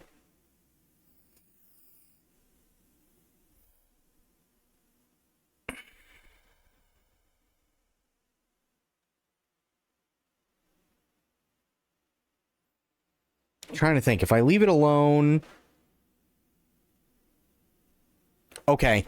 I'll leave it alone for now, and I'll go to Maya. Wait, no, I can't go to Maya because Maya's not there.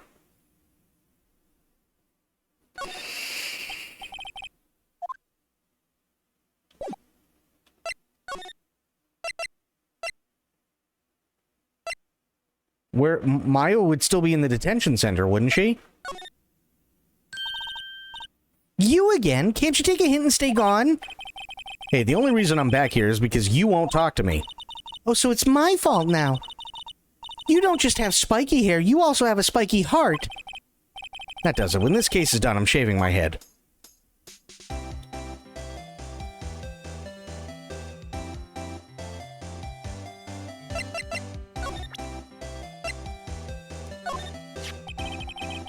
Any thoughts about this photograph? Who's that? Your mother? Looks like I've just been wasting my time.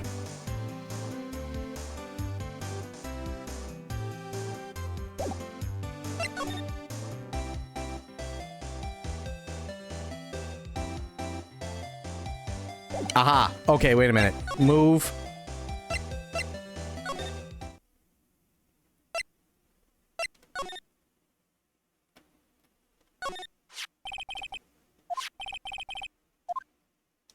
Swap. Nice.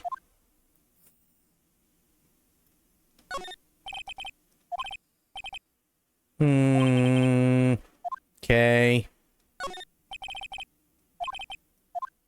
Okay. We already got that one.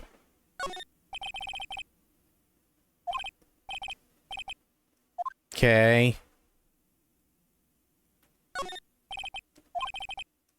Yeah.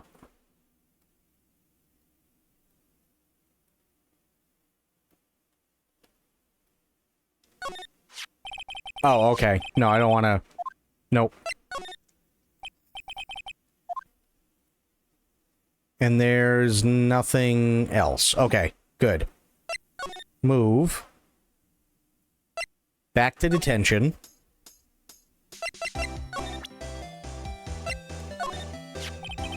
Have a look at this. Look, I've said several times, I'm not telling you. Where did you...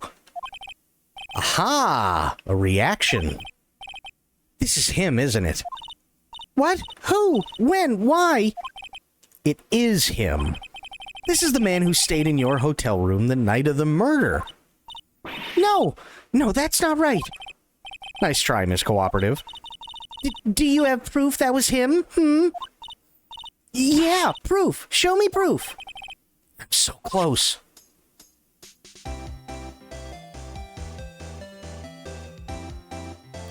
Fuck.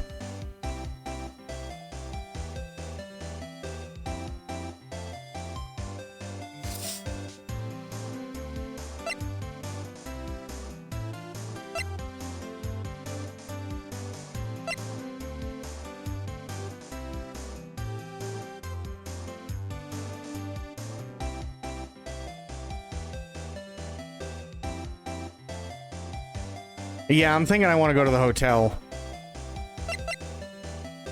Because I don't have anything right now, sadly. And she's in detention anyway, so it's not like she can stop me. Ah, welcome, sir. Quite the performance today, if I dare say so myself. Oh, thanks. Sorry for putting you on the spot like that. No, not at all, sir. Your efforts today can only help the Gatewaters rep, as they say. Huh? Rep? Yes, our reputation will swell as the hotel where the murderer used a wiretap. We can charge a premium for the room, of course. It will be great for business, sir. Whoa. Miss May hasn't been charged with murder. I, too, will become famous. No, you're fine, Spectre. The bellboy who brought the murderer iced coffee. Why do I feel like we're both stuck in the same bad dream? So, you are our honored guest. Please let me know if there's anything I can bring you.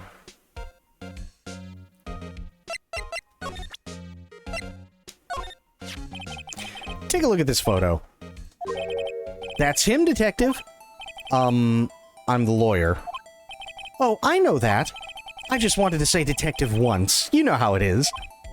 No, I don't. Without a doubt, that is the man who checked in with Miss April May.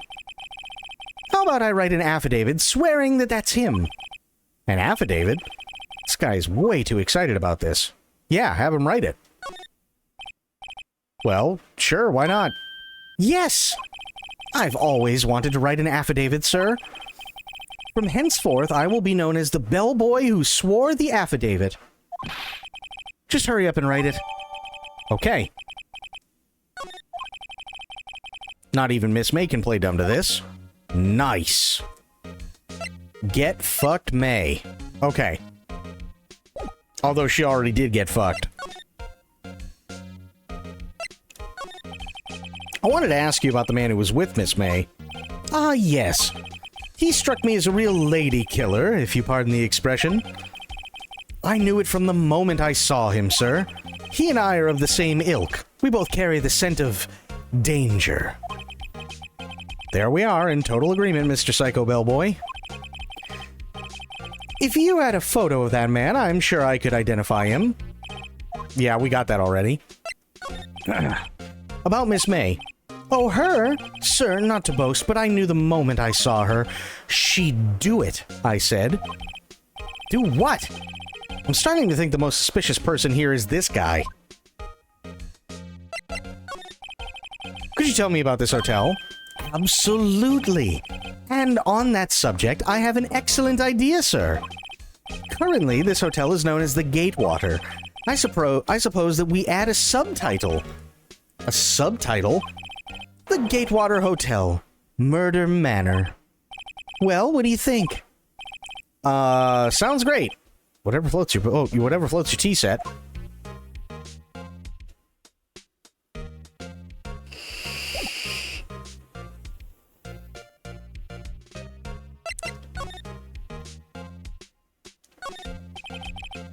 Nice weather again. I can see the Fanco Law offices, of course. Ah, yes, we plan to install a telescope in that window, of course. Just $5 will earn you 3 minutes of a view to kill. Oh, God. Just kidding, sir. By that look in his eyes, I'd say he was more than serious. Bottle and 2 glasses rest on the table. Why hasn't he cleaned these up by now? I beg your pardon, sir, but if you could please refrain from touching those.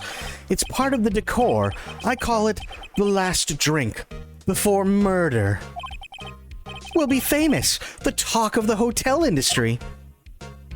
Dear God.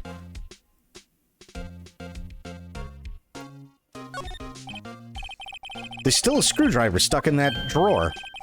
Please leave that as it is, sir. It's the drawer of terror, hiding place of the murderer's wiretap. It's set to become one of the most popular attractions here. This guy's serious. I don't believe it. A vase, as expected. I'm not good with flower names, except maybe tulips and sunflowers. Ah, a still scene painting. Wait, should that be still life? Whatever. One of those is hanging on the wall.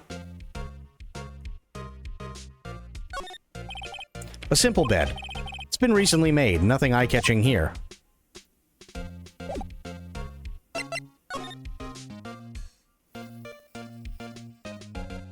Okay, so we got the affidavit that that's the guy, and I think that's all we're gonna get out of this guy.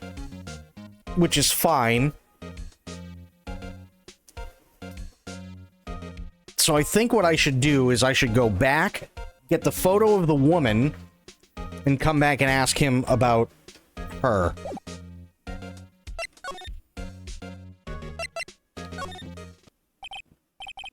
He's out again?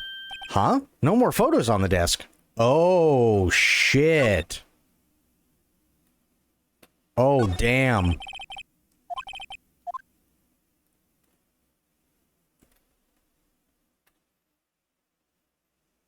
Okay. So the painting is gone, the photo is gone, everything else checks out. Go to the detention center.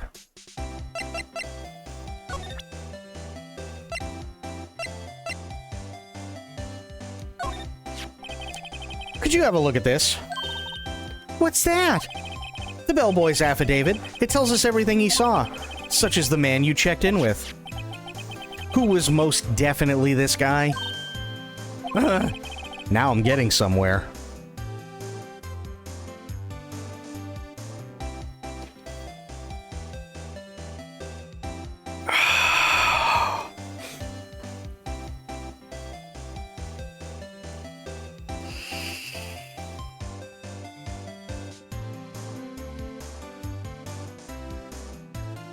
I feel like I have to really push her on it.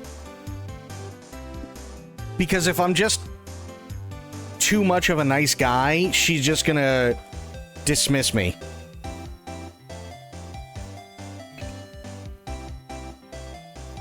feel like you're ready for law school if you beat this trilogy. I mean, here's to hoping. That'd be cool. Except my dumbass would literally be sitting there just yelling, "Objection!" the entire time for no reason. Or, like, God forbid I'm ever in court for anything and they, like, present evidence as to, like, me, you know, like, showing that I have an alibi. I'd just be like, take that!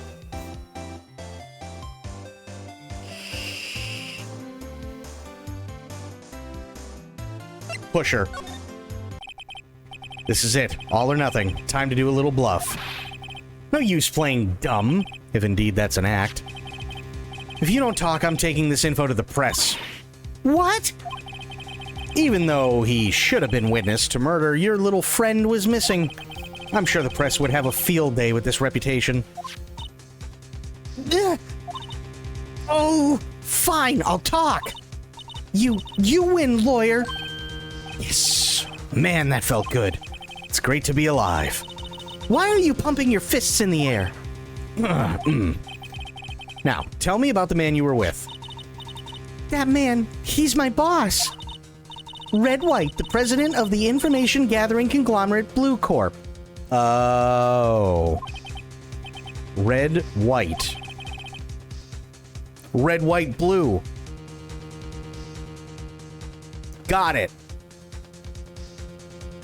That was at the very beginning. After he killed her, he said Red, White, Blue. As in Red, White, Blue Corp. Information gathering? Well, I suppose you could call it a detective agency. So this is the man that was with you the night of the murder. I'm scared to talk. I don't want to end up like her. It's okay. I'll just ask Mr. White himself. Can you tell me where Blue Corp is located?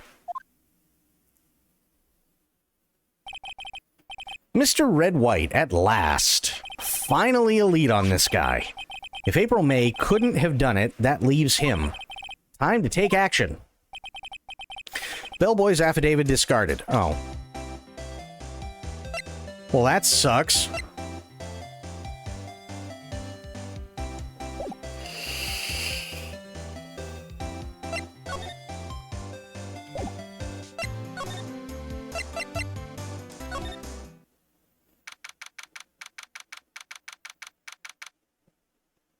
And the painting is there.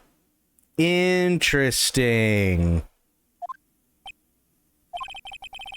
What's with the surreal decor? Welcome. Please furnish me with the title of your personage. What the? Your name. What's your name? I was just inquirably asking the title that you go by. Wright. Phoenix Wright. Inquirably? Mr. Wright, is it? Right, I see. Splendiferous. Perhaps I have intimidated you with my giantesque vocabulary. What is this guy's problem? I'm Red White, CEO of Blue Corp. You know, corporate expansion official. My business dealings bring me into contact with the elite of the elite. So I'm afraid I am not used to conversing with the wordily challenged. What a fruitcake. Let me guess. You are an attorney fresh out of law school, are you not? That's the only explanation for why you would come to meet me like this. What does he mean by that? Oh, no matter. So what business does a mighty lawyer have with a man such as myself? This guy's arrogance meter is off the scale.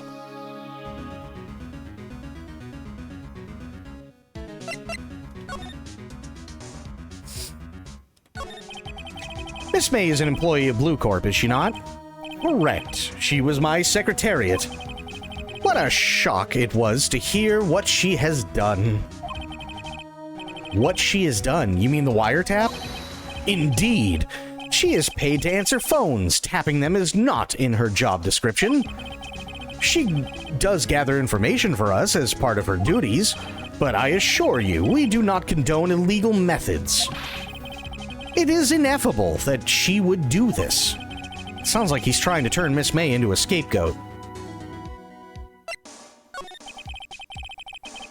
On the night of the murder, were you in April May's hotel room? Who can say? I seldom pay attention to the mundane details, such as time and place. My motto is, don't worry, be happy. Still, Mr. White, the hotel bellboy has stated on the record that he does remember you very clearly. No matter, the bellboy can say what he pleases. I still won't talk to you. If you want me to speak, put me on the witness stand. Although I doubt you'd be capable of doing that. He raises a good question, actually. Why didn't the prosecution call him as a witness? He should have seen the same thing as April May. Oh ho ho! The police, the courts. To me, they are mere toys, playthings for my amusement.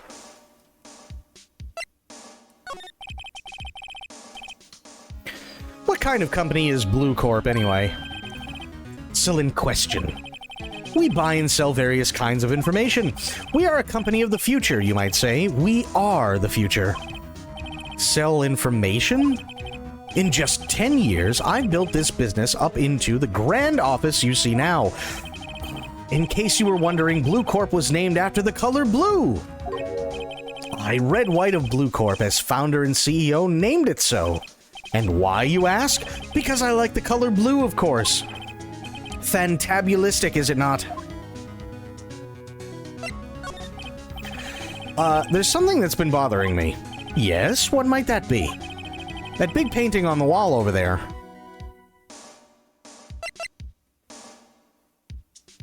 When did you get it? No idea. I forgot. I've seen that painting before. Yesterday, in fact. Why do I find that painting here today? Mr. Wrong, was it? Right. It appears you do not fully grasp your position here. I ask again, who are you? Huh? A lawyer? No, my feeble friend, a mere lawyer. Worth nothing, zilch, zippo, nada. Just like that sorry excuse for an attorney, Grody Burger. What?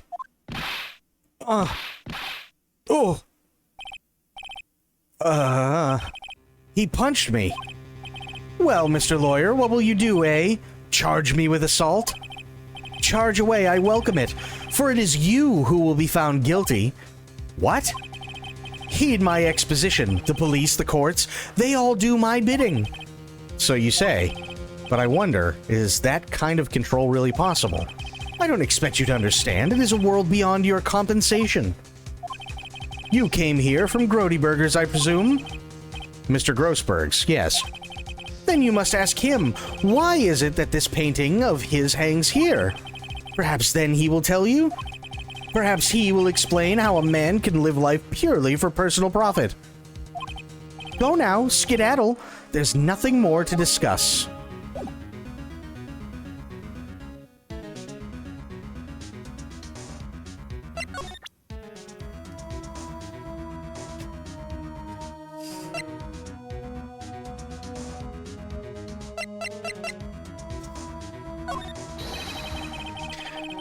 Would you be kind enough to cease your inane chattering and vacate the premises? Let me put it in language you are sure to understand. Shut up and get out. I have nothing more to say. Well, let's just... Okay, yeah, he's not going to give me anything else. That's fine.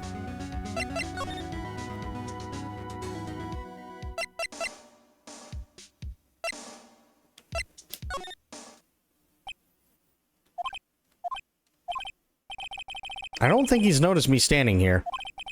Maybe I should clear my throat? Jumping Jehoshaphat's! Oh, you! What's wrong? You look so pensive, like an old man at the end of his days. I'm not senile yet. I was just thinking about this whole mess. Something's really bothering him, that much is clear.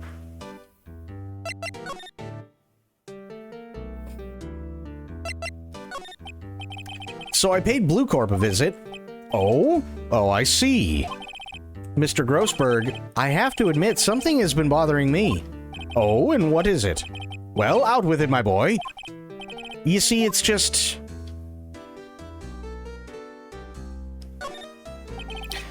Mr. Grossberg, sir, there was a giant painting hanging right there the other day, was there not? The one you said you had no intention of parting with? Well, I saw it today. It was in the CEO's office at Blue Corp, Red White's office. So, you noticed. I suppose I should have guessed you would. It is a large painting. Mr. Grossberg, I know you and Mr. White are connected somehow. Connected, you say? Yes, and I know what it is. You're lovers. I mean, hey, listen, it's not my place to fucking, you know.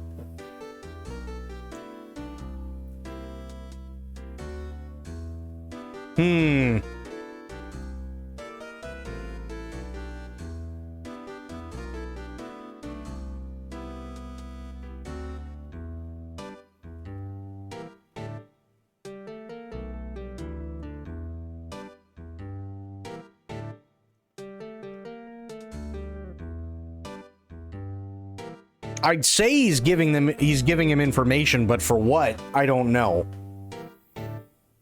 Because that's the only thing that would make sense, because unless he's blackmailing him, but we don't know why, we'd have no reason to assume that he's blackmailing him. But the photos on the desk would assume that he's being given information.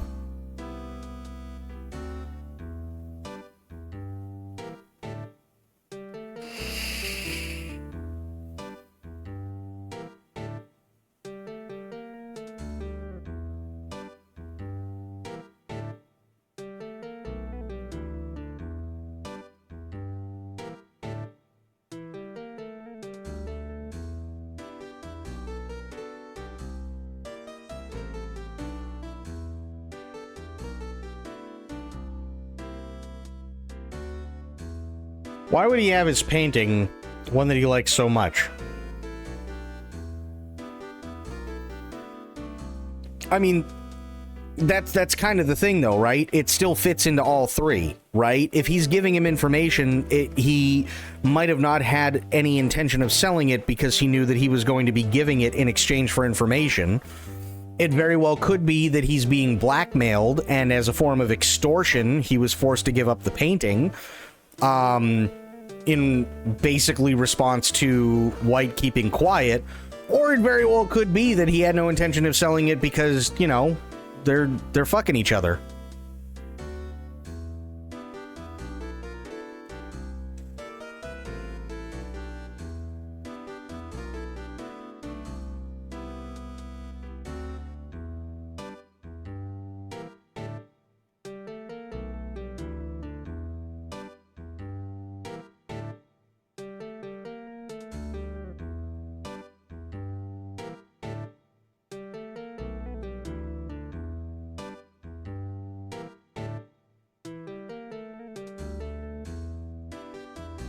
I mean, I'll do it. I'm still trying to wrap my head around why.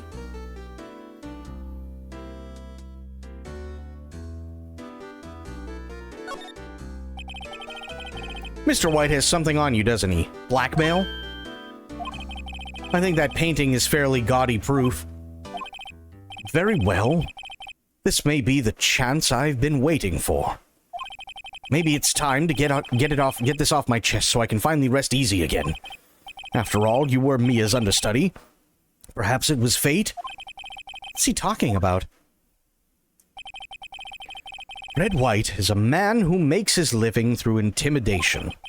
Blue Corp is a company that excels in finding people's weaknesses, I'm afraid. I've been paying them for 15 years now. 15 years? All because of the DL6 incident, as you may have guessed. The name on the back of those photographs. As you suspected, I could not stand in defense of Maya because of this. White would have destroyed me if I did. So that's the connection. It is hard for me to tell you this, my boy, but arresting Red White will be nigh on impossible. Impossible? Why? He has information on everyone. It gives him an iron grip. He owns judges, attorneys, prosecutors, police, and politicians. What? They are bound, unable to do harm to themselves and therefore to him. Don't look at me like that. What you see is nothing more than the weight of many years. What is the DL6 incident? DL6 is nothing more than the sorting code the police gave the case. It was 15 years ago now. I received a request from a medium, a spirit medium. A medium? Her name was Misty Fay. Fay! Indeed, she was Mia's mother. She had been investigating a murder at the bequest of the police. And she failed. As a result, the police called her a fraud. This is what Maya was talking about the other day. I did all I could for her, and in the end, cleared her of wrongdoing. That murder case, however, remains unsolved to this day. That case is the DL6 incident. But why were you blackmailed over this, Mr. Grossberg? The DL6 incident was top secret at the time. It made sense. The police didn't want people to know they were using a medium. They couldn't let people know, but one person found out. I told him. You told White? He offered me riches. It is an embarrassment to me now. Because I talked, the police were mocked far and wide. In secret, they began looking for the ones who sold them out. Of course, White heard about it, and he came to me. Only this time, the offer was blackmail. I see. White controls the law of this country as he sees fit. Yet if you would still challenge him, have a close look at Mia's office. Mia's office? She followed his every move for years. She may have recorded something of what she found. I asked before, but why did you refuse a request for defense? I think I have a right to know. A right, Mr. Wright? No, I'm sorry. It's just I need more time to think about it, my boy. He does seem troubled about something. Starting to have a feeling I know what it is. So you came to see the trial? Yes, I did. Something was bothering me all last night, you see. Couldn't get a wink of sleep. Really? What was that? Well, you see, it's just Mia's sister, that poor girl. My boy, I owe you my thanks, truly. I don't know what I would have done if things had gone poorly for the girl.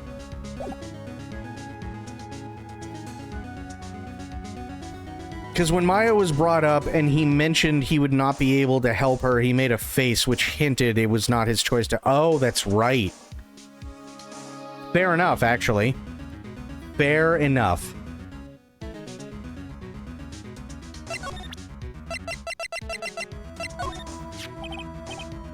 Sorry, sir, I borrowed this.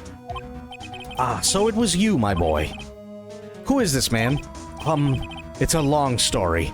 I'll be needing that back now. He doesn't want to talk about it for some reason. I better give him back his photograph. Okay.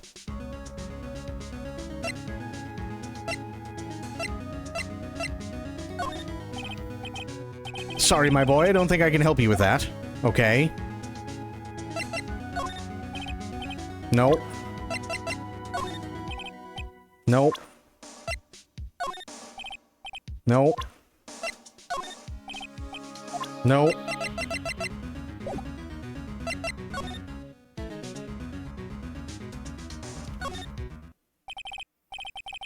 It's funny, looking at this room, it seems so normal. Hard to imagine a murder took place here. Mr. Grossberg said there would be clues. Maybe I should have another look. Absolutely. Mia's favorite potted plant. I guess I'll have to water it now. An old movie poster. Apparently, this was the first movie that made Mia cry when she saw it.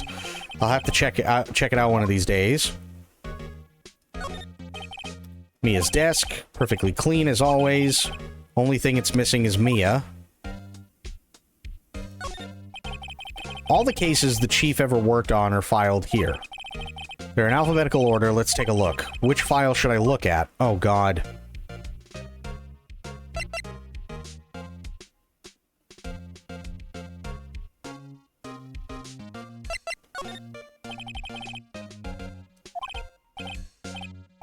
F. Misty Faye. That's me and Maya's mother.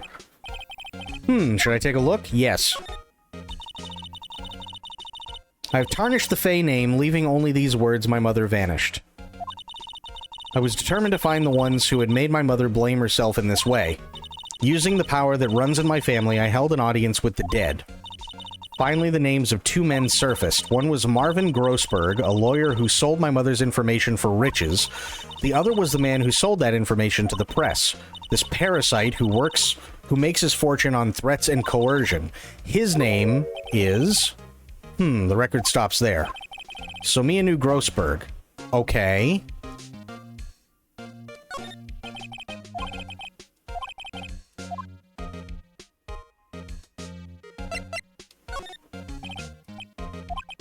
W, yes. The entire W section is missing. Was it taken?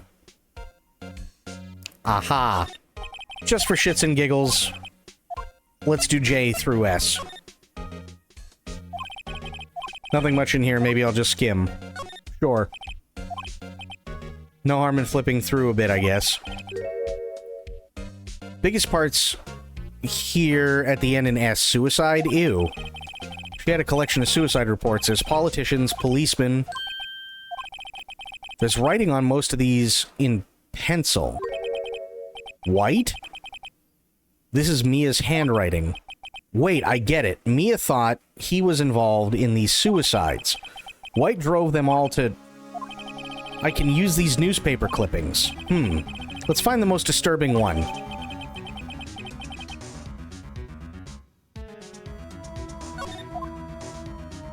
Nice.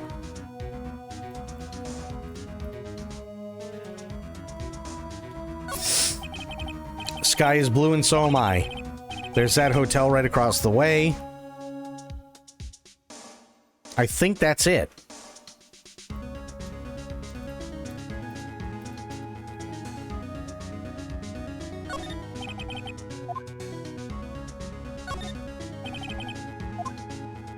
Let's just do these other two one more time.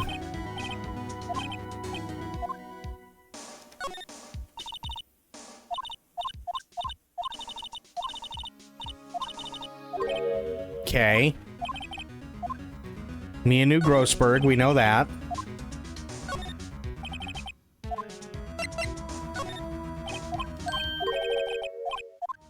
Okay.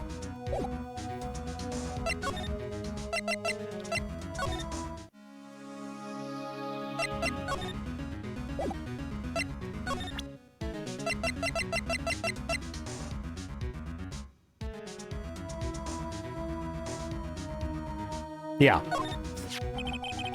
I found this in Mia's files. So she was investigating Red White, as I expected.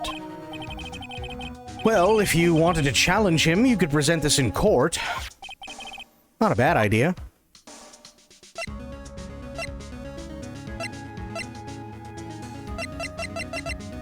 I think that's it.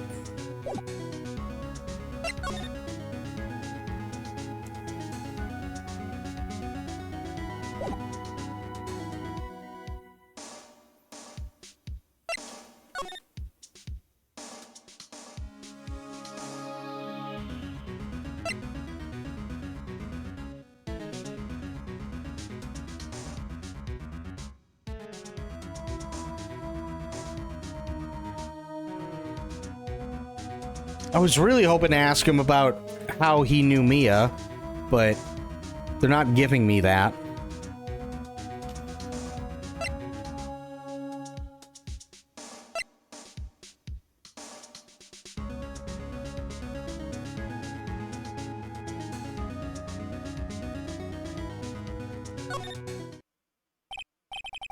Well, aren't you persistent? Sorry, but there's something I have to ask you. Mr. Lawyer, I really hate having to repeat myself, but it seems the message has not yet penetrated your thick skull. Stop bothering me. If you try my patience further, I fear a nasty accident may occur. Do I make myself clear? Transparent.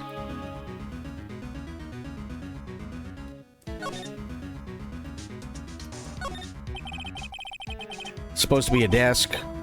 This is quite the thing.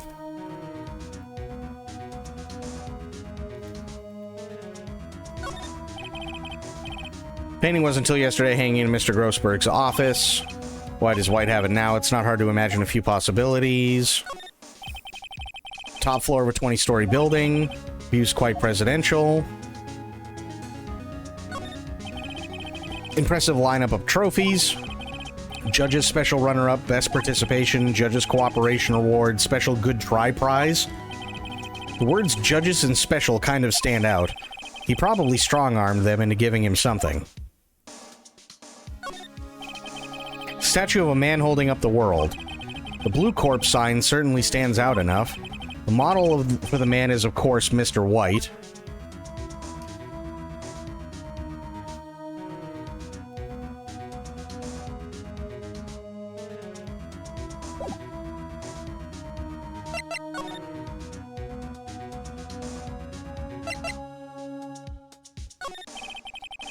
No point asking someone this crooked a straight question. I need some evidence I can use as ammo. What's wrong? Something stuck to my face?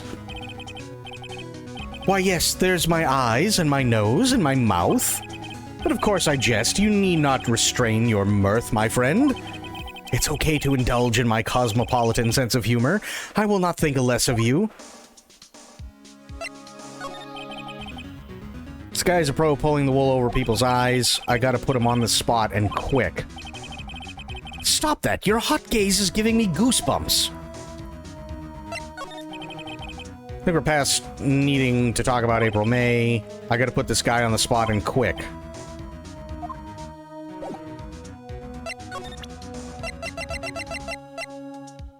This is the only thing I can do. This is the only clue that Mia left me. Better make this one count. Mr. White, you see this? It's an article describing the suicide of a politician. He was embezzling secret government funds. Then, one day, word got leaked to the press. The very next day, he took his own life. And this concerns me how? I found this article in Mia's office. Miss Mia? She had a file filled with articles like this. Every one of them was labeled with a single word. White. Mr. White, I know that you did... I know what you did to this politician.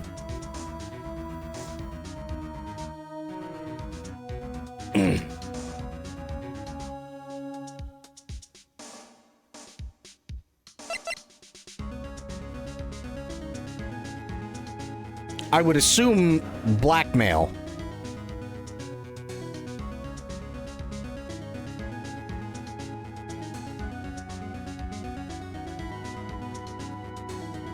Yeah. You were blackmailing him. Blackmail? Not just him either. You were threatening and coercing hundreds of others. You were involved in all the suicide cases that Mia investigated. This company is built on blackmail. I'm right, aren't I? What a bizarre accusation. Mr. Wrong. What is it that you should be doing now? Investigating me? No, no, no. I think not.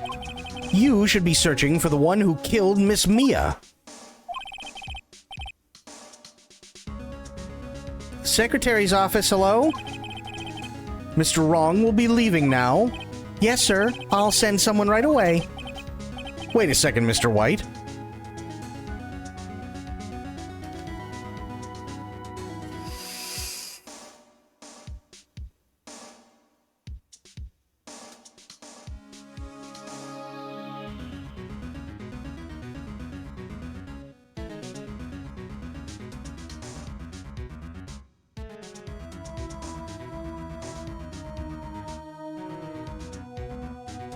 I'm assuming it's gonna be, you're right, I should be investigating the killer because that's you.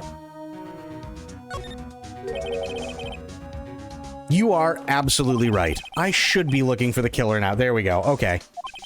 And actually, I've done better. I found him. He's sitting right in front of me. Just what are you insinuating? Mia was onto you. She was keeping tabs. For this reason, you had April May tapping her phone. Then Mia was murdered, and all the documents about you mysteriously disappeared. So the culprit would be... Even a child could work it out, Mr. White. You did it.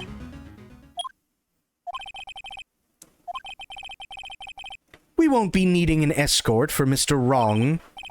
Instead, please connect me to the public prosecutor's office. Of course, sir. One moment, please.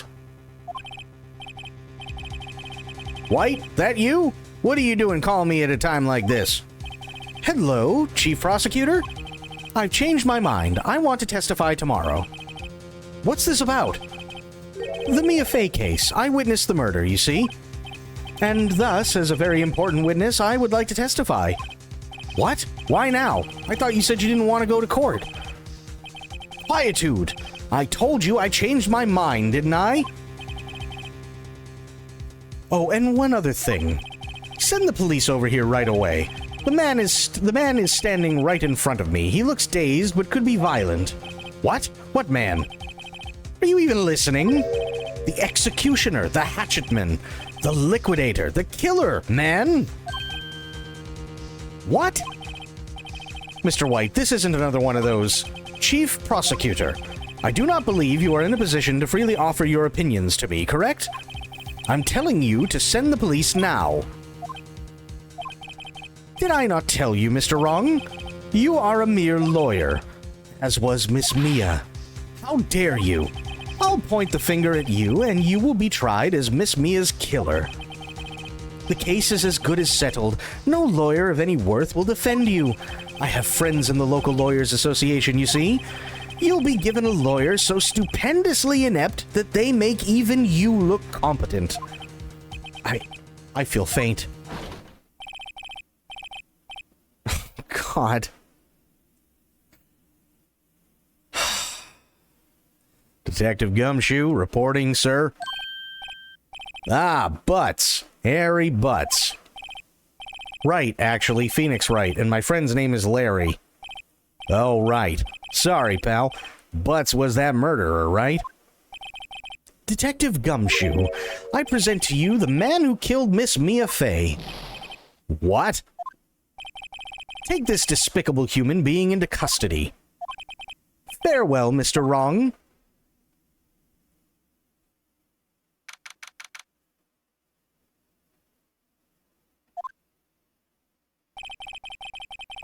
Can't believe it's only been a day since the first trial. My trial begins tomorrow. White's going to set a trap for me, and the prosecution will be in on it, of course. Edgeworth included. Oh, fuck. An attorney was assigned to me by the state yesterday. I refused. I had an idea. Right! Mr. Wright! Oh, Maya. Great, they let you out of detention. Just now, yes. It's all thanks to you. Well, now I'm afraid we've switched places. What? You mean you... Gotta sleep now, but good luck with the case. Don, have yourself a great night, buddy. Thanks for hanging out. Appreciate you. Now explain what had happened to Maya. I don't believe it. How many people does that man need to destroy before he's satisfied? My mother, my sister, and now you. This has gone too far. Mr. Wright, please tell me, is there anything I can do? Well...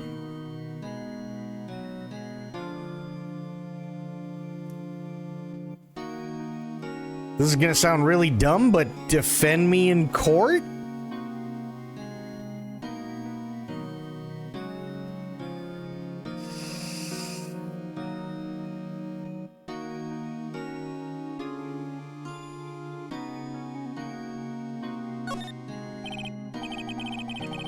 Alright, you can be my defense lawyer tomorrow. Alright. Huh? Wait, huh? Leave it to me. I am Mia's sister after all. Lawyership runs in our blood. Wasn't it ghost powers that ran in your blood? I'd better run to the bookstore and pick up a copy of Law for Rookies. Wait. What? I'm kidding. It was a joke. No way. No, really, I was kidding. But thanks. It's good to know you're on my side. And there really isn't anything you can do for me anyway. But I can't just sit here and do nothing. I've got to give that man a piece of my mind. Just a piece? Okay. Then come to the trial tomorrow. Okay, I'll be there. I'll show them a thing or two.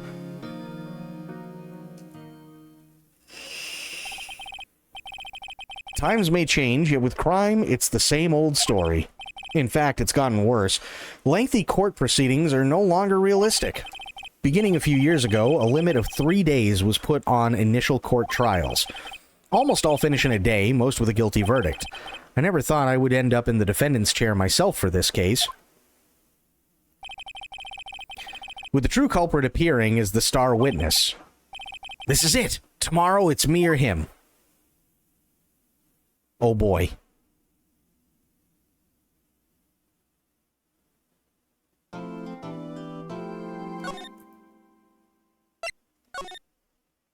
Wow.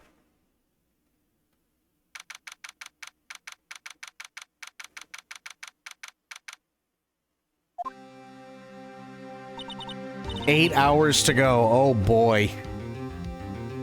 And I'm only here for like another 20 minutes. But, hey, at least the good news is you might be able to get some sleep. Well, I guess this is it. Yeah. One way or another, this case gets decided today. Ah! Phoenix! Look! Prosecutor Edgeworth. I received a call from Chief Prosecutor's office yesterday. I was told that whatever Mr. White says today, it will be the absolute truth. No matter how you try to attack his testimony, if I raise an objection, I have it on good faith that the judge will listen to me. What? Does White have the judge in his pocket too? So you're saying I'm going to be guilty, end of story. I will do anything to get my verdict, Mr. Wright. Anything. Why? Why? How can you torment an innocent person like this? Innocent? How can we know that? The guilty will always lie to avoid being found out. There's no way to tell who is guilty and who is innocent. All that I can hope to do is get every defendant declared guilty. So I make that my policy. Edgeworth. You've changed. Phoenix, you know him?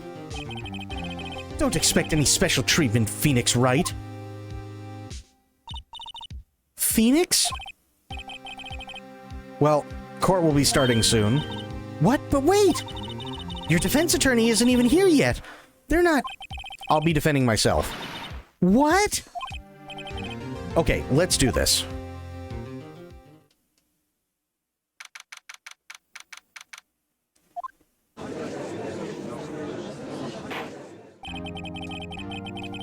Court is now in session for the trial of Mr. Phoenix Wright.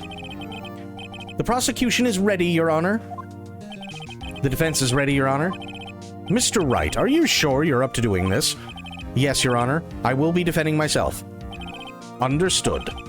Very well, Mr. Edgeworth. Your opening statement, please.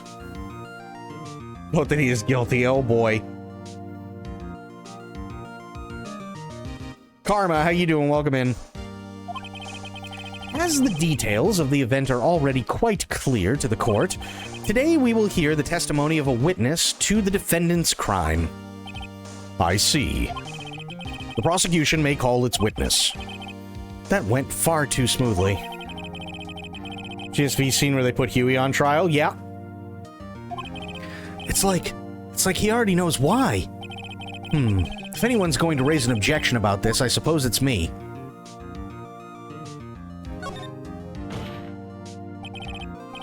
Mr. Edgeworth, you owe an explanation to the court. Why didn't this witness testify in the trial against Miss Maya Fey?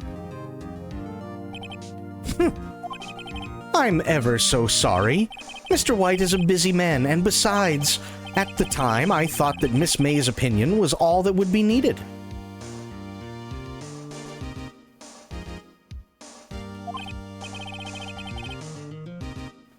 Again, my sincerest apologies to the court.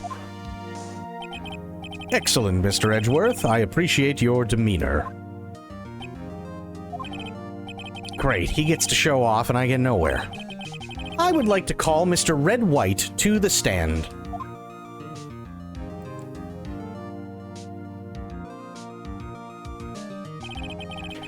Please state your full name. You wish to know the title of my personage? Your name? Yes, that is what I said. Oh dear, do my locutions confuse? Name! These two are great together. My name is Red White, but my friends call me Blanco Nino. White boy?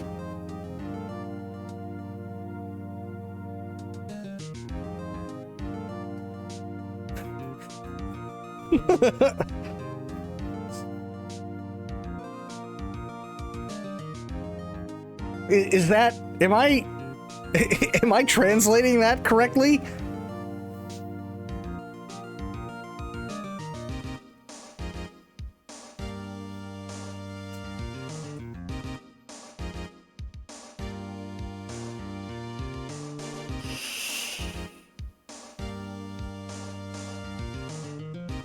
Or is it white little boy?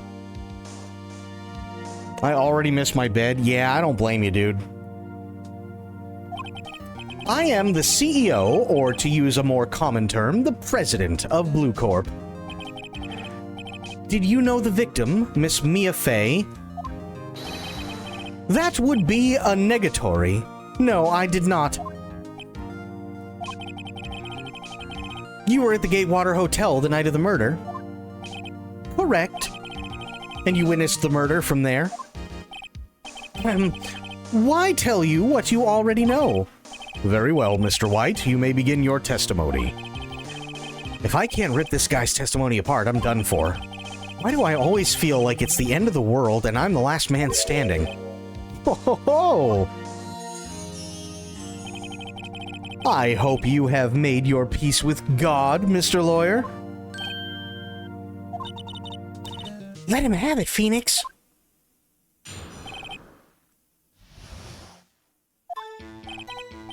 Let's see, it was about 9, I believe. I was quietly perusifying, that's reading to you, some papers by the window. Then I heard a bedlam coming from outside. Surprised, I turned to look at the building across the way. It was then I saw him, a spiky-haired man attacking a woman with long hair. Needless to say, that man was none other than you, Mr. Lawyer. I called Miss May over at once. She, too, was flabbergasted, of course. The victim, she ran away, but you gave chase. Finally, there was a terrible impaction. Then it was all over. If things occurred as you testify, then I'm afraid the defendant is guilty. Very well, defendant. I mean Mr. Wright. Your cross-examination. Yes, Your Honor.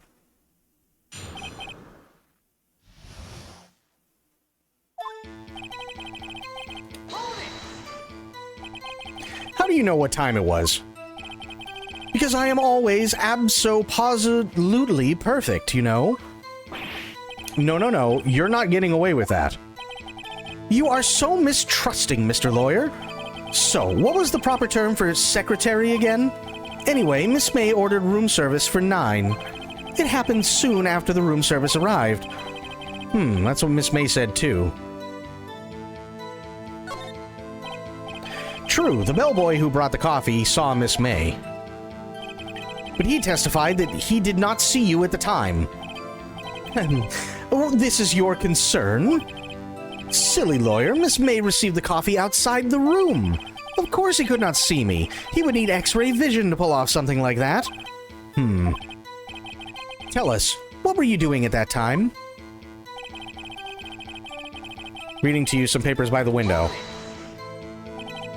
By window, you mean the one directly across from Fay & Co. law offices? Correct. That is the only window, you see. And there you were reading papers. Correct. The Gatewater is a businessman's hotel, and I'm a busy man who had business to do.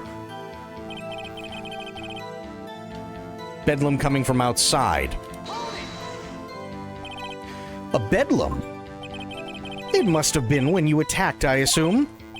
We see. Continue. Surprised, I turned to look at the building across the way. So you were reading your papers until you heard that sound. But of course, I am no snoop, peeping out of windows at night. No snoop. Yeah, right.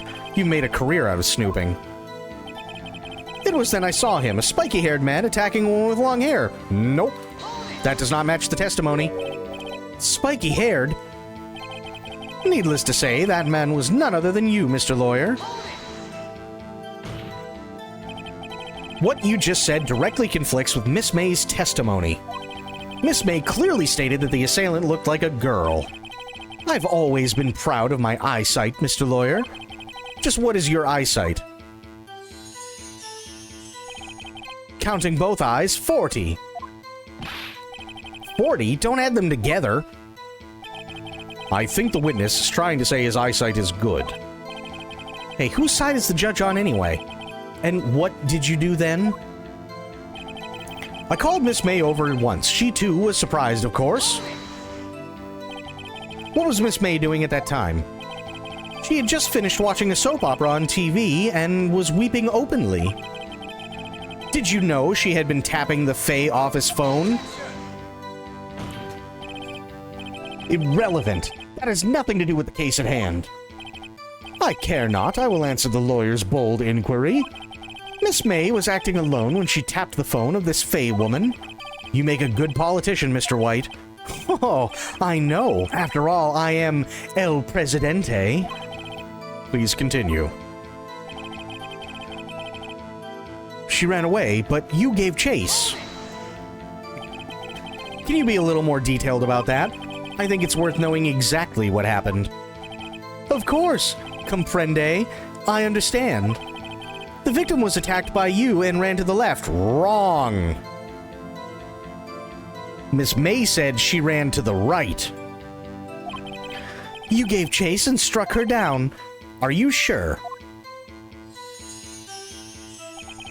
As you know, I am always abso-positively perfect. Perhaps you could change your testimony to reflect this new detail. The victim ran to the left and you gave chase.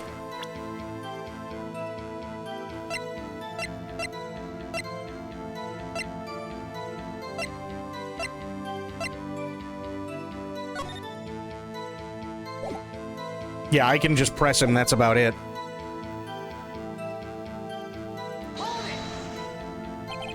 Are you sure about that? How many times must I say it? I am abso-positively perfect. End of story. How many times must I hear that? Psst, Phoenix! Doesn't something about that strike you as a little odd?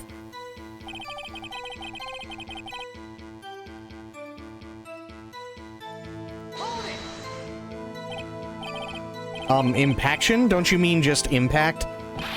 Ridiculosity! I think you need to brush up on your language skills. On second thought, perhaps I'd better leave the whole language thing alone. Did Edgeworth prep this guy too, I wonder? Anyway, I'd better find a weakness in there.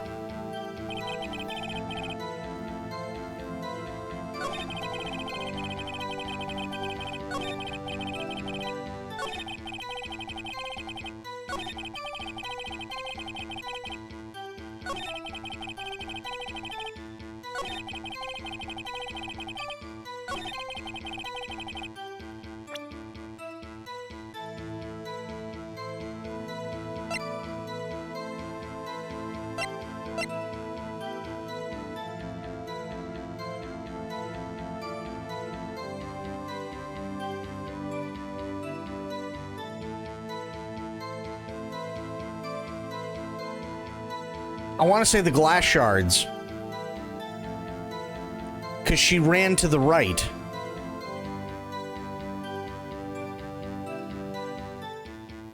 Which means that... What does Miss May say in her statement? Ah, there we go. She ran to the right. Yes, thank you. I was sitting there going, wait a minute, I know I have something.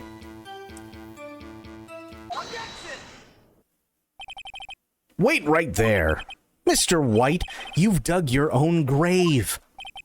What is this? You said the victim ran to the left, but that directly contradicts Miss May's testimony. She clearly stated that the victim ran right. Oh, it is simple. You have misheard her. I think not. Look at the floor plans. The killer was here, and the victim here. If the victim ran to the left, as you claim she did, she would have been running directly away from the door.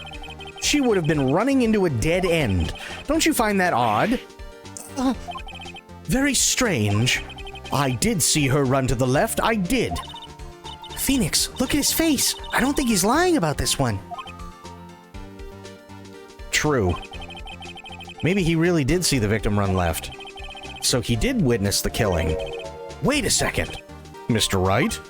Yes, Your Honor. Miss May says right and Mr. White says left. Can you explain this contradiction to the court?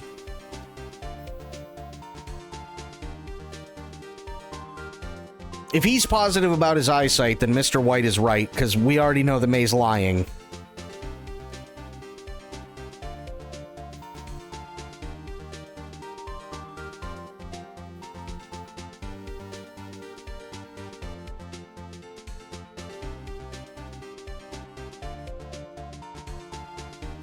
Because he's going up against somebody who's already been... It's already been shown that she was lying under oath about what she saw.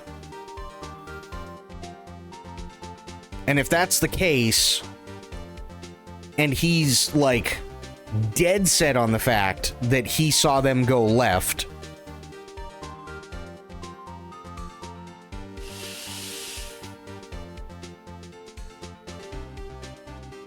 Oh! I get it now. Okay. Yeah. He saw her go left because he was the one in the room. He saw her go left because he was the one in the room with her. She saw Mia go right because she was looking at it from Mia's back. So both are right. Will you be posting VODs on your YouTube?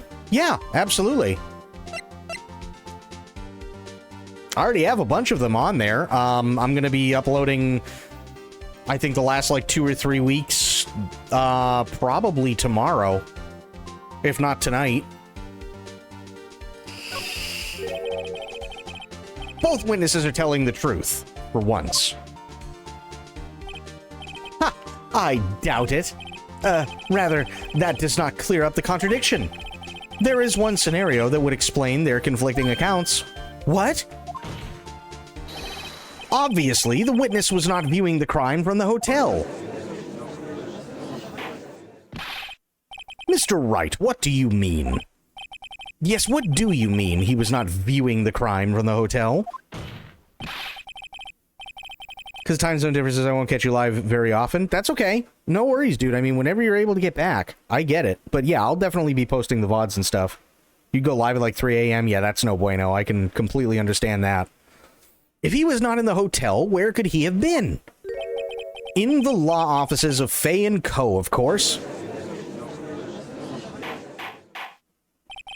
More specifically, he was standing here. Time to show the court where Mr. White was standing.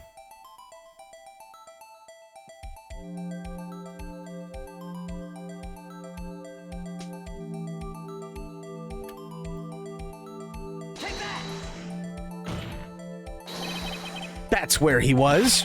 Hold it right there, Mr. Wright. If he was there during the very act of the murder, that would make him an accomplice. Impossible. There was no one other than the criminal and victim in the room. There is no evidence, no proof to the contrary. None.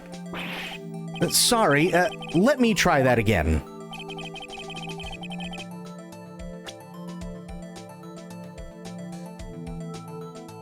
Oh, just point at the K, okay. This is where he was. Look! When the victim ran for the door, if he was watching from his point, to him it would appear that she ran to the left. Please, this is no time for jokes and ill taste. This is where the killer was standing. Order! I will have order. Anyone disturbing the order of this courtroom will be held in contempt. Mr. Wright, what are you suggesting? Rapscallion. postulations of defense are a distortion of the truth, Your Honor. Indeed, they do seem a bit far-fetched. Oh, you provide us with so much entertainment, Mr. Lawyer. But now he's laughing?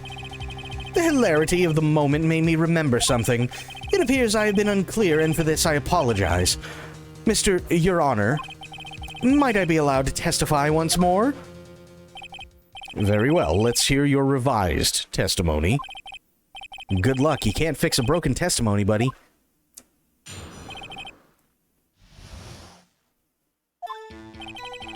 Miss May's testimony was correct, as was mine. When you assaulted the girl, she first ran to the left. And then you hit her savagely, is what I saw. That is what I saw. Next, with the last of her strength, she ran to the right. You chased her and delivered the final blow.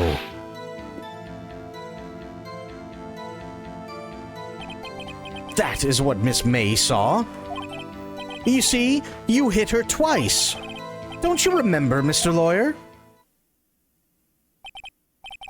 That does seem to make sense. Will you be cross-examining the witness's testimony? You bet I will. I mean, yes, Your Honor.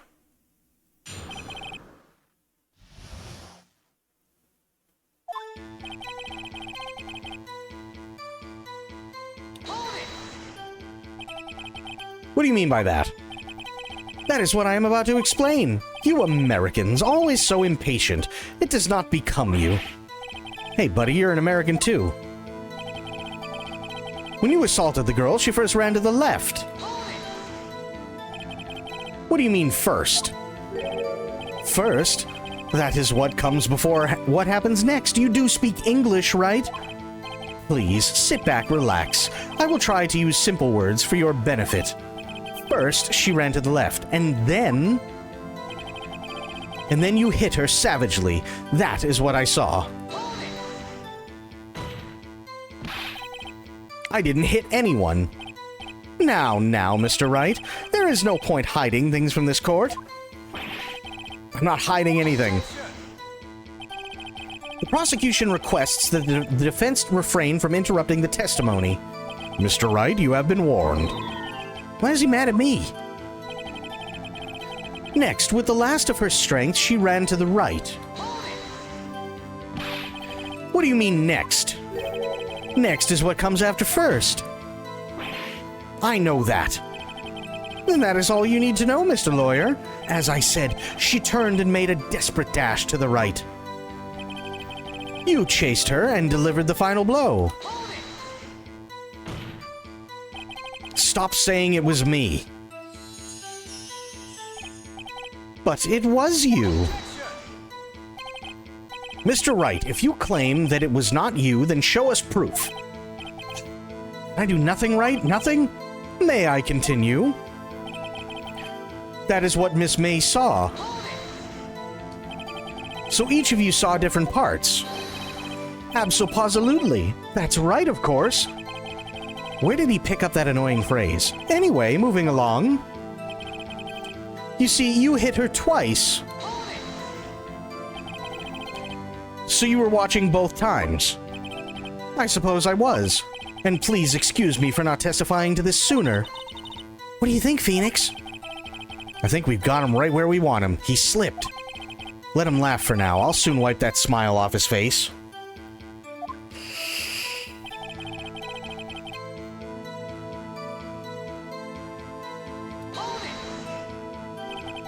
What do you mean by that? That is what I'm about to explain. Oh, okay, we already saw that.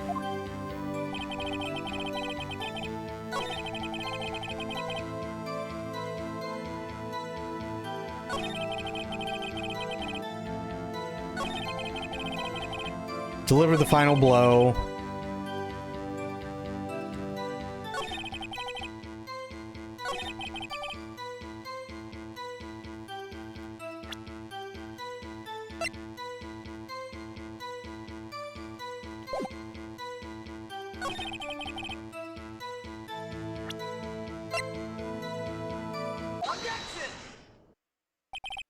Mr. White.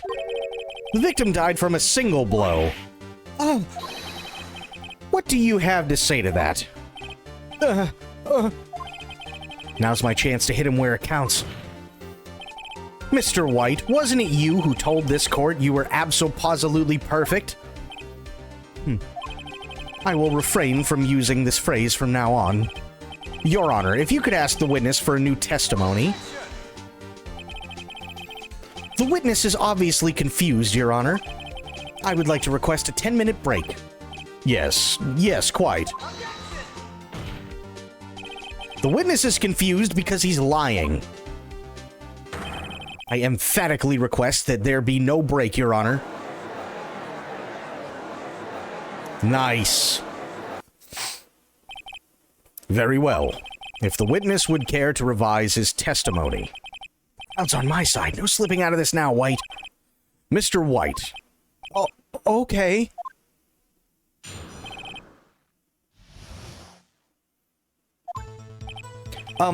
Well, see, I looked at the other window when I heard that thing fall. Heard what thing fall? Then the next moment, I saw Miss Mia run to the left. The killer, you, attacked her, but she dodged. And then she turned and ran for the door. Then you did her in with a single blow. Thwap!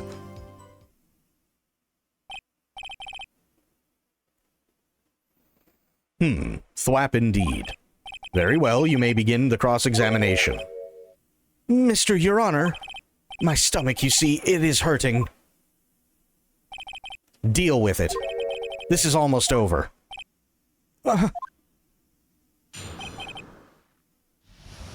Yeah, once we're done this, we're calling it. The other window when I heard that thing fall. What thing? You heard that thing fall. What exactly was that thing? Huh? Oh, that? The glass light stand. Right, the one that had fallen over at the scene. Phoenix! Doesn't something about that strike you as odd? Yes, it does. Yeah, that is odd. No, I know where it is. Mr. White. Huh? What? You're saying you saw the glass light stand. Yes? Then change your testimony to reflect that. Sorry, my bad. The witness will revise his testimony. Oh, okay, of course. A light stand was lying on the floor when I looked. Then the next moment, I saw Miss Mia run to the left.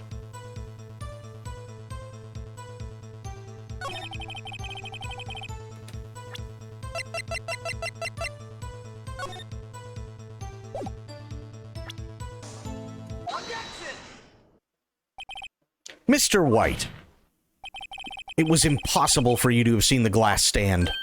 What? Look at this. These are the floor plans to the scene of the murder, yes? Correct, Your Honor. Now, look. If you were to look through the window at the office, this is the area you would be able to see. Here.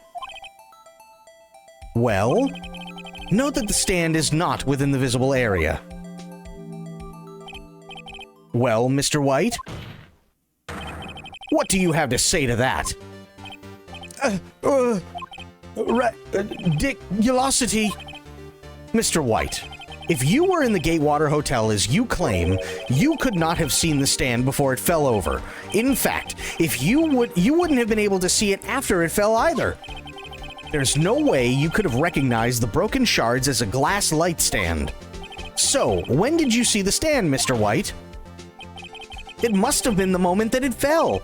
And the only place you could have seen that is inside the Fey Law offices. In other words, you were at the scene of the crime when the murder took place. Ah!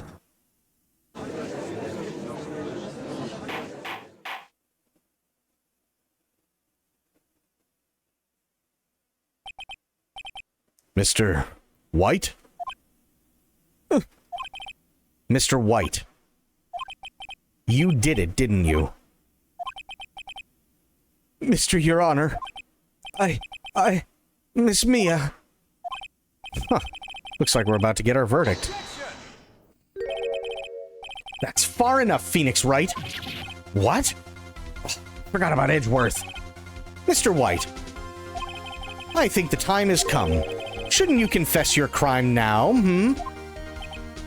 What?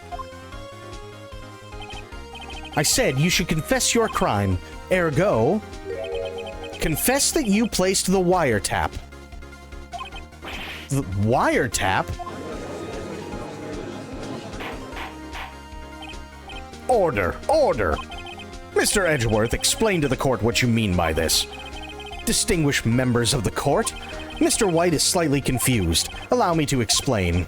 I really don't like the way this is headed. As you know, Mr. White is the CEO of Blue Corp. He ordered his secretary, Miss April May, to tap the law offices of Miss Fay. But what does that have to do? Your Honor, the question is, when was the wiretap placed in the office and by who? No, you wouldn't. Mr. White, in order to place the wiretap, you entered Miss Fay's office. Am I correct? Correct. You are most correct, Miles. Give me a break. Yes, in order to place the wiretap, I breached the Fay & Co. law offices. That is when I saw the accursed light stand. Now I'm confused. Please explain to the court what all this means, Mr. Edgeworth. Gladly, Your Honor. Mr. Phoenix Wright has made his position quite clear. He has determined that Mr. White knew the glass stand was in the office. He has shown that there was only one time Mr. White could have seen the stand, at the very moment of the murder. Thus, Mr. Wright would like you to believe that Mr. White was the murderer. I see. However, it is a fact that Mr. White had been to that office well before the murder took place. When he went to place the wiretap, he could have seen the glass light stand then. Ergo, Mr. Phoenix Wright's theory is revealed for the baseless conjecture it is. Mr. White, you will testify to the court about this wiretapping. Leave it to me. I feel faint. Jesus Christ. It was the beginning of September, the week before the murder.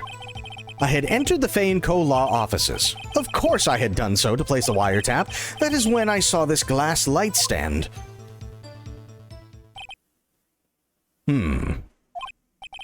So you saw the stand before the night of the incident. And this is how you were able to identify what had fallen over by the sound. Correct. That is right. I see. Very well, Mr. Wright. You may cross-examine. What am I supposed to do now? Good luck, Phoenix.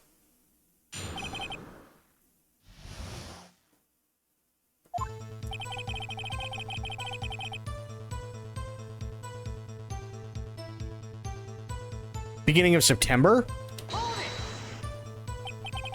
Do you have proof? Miss April May knew the details of Miss Fay's phone conversation. This proves that the wiretap was placed before the murder. Huh, right.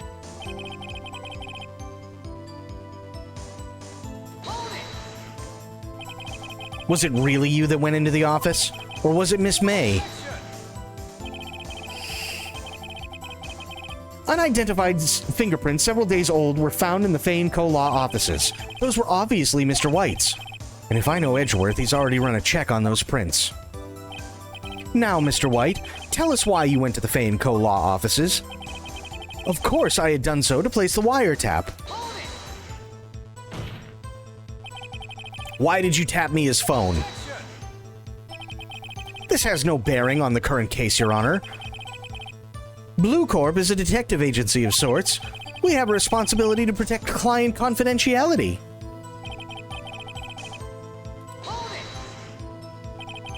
Why did you notice something as innocuous as a light stand? The light stand was made entirely out of glass. It was quite stylish, so I guess it made a lasting impression on me. Such a beautacious thing deserves attention, does it not? That is all. Damn it. There's nothing for me to press him on. Oh well, maybe he's rattled enough that I can bluff something out of him.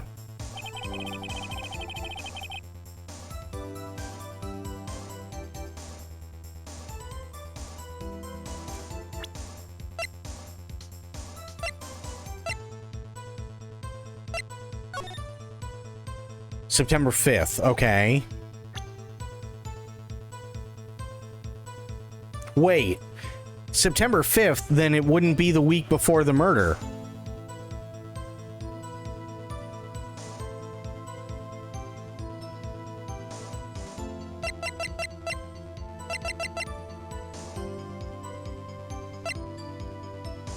I would assume.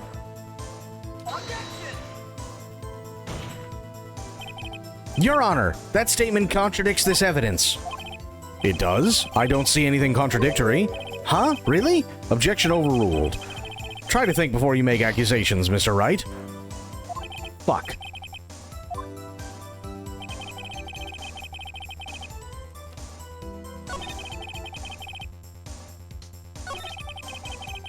Done so to place the wiretap.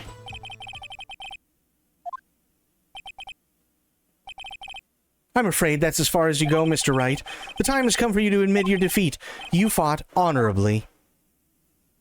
What the fuck? I can't take this anymore. Mr. Wright, are you giving up? What the fuck? Hello?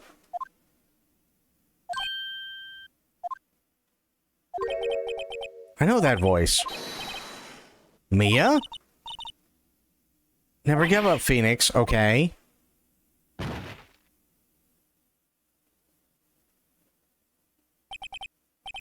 Where am I? The waiting lobby? What happened? Oh, right. I lost the trial. I was hallucinating. What the fuck? Hello? You're finally awake. Yeah.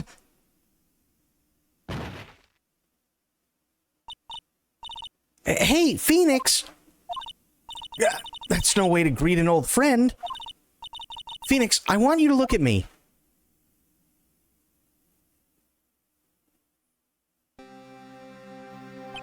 Why are her tits out all of a sudden? You're... Maya?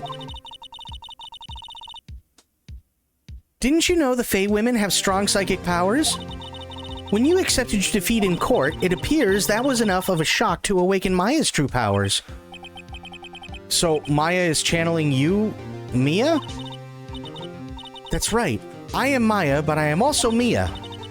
Now, I want you to listen to me, Phoenix. Maya never gave up. You can't either. That's what I came here to tell you. But we don't have much time, Phoenix. Now listen. You've already won. Huh?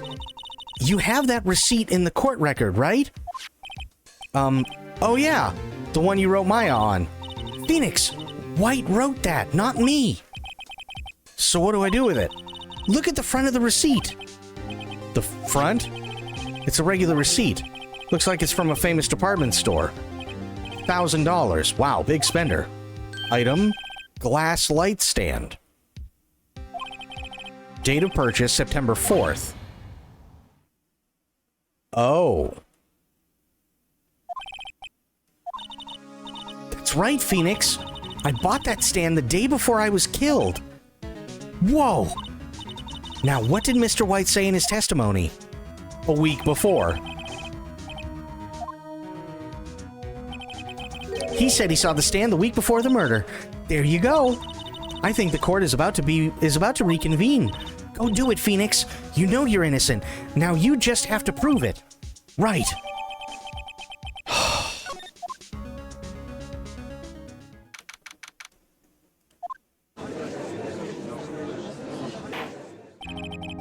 Court will now reconvene for the trial of Mr. Phoenix Wright. Is the defendant, rather, are you all right, Mr. Wright? Yes, sorry, Your Honor. I'm fine now. Then let's start where we left off.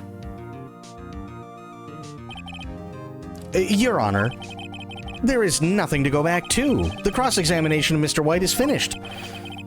All that is required now is for you to pass judgment on the defendant, Phoenix Wright. Your Honor, please give me one more chance. I promise you this is the last time I'll ask you. But as Mr. Edgeworth has noted, the trial is more or less finished. Mr. Edgeworth, do you have an opinion on this matter? I say, let us give Mr. Phoenix Wright his last chance. Very well. You may begin your cross-examination.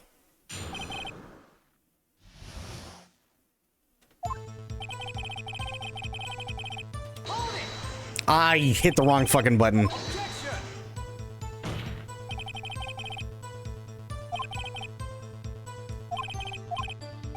That's fine. I'll go back.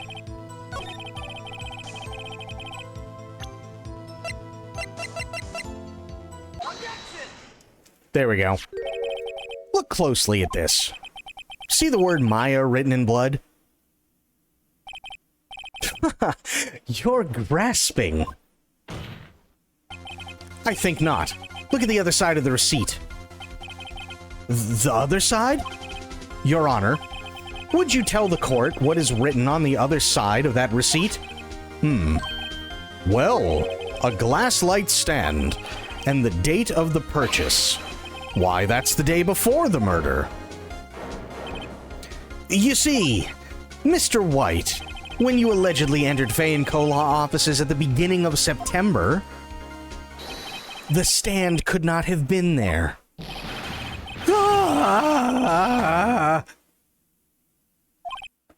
Well, Mr. White, can't get out of this one, can you? No, it's impossible. Uh-oh, he's losing it. Well, Your Honor, I understand there must be quite a bit of pressure on you. But I think you'll agree you can't judge me guilty under these circumstances. Very well. Then that is all for the trial of...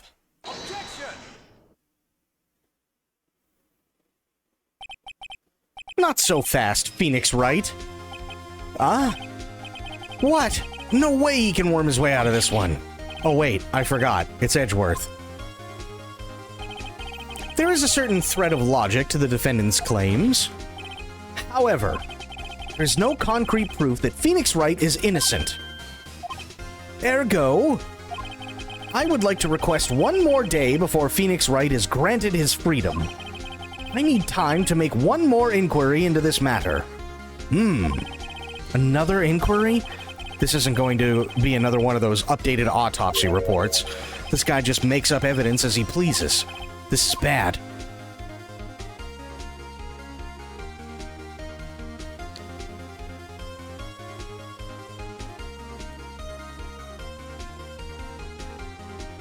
I'm assuming this doesn't matter, right?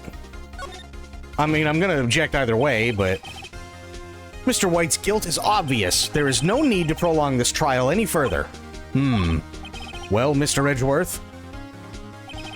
If anyone is going to call Mr. White to trial, it would be me, the prosecution. I need a day to ascertain whether the new claims have any basis in factual evidence. I see. Objection denied. What? The completion of the trial of Mr. Phoenix Wright will be postponed until tomorrow. There's no telling what will happen if I can't end this now. Edgeworth is sure to come up with or just make up something. And after Mia showed up to help me and all... Mr. Your Honor, may I go home? Of course. Thank you for your time. Witness will stay. Mia? Phoenix. Read this note out loud. Mia, what's this? List of people's names in Mia's handwriting. Oh, shit. Your Honor, if I may, you're quite persistent today, Mr. Wright. You bet I am. My life is riding on this one. I have something I would like to read to the court. Jesus.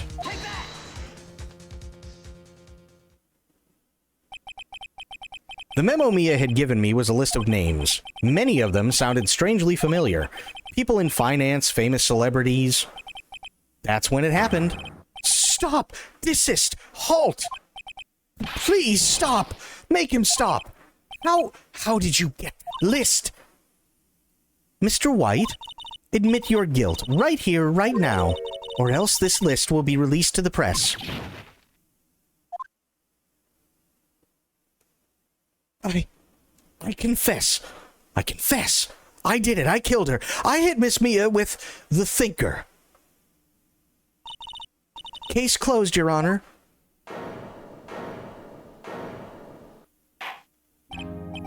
Well, I see no reason to continue this trial. Mr. Wright? Yes, Your Honor. You've done it again. That was quite a spirited defense. Yes, Your Honor. I guess you could say that. If only you knew how spirited it was. Well, this court finds the defense, or rather, the defendant, Mr. Phoenix Wright, not guilty.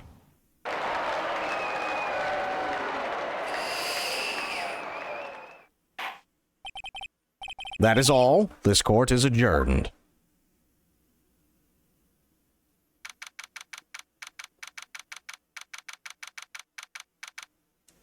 Jesus. Well, I never thought I'd be saying this again, but congratulations. You're lucky I was born a Fae. I'm lucky I had both you and Maya on my side. I'm glad you made it. Thank you, Phoenix. You risked a lot to help me and Maya. I won't forget it as long as I live. As long as you live? My time here's running out. Huh? Maya's powers are still weak. I can't stay here that long. What? No! There's still so much to say. Don't worry. I'm sure we'll meet again. Chief! I'm not the chief anymore. Phoenix? Can you come to the office tonight? Say 9? The office? I'll see you later. Chief, Mia! God damn it. Being here, it's hard not to think about that night. You came! Mia. I was kind of worried you might not. Huh? Of course I came. Well then. I'm pretty hungry. How about a burger? Mia? You should see your face. Mia! What are you talking about? It's me, Maya! Maya? What, did I look like my sister? Looks like you were her. I might be able to use that. Oh, Phoenix, go to the store and buy me lunch, would you? Maya, why are you here? Because of this. See, Maya wrote me a letter. Take care of Phoenix for me. Take care of... Huh? She means the office. This office. Someone has to help with the new Wright & Co. law offices, right? And who better but me, Maya Fey, reporting for duty. Wait, no, on second thought, let's make this casual. Yo, Nick, Maya here, ready to get down to business. You don't mind me calling you Nick, do you? It's a great name. Mia said that's what your friend Larry calls you. Nick? You know what that means. We're partners. You know, when I think about it, it's Maya's fault I'm here now, but if it wasn't for her, I'd probably be in jail. Wright & Co. law offices. It's got a good ring to it. Yeah. Thanks, Maya.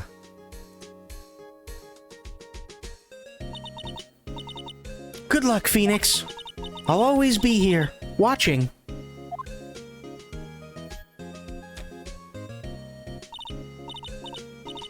Right, okay, Nick, let's do it. Huh? Do what? Burgers, dummy! Burgers! There's a great burger joint just down the street. Come on, time's a-wasting. Okay, wait up.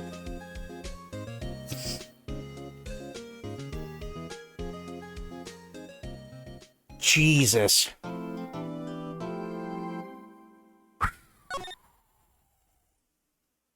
Okay, this, by the way, is where we are going to call it. We finish that, and that is it. I'm not even... Yeah. Steel Samurai, great, fantastic. It doesn't matter. I'm not even looking at this right now.